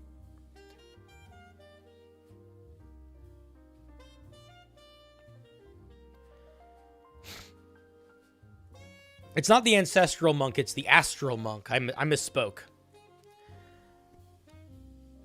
All right, let's grab somebody else. All right, we're going to grab the King of Nido. Come here, you king. You glorious king. Hello. King. King of Nido. Hey, sorry. Was muting the stream. How are you doing? Good. Happy Valentine's Day. And to you. What can I do for you today? So, I had a bunch of questions, but I limited them down to the most important ones. Sure. So the first question I have for you is a pretty easy one. So I myself have been DMing for a long time, as I'm sure a lot of the viewers have. Curious, what are some like pretty unique and rare monsters that you either enjoy running or seeing? And then I watched a short of yours where you talked about the Dao and Zorn kind of working together. Do you have any other like combinations like that you think are really cool or interesting?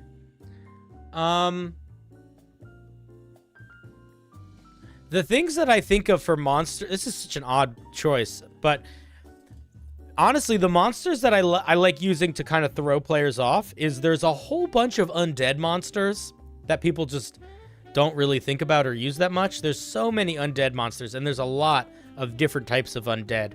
One of my favorite undead monsters that I don't use that much, but I really like it, is the Bone Claw. And they're basically a monster that sort of looks like if you like took a zombie and gave them giant claw hands and stretched them really tall and gave them a cloak. But they have these crazy powerful bone claw attacks. But the cool thing that they can do is they can make darkness and they can grab people and teleport places with them. So the idea is they like grab a guy, teleport them somewhere, and fuck them up. And, you know, I like that. That's a fun vibe. I also love the star spawn. I love the star spawn. Some of my favorite monsters. And star spawn are great monsters to combo stuff with. If you want to kill an adventuring party, use star spawn. It's very easy to kill a level 20 party with star spawn. Basically, every star spawn monster has a feature that kind of works with other star spawn monsters. So, for example, the most obvious example is there's something called the star spawn Hulk, which is like a big brutish monster, punches really hard. If it hits you twice on the same turn, it can stun you. But the main thing that makes it kind of weird is that not only is it immune to psychic damage, if it would take psychic damage, it takes no damage, but every other creature within, I think, 30 feet of it, or maybe 10 feet of it, takes that psychic damage automatically. No saving throw, no attack roll, nothing. So, if it takes psychic damage, everything around it takes psychic damage instead. Now, another one of the star spawn, I forget what it's called, the one that has the staff, the more sort of wizardy one, one of their main powers is that they can blast you with psychic damage. So, a strategy that I have used on occasion, which is a very mean strategy, but you gotta use it sometimes. You throw the hulking spawn into the adventuring party. It's smashing stuff. And then you have the evil psychic guy come, and he shoots his psychic attack, but he doesn't target the players. He targets the star spawn Hulk. And it's a single target attack, but it does a shit ton of psychic damage. The star spawn Hulk does not have great AC, so it's way more likely to hit that than to hit the players.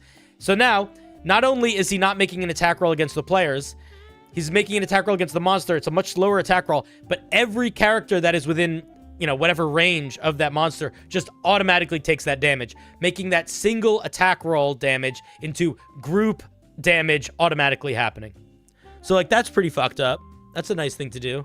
Another combo that's less fucked up but really fun is you have treants and dryads working together, and you have the dryads using, because the treants can animate trees. So you have a tree and animate some trees and have those trees go attack, and then you have the dryads teleport in and out of those trees, because dryads can teleport by stepping into and out of trees as like a roving teleportation pad in the middle of battle. That's pretty fun. Those are the first two things that came to my head. Okay. Yeah, the star spawn when you were talking about sounds like something similar that I have used in the past, which is shambling mounds and will-o-wisps. Yeah, it's a similar vibe for sure. It's a little bit more explosive and does a shit ton more damage. It's not a nice strategy to use. It's a strategy that when you use it, you need to be your players need to understand it quickly, or it will just kill them. Okay, so my second question, this is something that I've been running a game for a group of friends for a while. They just reached level 12, I believe. Sure. And in this previous battle, one of their characters died. And it was due with a disintegration spell, so there's no coming back. At least not at their level. What are your tips for having them create a new character that feels like they are on par with the power level of the current characters, but still with like room to grow? Like, is there anything that you would recommend? Because I've had characters die, but they're always at like lower levels. I've never had. Well, is there any reason why you wouldn't want them to come in at level 12? No. Like they'll come in at level 12, but like they're, like they wouldn't have like all the magic items that all the other. Oh, I see. Okay, so here's what I would do. To be like super outclassed. I got you. So, how many magic items everyone has is really different depending on the campaign, but you probably have a little bit of a sense of it. Like, just think about it. Like, how many of your players have very rare items, and how many do they have? How many have legendary items, and how many do they have? And then let them pick some items. Be like, hey, you're gonna start with 2 uncommon items, 1 rare item, and 1 very rare item. And if you want, you can pick them from the book. And if you don't want to pick them from the book, pick 3 of them from the book, and 1 of them you and I can homebrew together. Just let them start with a bunch of magic items. And then in terms of having them like fit in, I would try to encourage them to make a backstory that is tied into what the players are trying to do also. So it can help them sort of quickly align goals. Maybe their backstory is tied to something that the players are kind of needing to figure out. You know, like if part of the adventure is the players are trying to find the 7 stones of Amalur to open the gem portal, maybe part of this guy's backstory is that his family crest has 3 of the gems of Amalur on it, and the crest was taken over by an evil kingdom, and the players were already kind of on their way, and it's like you know what I mean? Like you can sort of tie things together in that way. And then if I have time, I also have a story. Sure. Earlier, that guy who was talking about the Warforged kind of reminded me about one of the games I am running. One of my players is playing a race called the Mannequin. I don't know if you know what that is or not. It's one of these. Yeah, but so it's from like I don't remember what custom book it's from, but they're like Warforged, but like a little bit more puppet-like and robotic and cool. So his character was basically made by a tinkerer to be like a sort of companion. The tinkerer had like kind of shut himself away from the outside world. The player at the time was like, all I know is that for whatever reason, my character like went unconscious for an extended period of time, and then they wake up and they're trying to go and find the tinkerer who is no longer there. So I ended up having the tinkerer be actually the one who shut them down, and that when they finally find the tinkerer, they find out they've been replaced with a new companion. I was trying to find a way to like make it so it feels like they were ghosted, but in fantasy. Well, how would they get in touch with this person? Would they like bump into them at a bar, or would they like call them with, you know what I mean? Like, how would they get in touch? So it's going to be a bit of if you were not going to ghost them, how would they get in touch? If they were not going to ghost them. Yeah, like assuming that the player would succeed and it would be fine, and they wouldn't have a new minion or whatever. Like, what would it be? The player like going to their house? Would it be the player meeting them at a restaurant? Do you plan on like how would that scene play out in terms of like the action of it? Sure. So I think it's so far it's been a lot of her just going around asking like, "Have you seen my dad?" sort of thing. Okay, so here's what I would do if I were you. Yeah. I would say you have somebody to say, "Yeah, I have seen your dad. I think he lives over on the Hobble House Street now." And then they go to Hobble House Street, but dad doesn't answer. The new mannequin answers, and the new mannequin doesn't let them in. And it's like, "Sorry, he's busy. We're not taking guests." Door closes. That's ghosted. You know? Okay. Like, have it sort of be like, they can't even get in touch with the master because the new mannequin is speaking for him. Like, you got to get through the new mannequin to get to him, because he's maybe he's ghosting, maybe he's not. Maybe you know, it's the player might think that this new mannequin is like mind controlling him and manipulating him, but really he just doesn't want to talk to her anymore, you know? Okay. It's kind of mean also. So you got to be careful with that. You don't want to be too mean.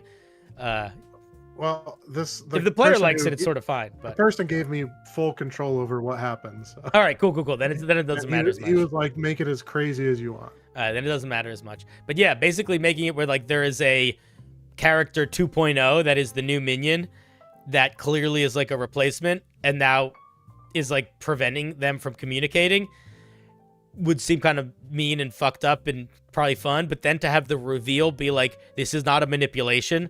The person who made the new mannequin genuinely wanted the mannequin to do this, and like they have no interest in that character anymore. That's gonna be a little heartbreaking. But that's like the meaner version of ghosting, because what that is that's taking ghosting to the next level. That's like, you ghosted me, and now I call you and force you to now say out loud, "Hey, I don't want to talk to you anymore." That's sort of what that is, you know? Should there be the possibility of reconciliation, or I'm not gonna. That's don't give me that much power, man. You know your game, you know your players much better than I do. I have no idea if that should be a possibility or not. I think it entirely depends on your table, your players, your game. Okay, thank you. Appreciate that. Yeah. All right, buddy. Thank you for the call. Yeah, thank you. Bye. Bye. All right, let's hear it for the King of Nido.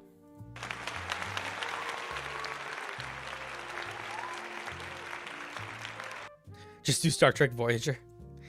I have a player that wants to be a rogue that focuses on becoming super rich. I was thinking of letting him have some sort of bribe mechanic in combat.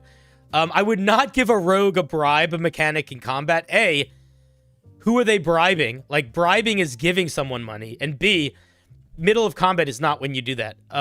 They just tell them to go high charisma. Any high charisma character. High charisma, good at stealing. Boom. You don't need to give them a new mechanic. You can just encourage them to use the mechanics in the game.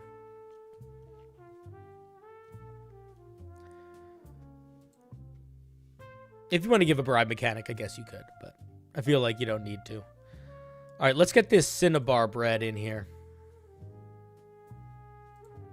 Hello. Cinnabar bread, are you there? Oh my god, hi. Welcome to the show. How can I help you? Give me 2 moments. 2 moments? All right. What should I do for these There we go. moments? Alright, I'm sorted now. Just had to mute your stream because echo. You don't like echo?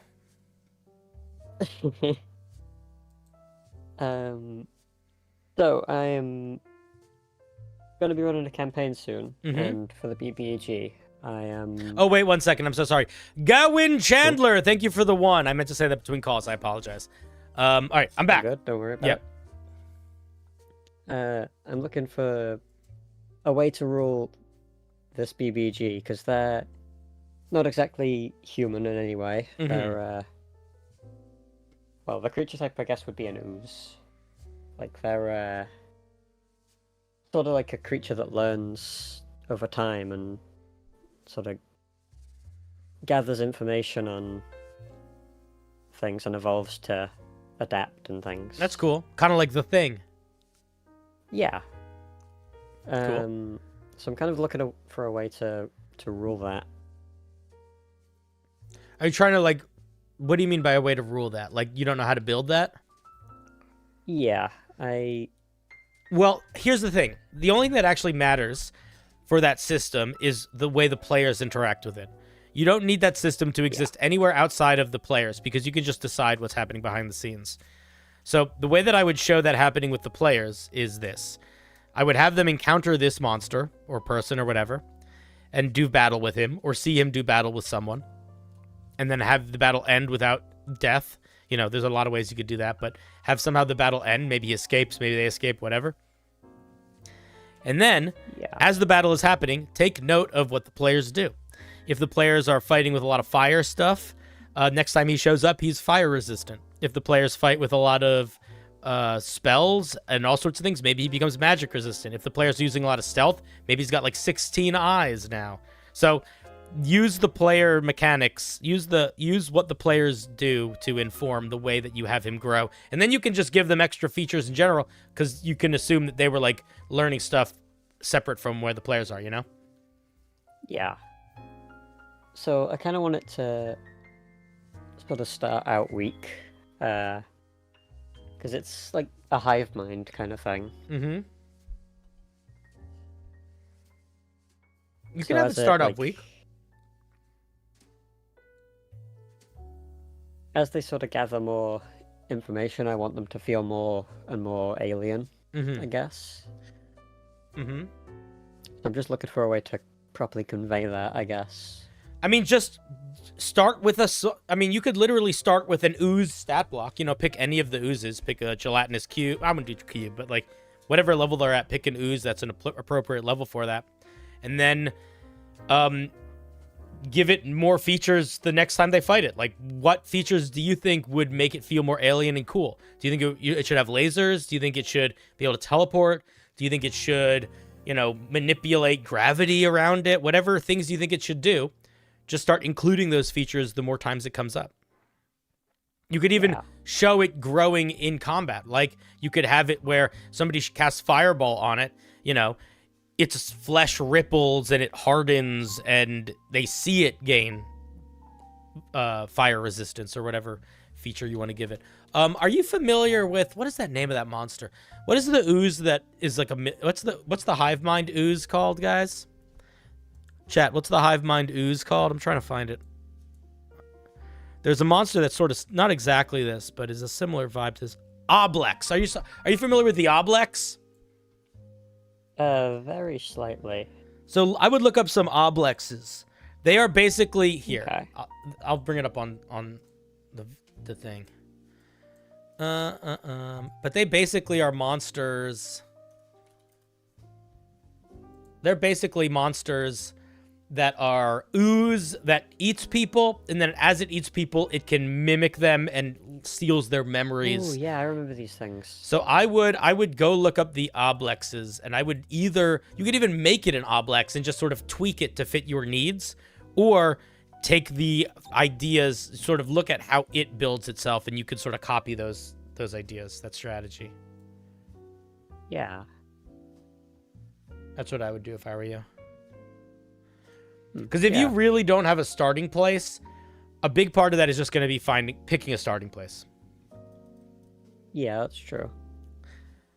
I mean, this campaign's going to start low level, so I don't even know if I want to introduce it yet. Yeah, you don't have to, but I mean, there's all sorts of Oblexes. Like, I feel like there's like, here. I mean, if you want to introduce it as like a little bit of an early thing, you know, there's like a CR 1/4, the Oblex spawn. They're tiny. They're wee little guys. They look cool too. They look like they just look like ooze with bones. You know, they could just fight one of these sometime and maybe not even realize they're fighting something important. Yeah.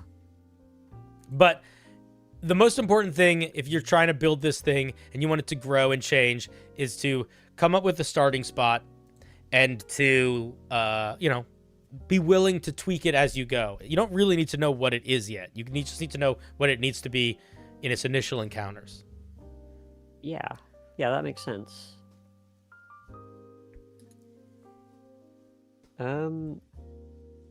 So eventually this thing will get super strong. Mm-hmm. Like, it can learn from, like, dragons and things eventually. Stuff like that. So okay. I'm just thinking... I don't know where I was going with that, I'm going to be honest. That's all right. That's all right. If you don't have any more questions, that's what I'd say. I would say start with something like an Oblex or a smaller ooze stat block to get ideas. And then as it gets stronger, pull features from monsters that it's pulling features from and just add them to it, make it get bigger, or change its template. Like, if you want it to be a CR5 monster, find a CR5 monster to sort of build it out of. You know, if you want it to be CR2 monster, find a CR2 monster to sort of build it out of. Mm-hmm. Because it doesn't need to be a specific thing if it's constantly able to, like, change and adapt and stuff, you know? Yeah. The crazy idea I had to start with was, like, all of its stats would start out at 10, and then as it needs to... As it fails, like, saves or takes damage, it would improve those stats based on whatever it takes. You could do that if you want to. You have to be... This is what I would say.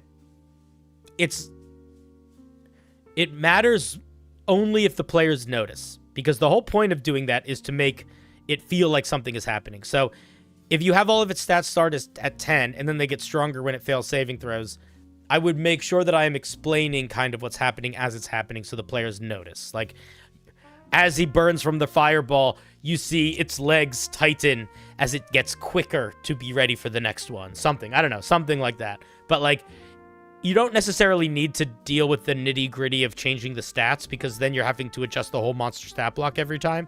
But you could do that. Yeah, that's true. But you want to make it as easy. You want to do as little work on the back end to have as much of an impact as possible on the front end. So changing the stats, whether or not you do that, I don't know if that is going to have as much of an impact as the players seeing it, like, breathe fire or replicate an arm that looks like your arm and attack you with your attack roll.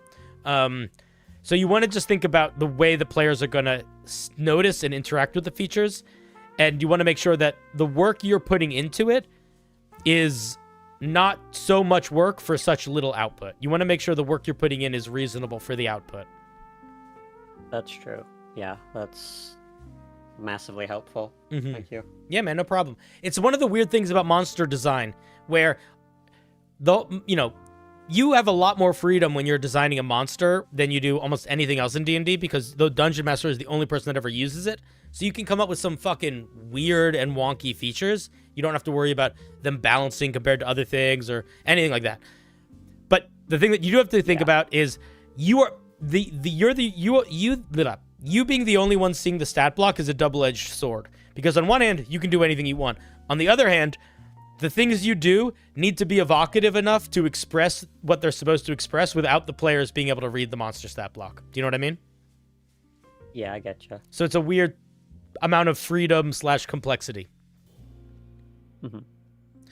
Those are my thoughts.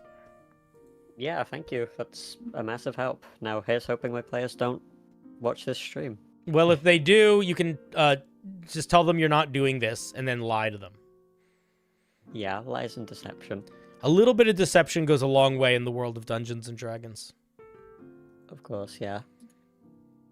All right, buddy. Have a good one. Any final thoughts before I hang up on you? Not that I can think of. Have a All good right, day. you too. Click. All right, let's hear it for our not quite cinnamon bread. Oh, I fucked up. I changed the music. That wasn't what I meant to do. I meant to play an applause.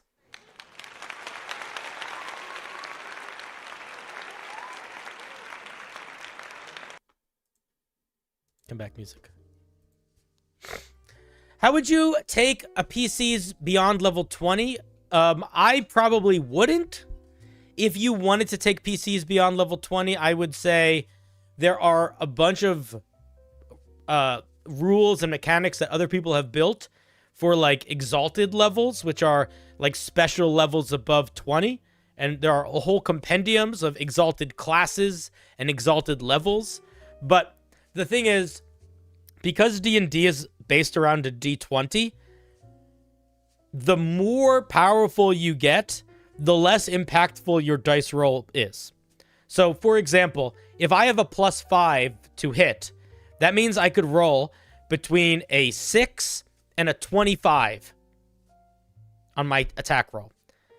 If I have a +20 to hit, that means I could roll between a 21 and a 40, which is a much smaller window of difference. If I have a +60 to hit, I can roll between a 61 and an 80. So you have to just be thoughtful about how you have improvement happen, because at a certain point it makes the dice less relevant than I think they should be. But that is just my opinion. Cinder, do you know what German word Rinder means? It rhymes with your name. I know what everything means. I'm fluent in all languages.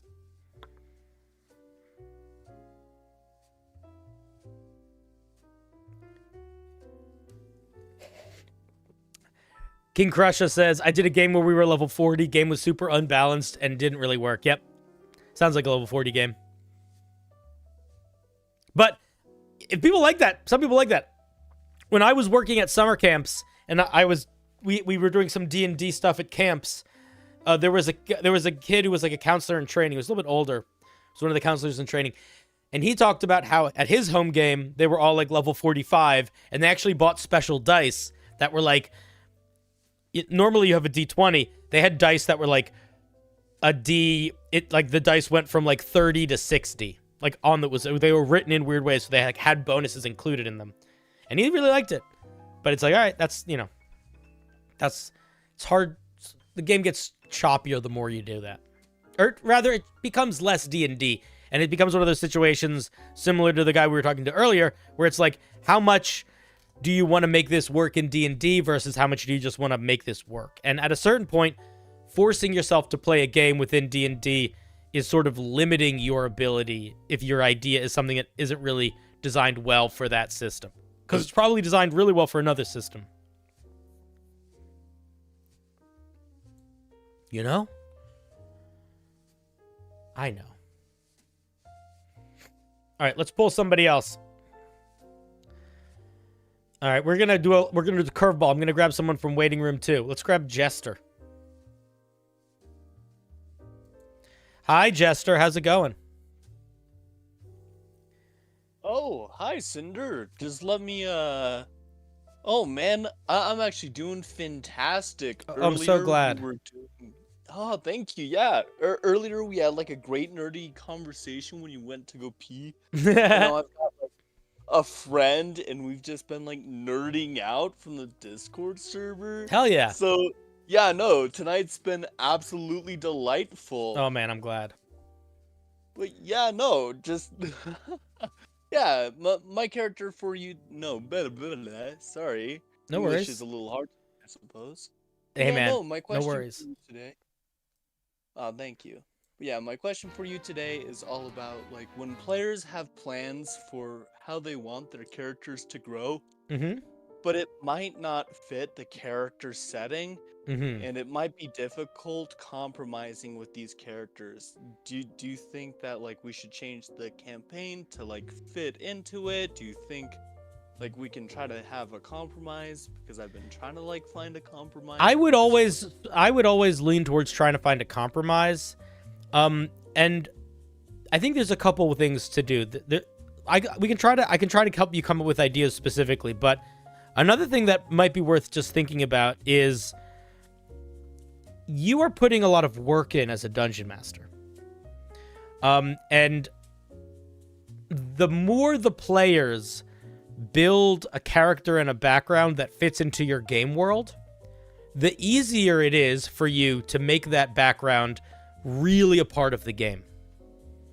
Well, it's less around backgrounds, and it's more of like their goals of what they want their characters. Excuse me. Yes, same sort of idea though, right? Like if you are running a low-tech, high-magic, dark fantasy game, and they want to be a scientist that invents ice cream, that's hard to make work.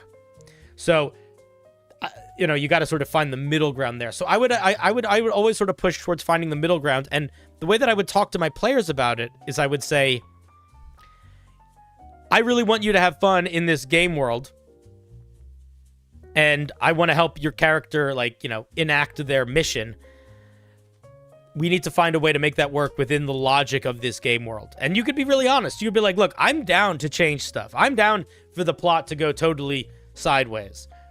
But we can't go so totally sideways with, the fiction of the universe that it takes away from the feeling of this place being real. Because even though we know it's not real, there is a certain amount of acceptance of we just act, you sort of you got, immersion. You can lose the immersion if you have to dramatically change things too much, especially if there's an established world that most of the characters already exist in. Can you tell me specifically what their goal is that you're struggling with? Yeah, their goal is to ascend into godhood. And I don't know how to do it because I really want to applaud them for the stuff that they're doing. Right now we've got a really healthy table of hey, let's have some writers room sessions.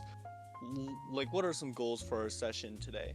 And then we've got a couple players who are hey, you know what? To try to ascend to godhood, let's try to recruit some individuals, or let's go ahead and try to convert some individuals. And then it's okay, so how do I invent a power system to reward my players of hey, you guys have reached enough of this faith, let's go ahead and implement into this. So I still do they all want to be gods, or does just one of them want to be a god? It's weird. So I've got 3. One wants to become a god, then the other one basically wants to be a champion of Nerul, and then I've got another one that wants to be a left-hand man for a demon lord, basically. What classes are they? So the one who wants to ascend into a god is a wizard.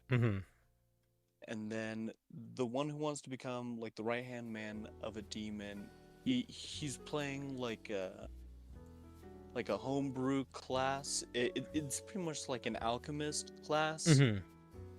And then the other one who wants to be a champion Nerul is your classic barbarian. Okay, so one thing that I would encourage you to do is, and this is going to sound a little bit, you might not like this solution. And if you don't, that's fine. But I think there's a pretty good argument to be made for the natural progression that you get from leveling up as the classes your characters have picked, representing them getting closer to accomplishing their goals. I don't know if you need to give the wizard an extra boon because he now, a 15 level, you could say I'm a 15th level wizard because I studied magic, but you could also say I'm a 15th level wizard because I'm a demigod. Like, you know what I mean? Like, they're sort of the same thing. It's mechanically exactly the same. It's just flavor-wise. So one of the things you could do is you could just have that starting to be a thing. Instead of just saying, you level up, say, as you get closer to godhood, blah, blah, blah, blah, blah, your powers get stronger, you guys all level up, you feel the god magic starting to surge through you as you get access to 7th level spells, You could sort of do some of that just like in the game. In fact, a lot of the D&D classes are kind of designed for you to take the sort of getting strongerness of your character and just use the class mechanics to represent that. So that's one thing that I think you probably should think about at least a little bit. The other thing is I would encourage you to not have that player ascend to godhood during the campaign, because I don't think that would actually work. I think if you want to make your character a god, you're sort of deciding to, if you accomplish the goal, you're going to be an NPC that the dungeon master is going to take control over, because you can't really run a game with someone being a god. It just doesn't work. Even a 20th level wizard is a little too strong compared to a 20th level martial character a lot of the time from a balance perspective. There's no way to balance one character being a god in a way that's going to be satisfying for everyone, unless that player is really willing to limit themselves.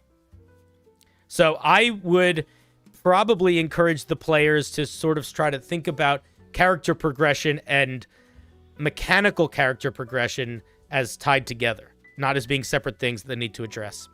That's the first thing. And the other thing is, if you wanted to give them like some boons and stuff, you could, but I would strongly encourage you to not have them become a god in the game, or to have their godhood be represented by them, their 20th level character. Okay, yeah, sure. Like, tie it more to flavor text, and then for the characters who already have like a clear character design in place for like how they want their characters to evolve and that sort of stuff. What do you do with the players who don't really know where they want their characters to go, and they might be feeling a little left out by the other players' shenanigans that they're up to? Because right now I'm kind of struggling with a problem player, right? Like he feels a little left behind from the others, and he doesn't really know what to do with his current character. But I also don't want to like force him into like picking a path to take his character. So I don't. Maybe it's just me, but I don't feel like you need to. Any D&D game needs to be that focused on the character goals. I would say probably what's happening is, honestly, I think the solution might be to make the game a little bit more about what's happening in the here and now, and have everybody focus a little bit less on their character growth into super crazy godhood stuff. Because if that, maybe just shift the tone a little bit and see if that works. Because realistically, whether or not characters have goals, like, I feel like if we're working towards one character's goals, you need to figure out as a dungeon master, and the players need to work together to incorporate everyone else into that too. Otherwise, it's sort of not anything.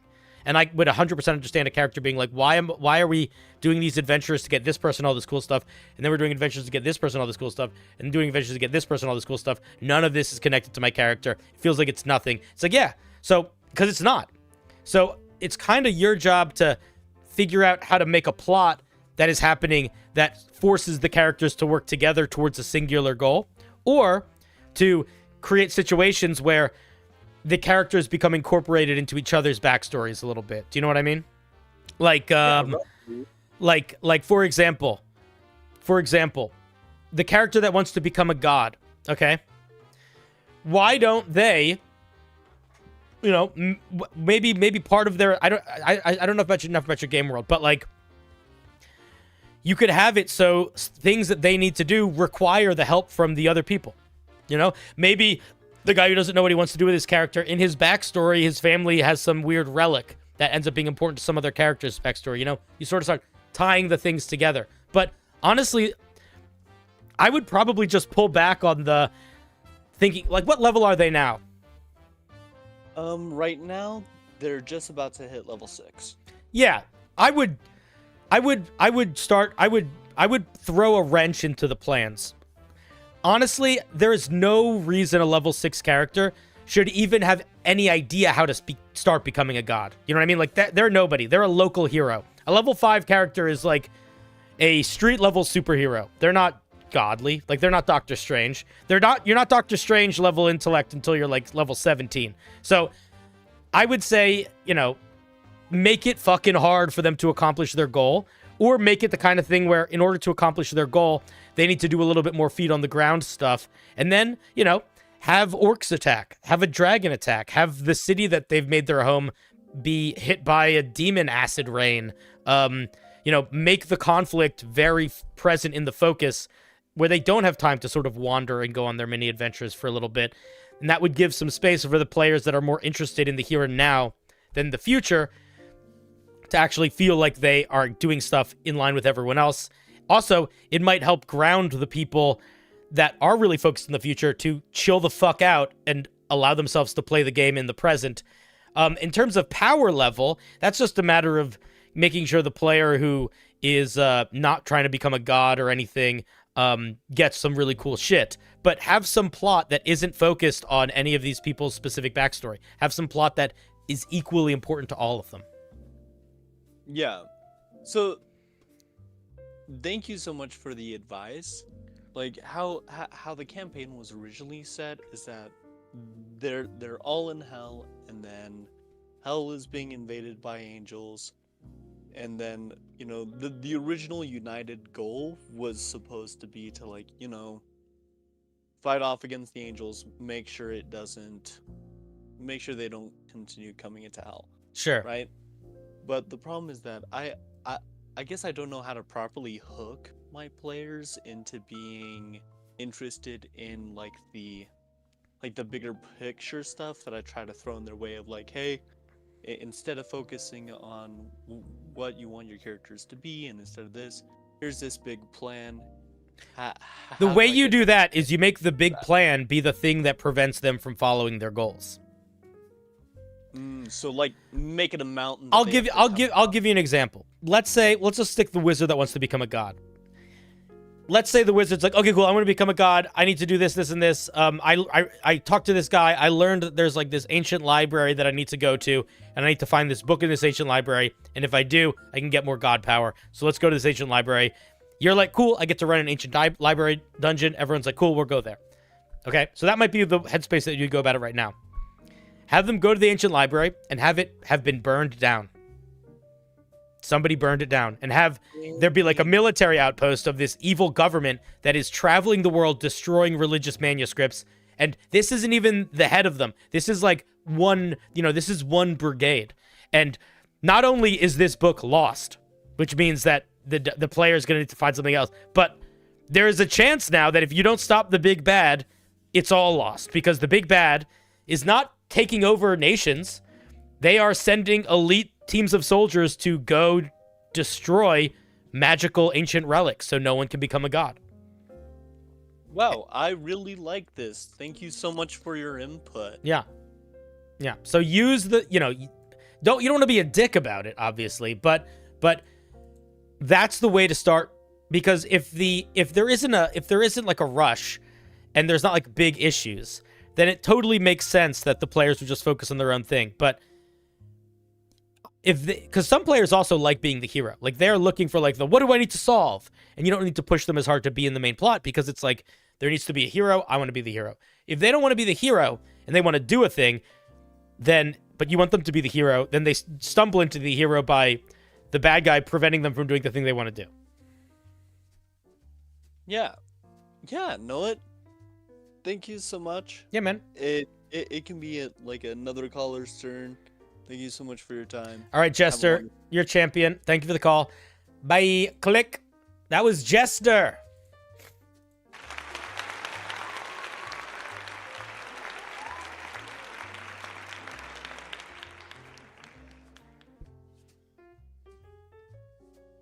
Oh, the audio was low. Sorry, I'll make it louder next time.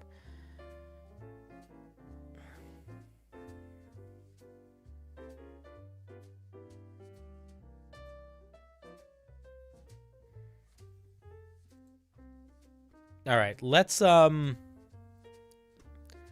another caller, I think. Let's see. All right, we're going to grab Orbital Burrito. Great name. Come here, Orbital Burrito. Hey, buddy. Unmute when you have a second.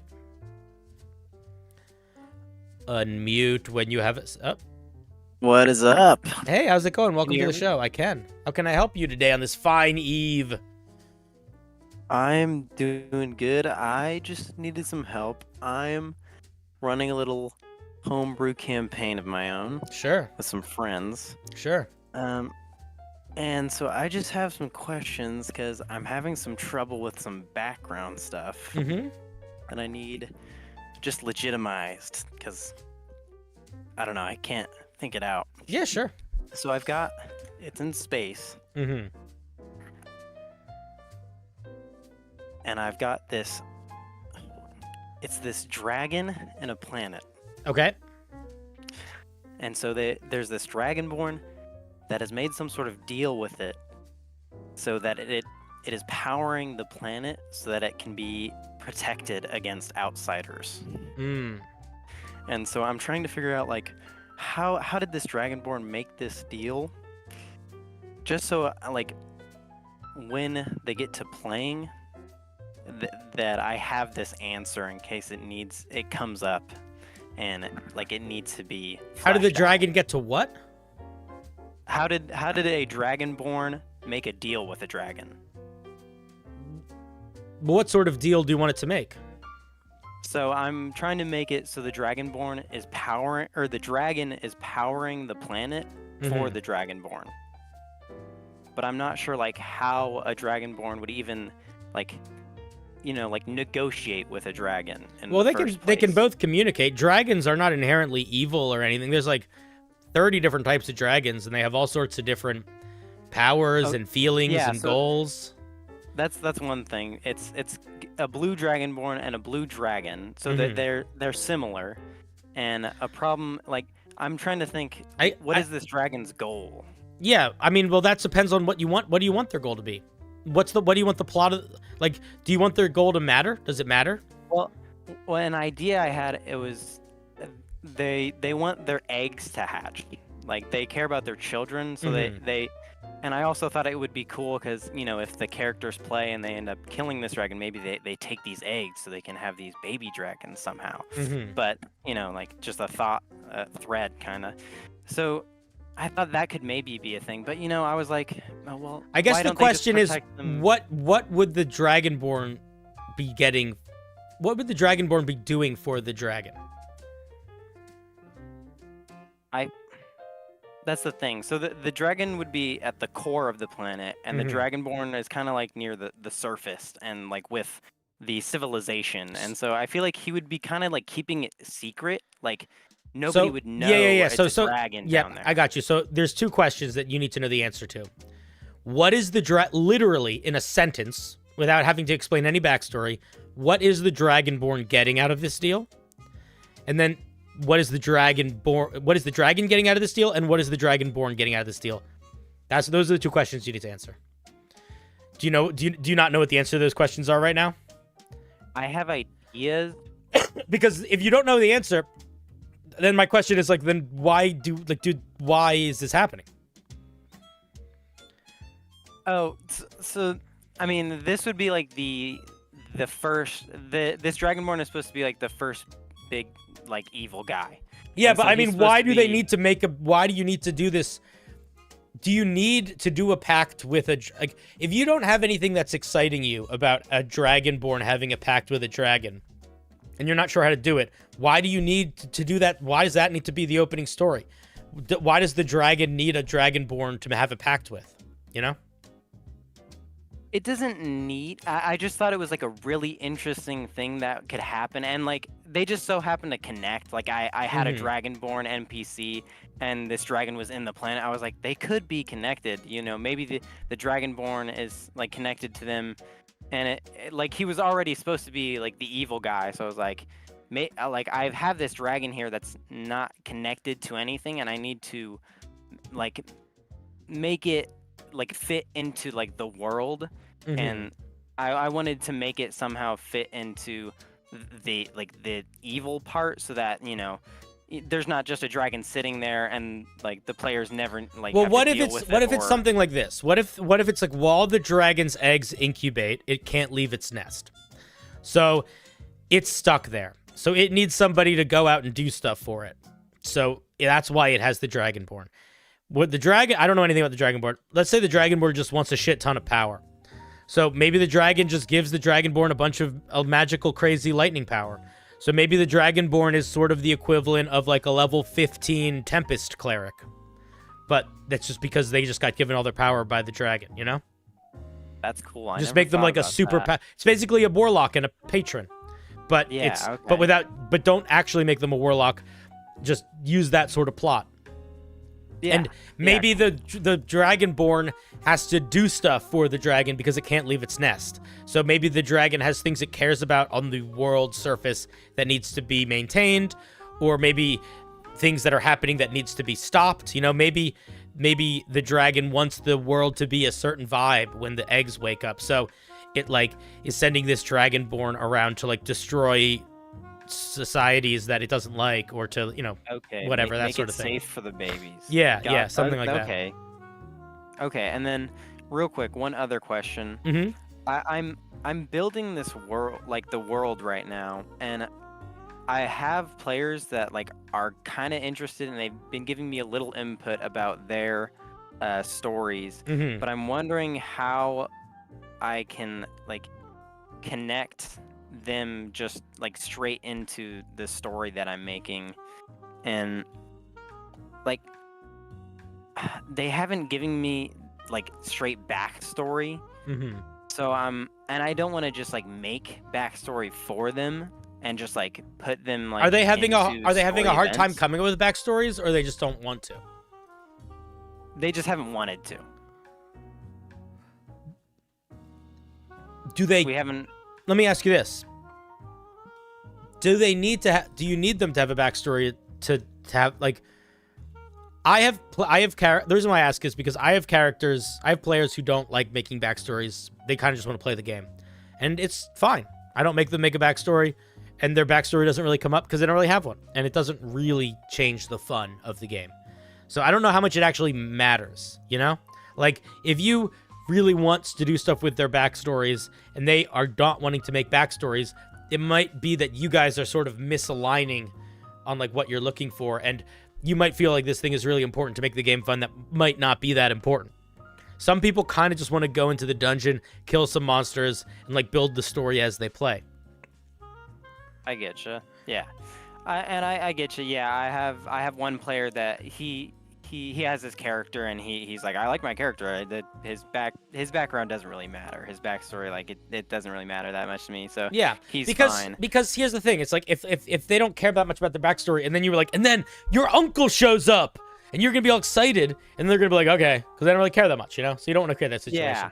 Yeah. The thing that you could also do if you want to help people build their backstories, or if you just want to try to encourage them to get into it, is instead of saying, hey, give me more backstory, ask very specific questions.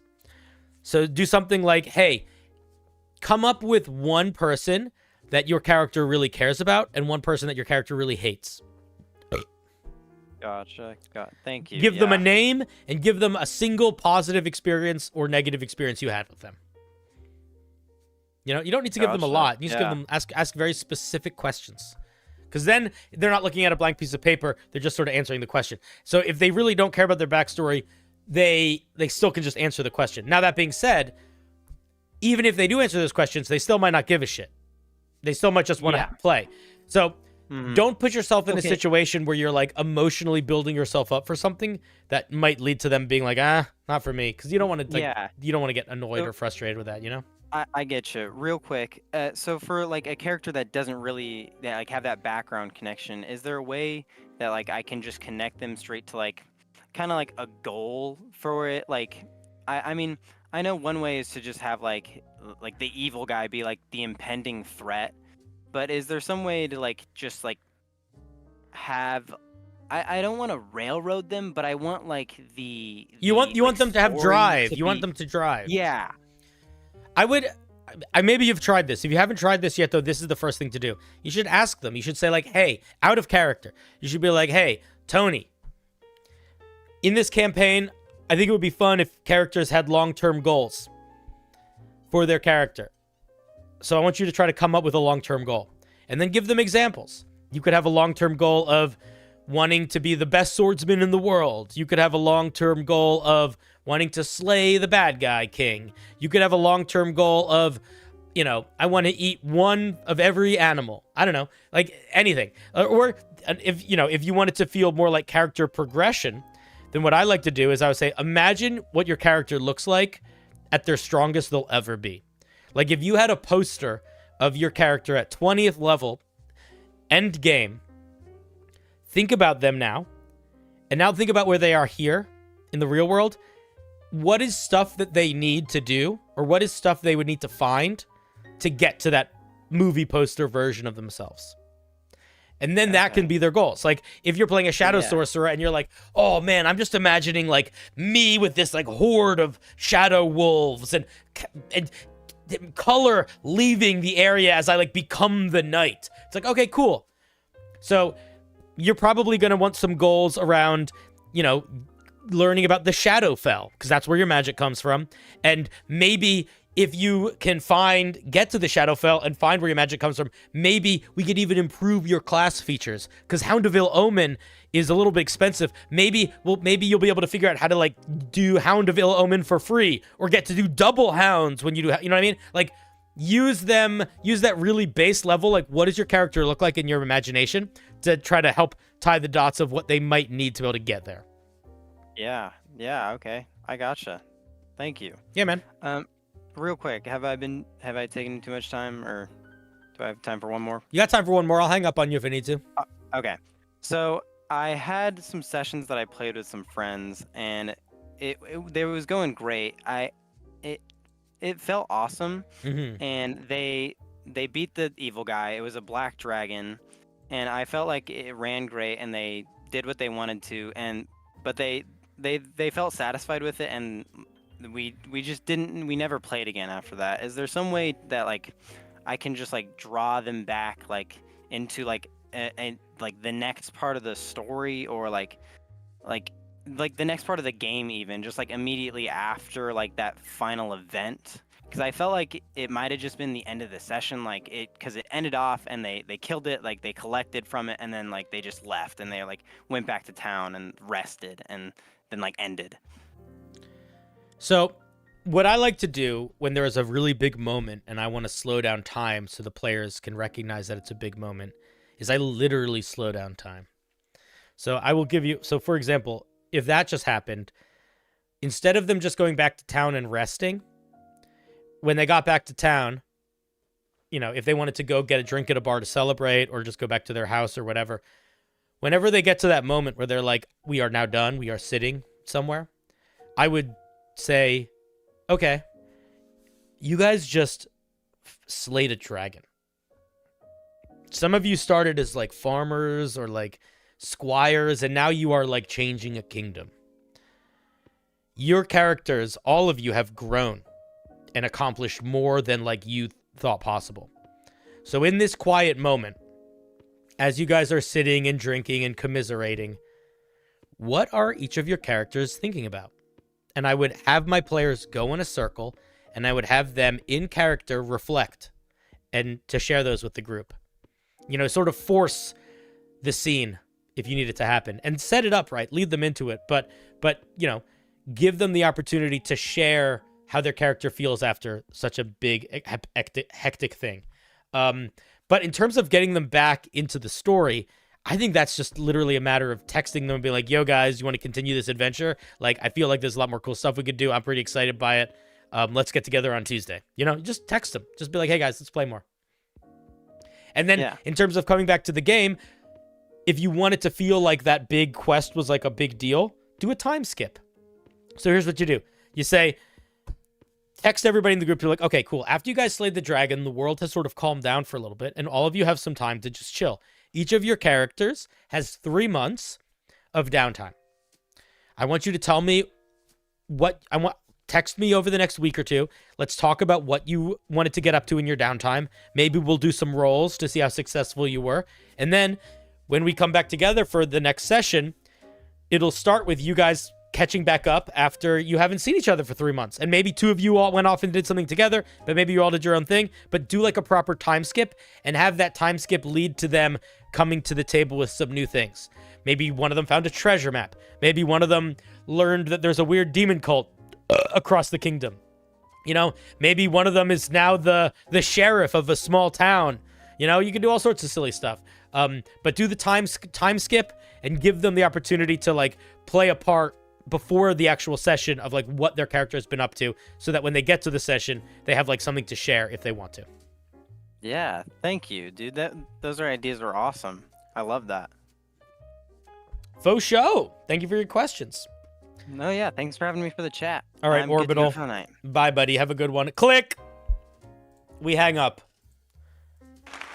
And then we clap. We hang up. Then we clap. We hang up. Then we clap. It's important that we have a strictly loving and abrasive relationship so that you are constantly in a state of unsurance.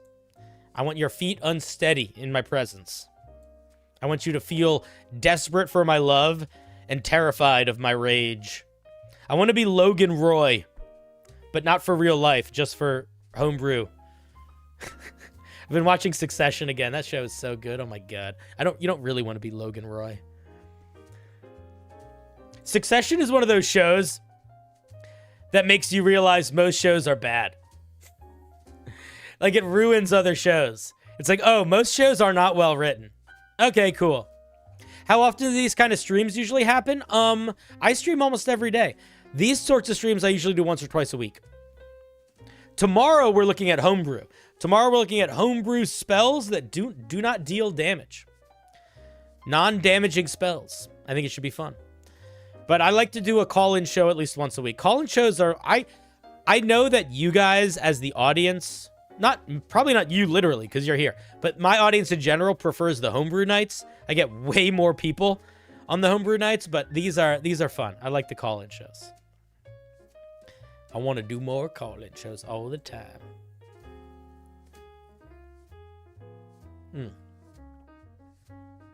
Speaking of which... Homebrew? Yeah, usually my streams are about Homebrew. Usually. Not always, but usually.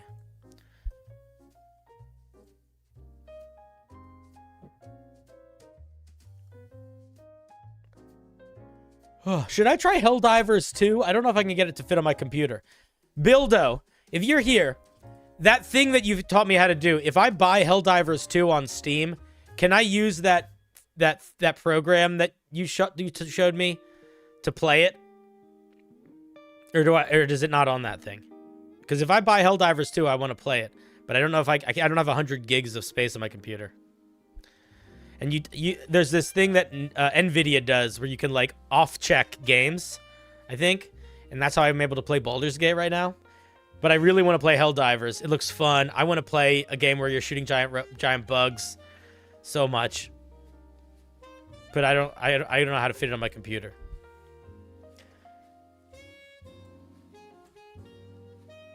Because my computer's not actually very packed.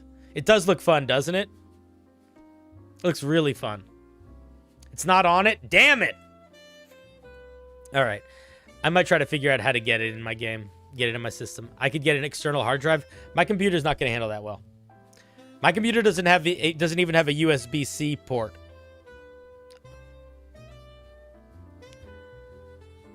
What's up, Dark Eclipse? All right, we're gonna grab Chappie's son next. Chappie's son, how's it going?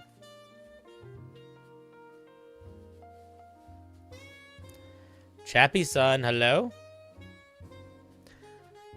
Are you not here anymore? Maybe you've just left me.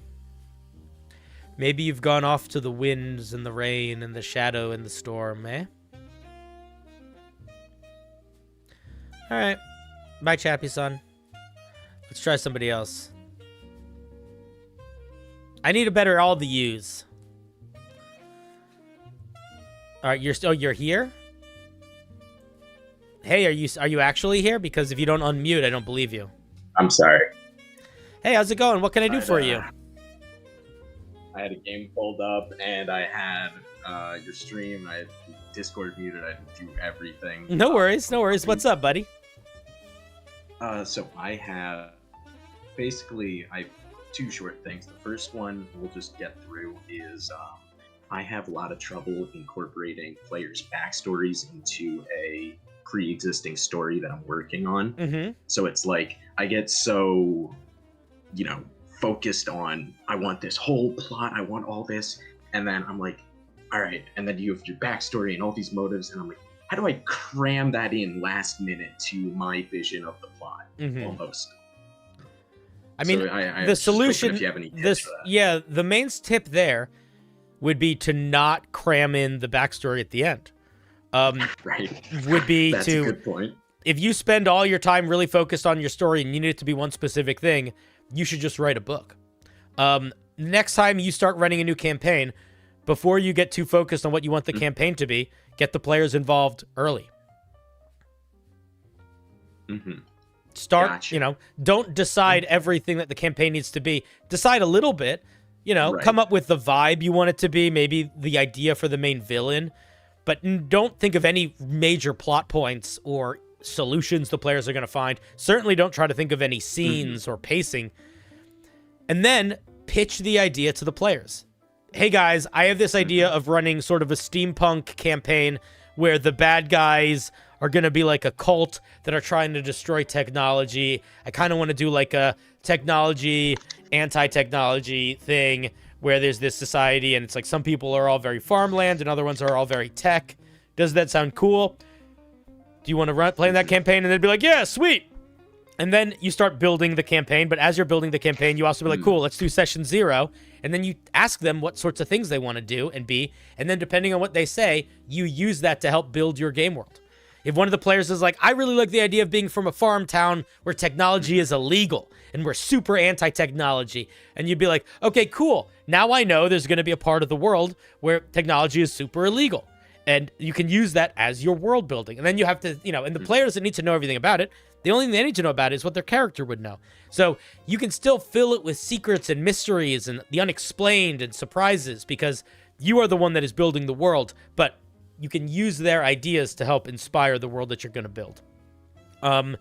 That's also what I would say about campaigns in general. Like, I don't think it's a great idea to plan most of the beats of your campaign before the campaign started. Because at the end of the day, I do feel like players having the power to decide how to save the day and having the space to fail in ways where it might not just be failure, but it's like sidestep failure is really important. And you can end up really removing that if you just decide everything that's going to happen. Because it's not a video game. It's D&D. Right. Like Baldur's Gate, there is one plot to Baldur's Gate. And as cool as it is, and as many ways you can interact with that plot, it's still just one plot. Your characters are always doing that one plot, But that's not really D&D. And the only reason why that works in Baldur's Gate is because it's a video game. That is really well designed as a video game. But if Baldur's Gate was, if somebody tried to run a D&D campaign like Baldur's Gate, you probably could have a really fun playthrough one time, but I never would play it again, and you probably would get really frustrated with how uninvolved your character was in actually anything unless you went the Dark Urge, in which case you'd be a little bit more excited, but not much more, Right. Yeah. I feel like Dark Urge is like we actually sat down for a session 0 and planned out your backstory for this. The and thing everyone is, else is yeah. kind of like, all right, you're thrown in. One of the best things about D&D is how bespoke it can be. And what I mean by bespoke is customizable, made specifically for the person. And if you take advantage of that in your game design, it is one of the most powerful tools you have to make your players care about your game. Because that's the other thing, is that you are building a story that you're very passionate about. It's very clear to me that you are very excited by these ideas. You're having a lot of fun with them. You think they're thrilling, etc. You don't want that to fall flat. How sad would it be if the idea that you're the most excited for totally fell flat because the players were not as excited as you? It would be a little sad. So you can sort of And trick that's your players. their backstory. But if that plot is also intrinsically tied to their backstory, they are going to be very excited by it. Your players are going to care so much more about your game world if they are tied to that game world, you know? Yeah. I was just saying, it's like, I'm so excited for my plot that I had planned out, and that's how excited they are for their backstory. And if you don't incorporate that, then what you were just saying, the bummed feeling of missing out, is kind of comes up a little. Yeah, you should be excited for your plot. Don't get me wrong, but you should be more excited.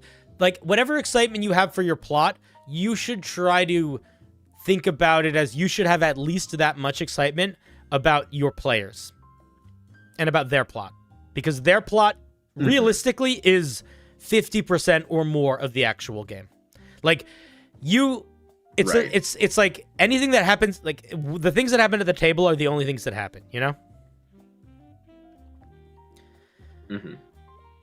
So if you are really excited about an idea that you write down and you get it all in the deets, if it doesn't express itself with the same excitement that you have in your head, then that whatever excitement it expressed itself with at the table, that's what it was. Which, you know, might be disappointing, it might be amazing, you don't really know. But I feel like it is always good to, somebody talked about this earlier, somebody in chat said your plot, your game world should have serious holes in it that your players fill. The most important part of your game world, in my opinion, should be your players. Because they're the main characters of the story. Yeah. All right. I think, if I'm gonna be honest, that was pretty thorough. That was pretty comprehensive. I appreciate that. Cool. You're welcome. I appreciate it. Yeah, sure. No problem. And then the second thing is, so obviously taking from other sources is a huge part of D&D and story building just in general. And I feel like I want to, I don't know how to say it like properly, but it's like, there's this one plot from a story I read back in like middle school, so like years and years ago at this point. And I'm like, I love this plot. It's so great. Like, all these key notes, like, change everything else in between. But at its heart, it's that plot. And I'm like, one of my best friends who plays D&D with me read all those books too. And I'm like, I can't play this with him because he's going to know exactly where I stole it from. And he's going to know all the key points. And it's like, oh, the big twist at the end where it's like, there's a wizard and it's like a world of dying magic. It's the wizard emperor. He's ruling with an iron fist. And you're running around trying to get all of these parts of a word of power that will undo him, that his wizard master, like when he was an apprentice, put on him. And it's like, you get all the final bits and pieces, you collect everything, you're ready to take him on, the final encounter. You just say the word and he's Thanos snapped gone. And it's a red herring. The whole thing is a rug pull. And he's like, well, get fucked. You lose. I win. And I'm like, I don't. And, you know, in the book, they go in and do their crazy thing and do all these hijinks to win. But I'm like, I don't know how that would be fun as a player, though, where it's like the whole point of the adventure is null and void. You did all that for nothing. Yeah. I mean, it might just not work as a game. Work. Yeah, exactly. I'm like, I don't know if there is a way to make that work. but it's like Yeah, I don't know, man. I mean, the thing is, some stuff just Yeah. doesn't work in D&D that works in movies. Yeah, that's true. And because it's the Deus Ex Machina, the last second save where they destroy him and save the world. It's like it's hard to coordinate all that. Like a Yeah, heist movie. and you'd have to sort of It's like it's also like that moment would only land well if the players are the ones that both decided to have that moment and did that moment, and you would be really banking on that. Like there are things that the action books and movies are great to take from for settings or for scenarios. They are really, really, really bad to take from to endings and solutions. Because I get that. It's too complex. It's There's too many complex. moving It has to parts. be too specific. And you have to remember, these things are written with the mindset of, like, the whole point of D&D is you don't know what's going to happen. You are beholden to the dice. So if you're going to take inspiration from a movie or from a book, take inspiration for the scenario, for the attitude of people or places, like vibes, settings, potential encounters, but don't for solutions, and don't for endings, because you don't know what that's going to be just yet. railroading or trying to make a square peg fit through. Or try to like convince a player to play the character the way that you want them to, which is really also not the Takes way away to run agency D&D. and not fun. Yeah. Okay, I appreciate that. Yeah, man, no problem. I'm gonna let someone else take the spot because. All right, buddy. I don't want to take too much time. Cool. Have a good night. Love you. Bye. Click. All right, that was Chappy. Thank you. Brian, thank you for the 5. Brian says, if I wanted to be a character inspired by Jesus with powerful healing magic and crazy miracles, would Light Domain or Divine Soul be better? I would say Divine Soul, or maybe not Light, but Life. The Life Cleric is more healing focused than the Light one, but Divine Soul I think would fit better. I guess it depends. Do you want to be charismatic Jesus or do you want to be wise Jesus? If you want to be charismatic Jesus, go Divine Soul Sorcerer. If you want to be wise Jesus, pick one of the clerics. Light could work. Light is very fire as well as anything else. Light is sort of another way to think of the light cleric would be the fire cleric. All their special spells they get are fire. Very fiery.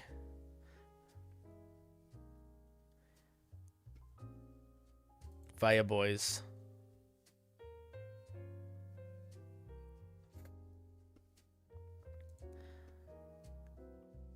Light is the evocation cleric. Yeah, that's a good way to think about it.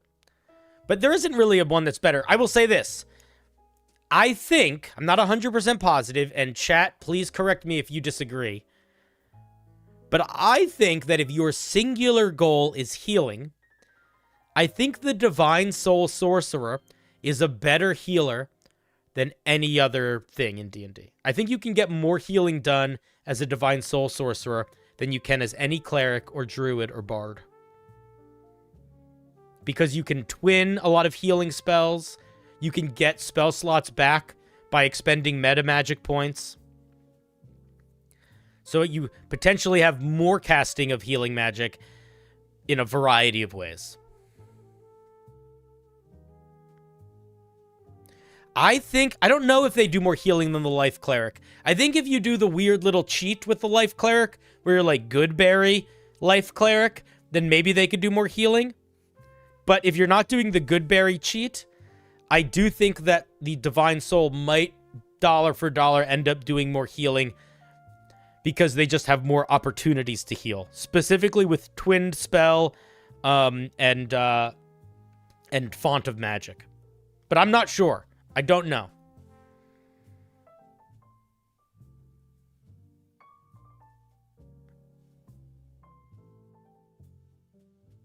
People fucking hated that combo that I said. That was one of those moments where people were like, this doesn't work. And it's like, yeah, it does work. Everyone that makes the rules says it works. And it's like, well, you shouldn't listen to them. It's like, all right, well, it just seems like your opinion isn't that this shouldn't work. Because people don't want you to be able to break the game with a first level spell. But you can, pretty easily.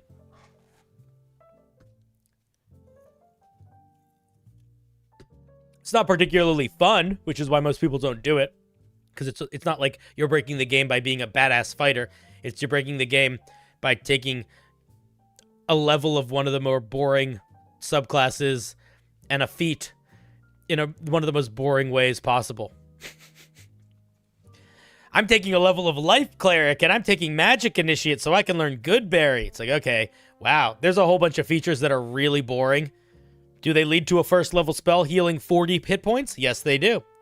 Are they also very boring? Yes, they are. Also Invictus High. I didn't say hello to you earlier.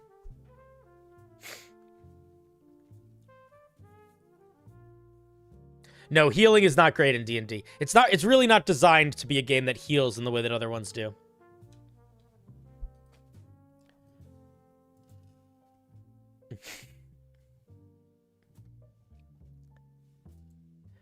A Crusader and never go down or rage like the Hulk. Yeah, I mean, that's what the Zealot Barbarian is. They're basically a Barbarian Crusader. You know, they can come back to life super easy. How would you do a wizard that can learn non-wizard spells? I started a subclass that can, but has to use wisdom or charisma. I would probably not do that because wizards' spells are the most powerful. Like, the only thing that makes wizards balanced is the fact that they can't do healing spells. So I would be very careful about how you did that. I'd be very careful about how you did that. I mean, technically, you could do that anyway right now. You could just take Magic Initiate, or you could multi-class. So that's the other thing, is that when you're building a subclass for one of the full spellcasters, my main suggestion, if you're building a subclass for the main spellcasters, is to build that subclass to give them features that either very specifically enhance their spellcasting to sell a type of fiction, or give them features that have nothing to do with their spellcasting. Because they have so much they can do with their spellcasting anyway. So, like, for example, the Scribe Wizard gets a lot of features that allow you to change the way you cast spells. But they're all in this very specific way, and they're all still wizard spells. But then you also have something like the War Wizard, right? They get a bunch of features that aren't magic, that aren't casting spells at all. But there's just stuff that makes you feel more like you're good in war wizarding. What's better, hit points or temporary hit points? Hit points. Temporary hit points are just the same. Temporary hit points are just hit points, except they don't matter if you're unconscious, and they don't stack. They have no benefit other than that. Their benefit is that they are like weaker hit points. How would you do a BBEG that can see into the future and can predict the PC moves? I don't think you can do that unless you actually have the ability to see into the future.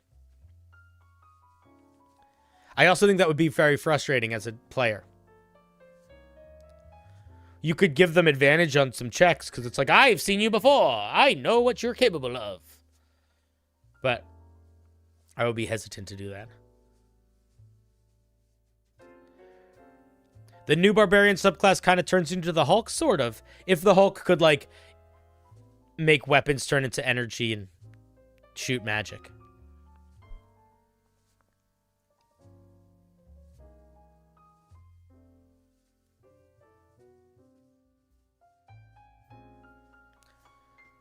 All right, let's grab somebody else. All right, we're going to grab Yuki. Come here, Yuki. Hey, Yuki, what's up? Welcome to the show.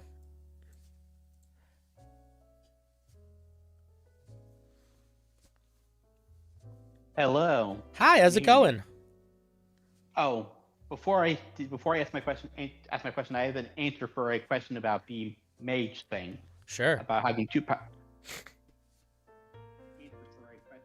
You just got really quiet, and then you got really loud again. No, Is your mic doing something weird? No, I just have to mute myself and get my mic over to the front of my chest. Okay, there you go. Hello, I can hear you better now. The answer to that question, can you get a wizard that can heal, is yes. That's not... Yeah, but you could multi-class, or there's like one spell, but yeah, it's possible. Can I explain that quickly? Sure. I might disagree with you though, just so you know. 1 level Peace Domain Cleric, then Rest and Wizard, and you make a Miz Mage. What's a Miz Mage? Mizium Apparatus. It lets you cast you do an Arcana roll, 10 plus spell level times 2. You can cast any spell from any class you can have that you don't have to have it memorized at all. Yeah, but that's very reliant on a magic item. That is also a magic item that is in a very specific setting of D&D. So, yes, it's possible if your Dungeon Master is allowing, like, Eberron items and they are allowing that specific item. So, possible, yes. Likely, Yeah, I agree with you. Like, likely, probably not. No. Possible, Yeah, I don't think it's a good idea to plan your build around an item that you're not guaranteed to have. But if you don't get it, then you're like bummed. But regardless of that, hello, hi, how's it going? What can I do for you today, buddy? I had some questions about both rumors in D&D as a player and passive ability scores. Sure. One of the DM, my character, a 4-foot-tall otter artificer. Mm-hmm. The rumor's been spreading about him about being adorable. Okay. And he's very antisocial. But Yeah. I'm leaning into it. Yeah. How do you feel about rumors like that and rumors in general? In game? Like using rumors to propel plot forward. I think it's fun. I don't even know if I would call them rumors so much as like, your character having an impact. Like, it sort of makes the world feel a little bit more alive. If you act a very specific way in town, and then you go to another town, and people are like, oh, I heard of you. You act this specific sort of way. It does make the game feel a bit more lived in, and it does make the players feel like their actions have consequences, both positive and negative, which I think is good. And the second is, I'm in a game that's high power. Mm-hmm. Like we are at level 5 and we already have several legendary items. Oh, really high power. You're running your campaign like my first campaign. No, like this is I'm not running it. No, I know. I meant the royal you. The royal you. No, like I got a Ring of 3 Wishes at level 4. Yeah, that's like me the first that's what I did the first game that I ran. It's hectic. No, the only reason I got it is because Roll20 had a major malfunction, and the character sheets were so broken that by pointing it out, I saved the campaign itself. So Okay. that was a reward for doing that. Okay, cool. Like, and I don't plan on using the wishes unless I talk to the DM themselves. That makes sense. Point. You could also, if I had a player who I gave a thing of wishes to early, I would only really want them to talk to me about the wish beforehand if they wanted to do something weird with it. If they wanted to use it to cast an 8th level spell or lower as an action, or if they wanted it to do it to like summon 25,000 gold or any of like the things that are listed on the spell, I would just be fine with. The only one that I would really want a heads up on is if you're doing the weird stuff. Because the weird stuff I might need to plan for a little bit more. Oh. And the thing is, though, like, we're using, my DM is letting me use passive for crafting. Cool. I want to know, it's like, what level can I start making magic imbued items as an artificer? That is something that, unfortunately, an artificer does not gain the ability to do in D&D 5e. They should be able to do that. The way that idea is represented in D&D 5e is in your infusions. Your infusions sort of represent you crafting items. But if you're Dungeon Master and you want to craft items and you're like, I want this artificer to artifice, because 5e kind of dropped the ball on the artificer, which they did, then there probably is a magic item crafting system in one of the books, but I would probably just talk to your Dungeon Master about it to try to figure out what seems reasonable, both in terms of time, cost, and that sort of thing. But there isn't a hard and fast rule here. It's pretty straightforward. And if you guys already have like crazy legendary items, it's probably less of a big deal. But I'd talk to your Dungeon Master about it. I think in Xanathar's guide or Tasha's, there are crafting rules or crafting suggestions for making magic items. But I don't remember off the top of my head. But, and one more thing. But I would just do some research, look up crafting rules, find something that you guys both like, because there are not any rules for it. And unfortunately, artificers gain no innate ability to do that, which is stupid. They should, but whatever. And the second thing, one of my other games I've been playing in, as a player, we've gotten really lucky. How is you as a dungeon master adapt to that? Adapt to what? The players rolling very well? We've had 3 sessions so far, and each session we've rolled percentile a total of 6 times. 3 of those rolls have been natural 100s. That's crazy. I mean, that's very crazy. I would just be excited. You know? If my players are all really well, I'm having a good time. I feel like the dungeon master's on... I feel like as a dungeon master, you should be on the same team as the players. So, when my players are rolling really well, I'm having a great time. When my players are rolling really badly, I am struggling to make them have fun. So I like when players roll really well. Because I don't know what it is, but I've been getting really lucky with my dice. That's good. It's fun. I think it's fun when players roll really well. But I just don't want to feel guilty about it.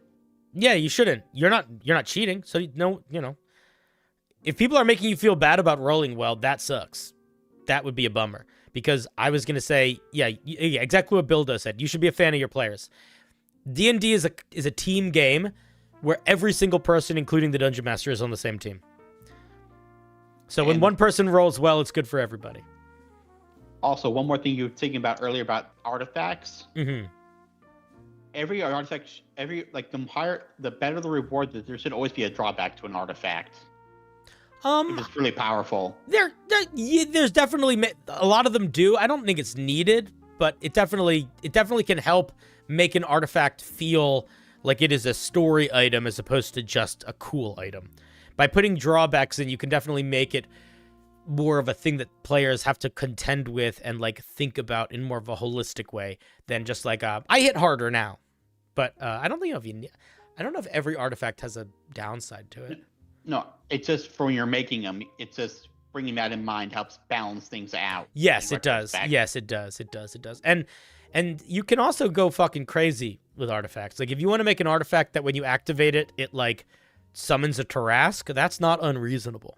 You know, artifacts can be crazy because you're not really intended to give them to players most of the time. Most of the time, artifacts are plot elements of the game or super powerful capstone magic items. A lot of artifacts are really powerful in a way where you look at it and you're like, how would I even use this? This is not usable because it's not really intended for players to use it. It's more of a dungeon master tool. There's a cauldron. Baba Yaga's cauldron is a lot like that. Yeah. Cool. All right, buddy. One more thing before I forgot. Sure. I almost forgot another comment about what Mushroom mentioned earlier. I have a third-party book that actually has that race in there that he was looking for. Oh, the mushroom people? Yes. What's the book? Do you remember what it's called? Dragon Stew. I was looking at it earlier. All right, go look up Dragon Stew. It's got some mushroom people in it. It's by Antonio D'Amico, aka Pointy Hat. Oh, he's great. Pointy Hat is a really he's a creator that I really want to meet. I have not met him or spoken to him at all yet, but I really want to. He's a great content creator. A fun fact, I actually only realized a couple weeks ago that he made the book, and I've had it for a couple years. Oh, yeah, he's good. He's good. One time, I made a YouTube short that was about making a barbarian lich, and then about 4 days later, he posted a video about being a barbarian lich, and then I got literally hundreds of comments being like, Pointy Hat did it. Did you know Pointy Hat did it? This is stolen from Pointy Hat. And I didn't respond to any of them. But what I wanted to do is be like, fuck you. Check the date. My thing came out first. But I didn't do that. All right. Thank you for your call. I'm hanging up on you now. Have a great night and happy Valentine's Day. You too. Bye. Click. All right. Round of applause.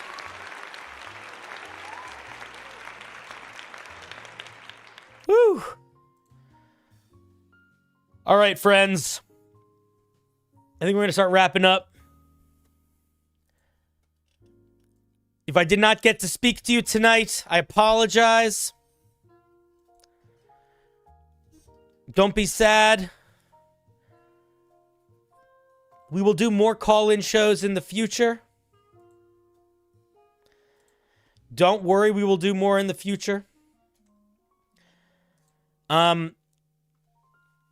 Tomorrow, we are going to be doing a special show where we're going to be reviewing some homebrew based on your non-damage dealing spells. Non-damage dealing spells.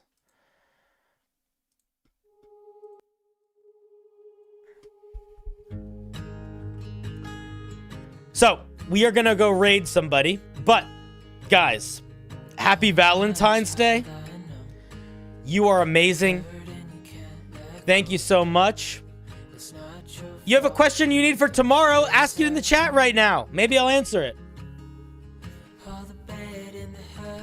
Stick around. We're going to raid Perception Studios, which is an absolutely awesome YouTube channel. You can also bring your question to my Discord. We have whole sections of the Discord devoted to talking about D&D.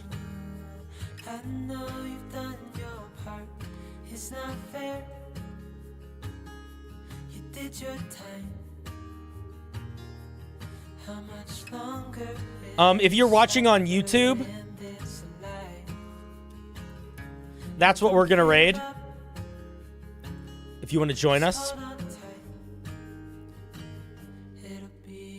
How do you roleplay racism? I am not a big fan of putting racism in my games. I would encourage you not to, if you don't know how. I would say maybe just don't. You could just, it's okay for your fantasy world not to be racist. And we're going to end on that note. We will be back tomorrow. Thank you guys. Have an absolutely amazing night. Be good to each other. Your D&D world does not need to be racist. It can just be fantastical. Have a great night. I love you. I'll see you tomorrow. Be good to yourselves. Be good to each other. And I'll see ya later.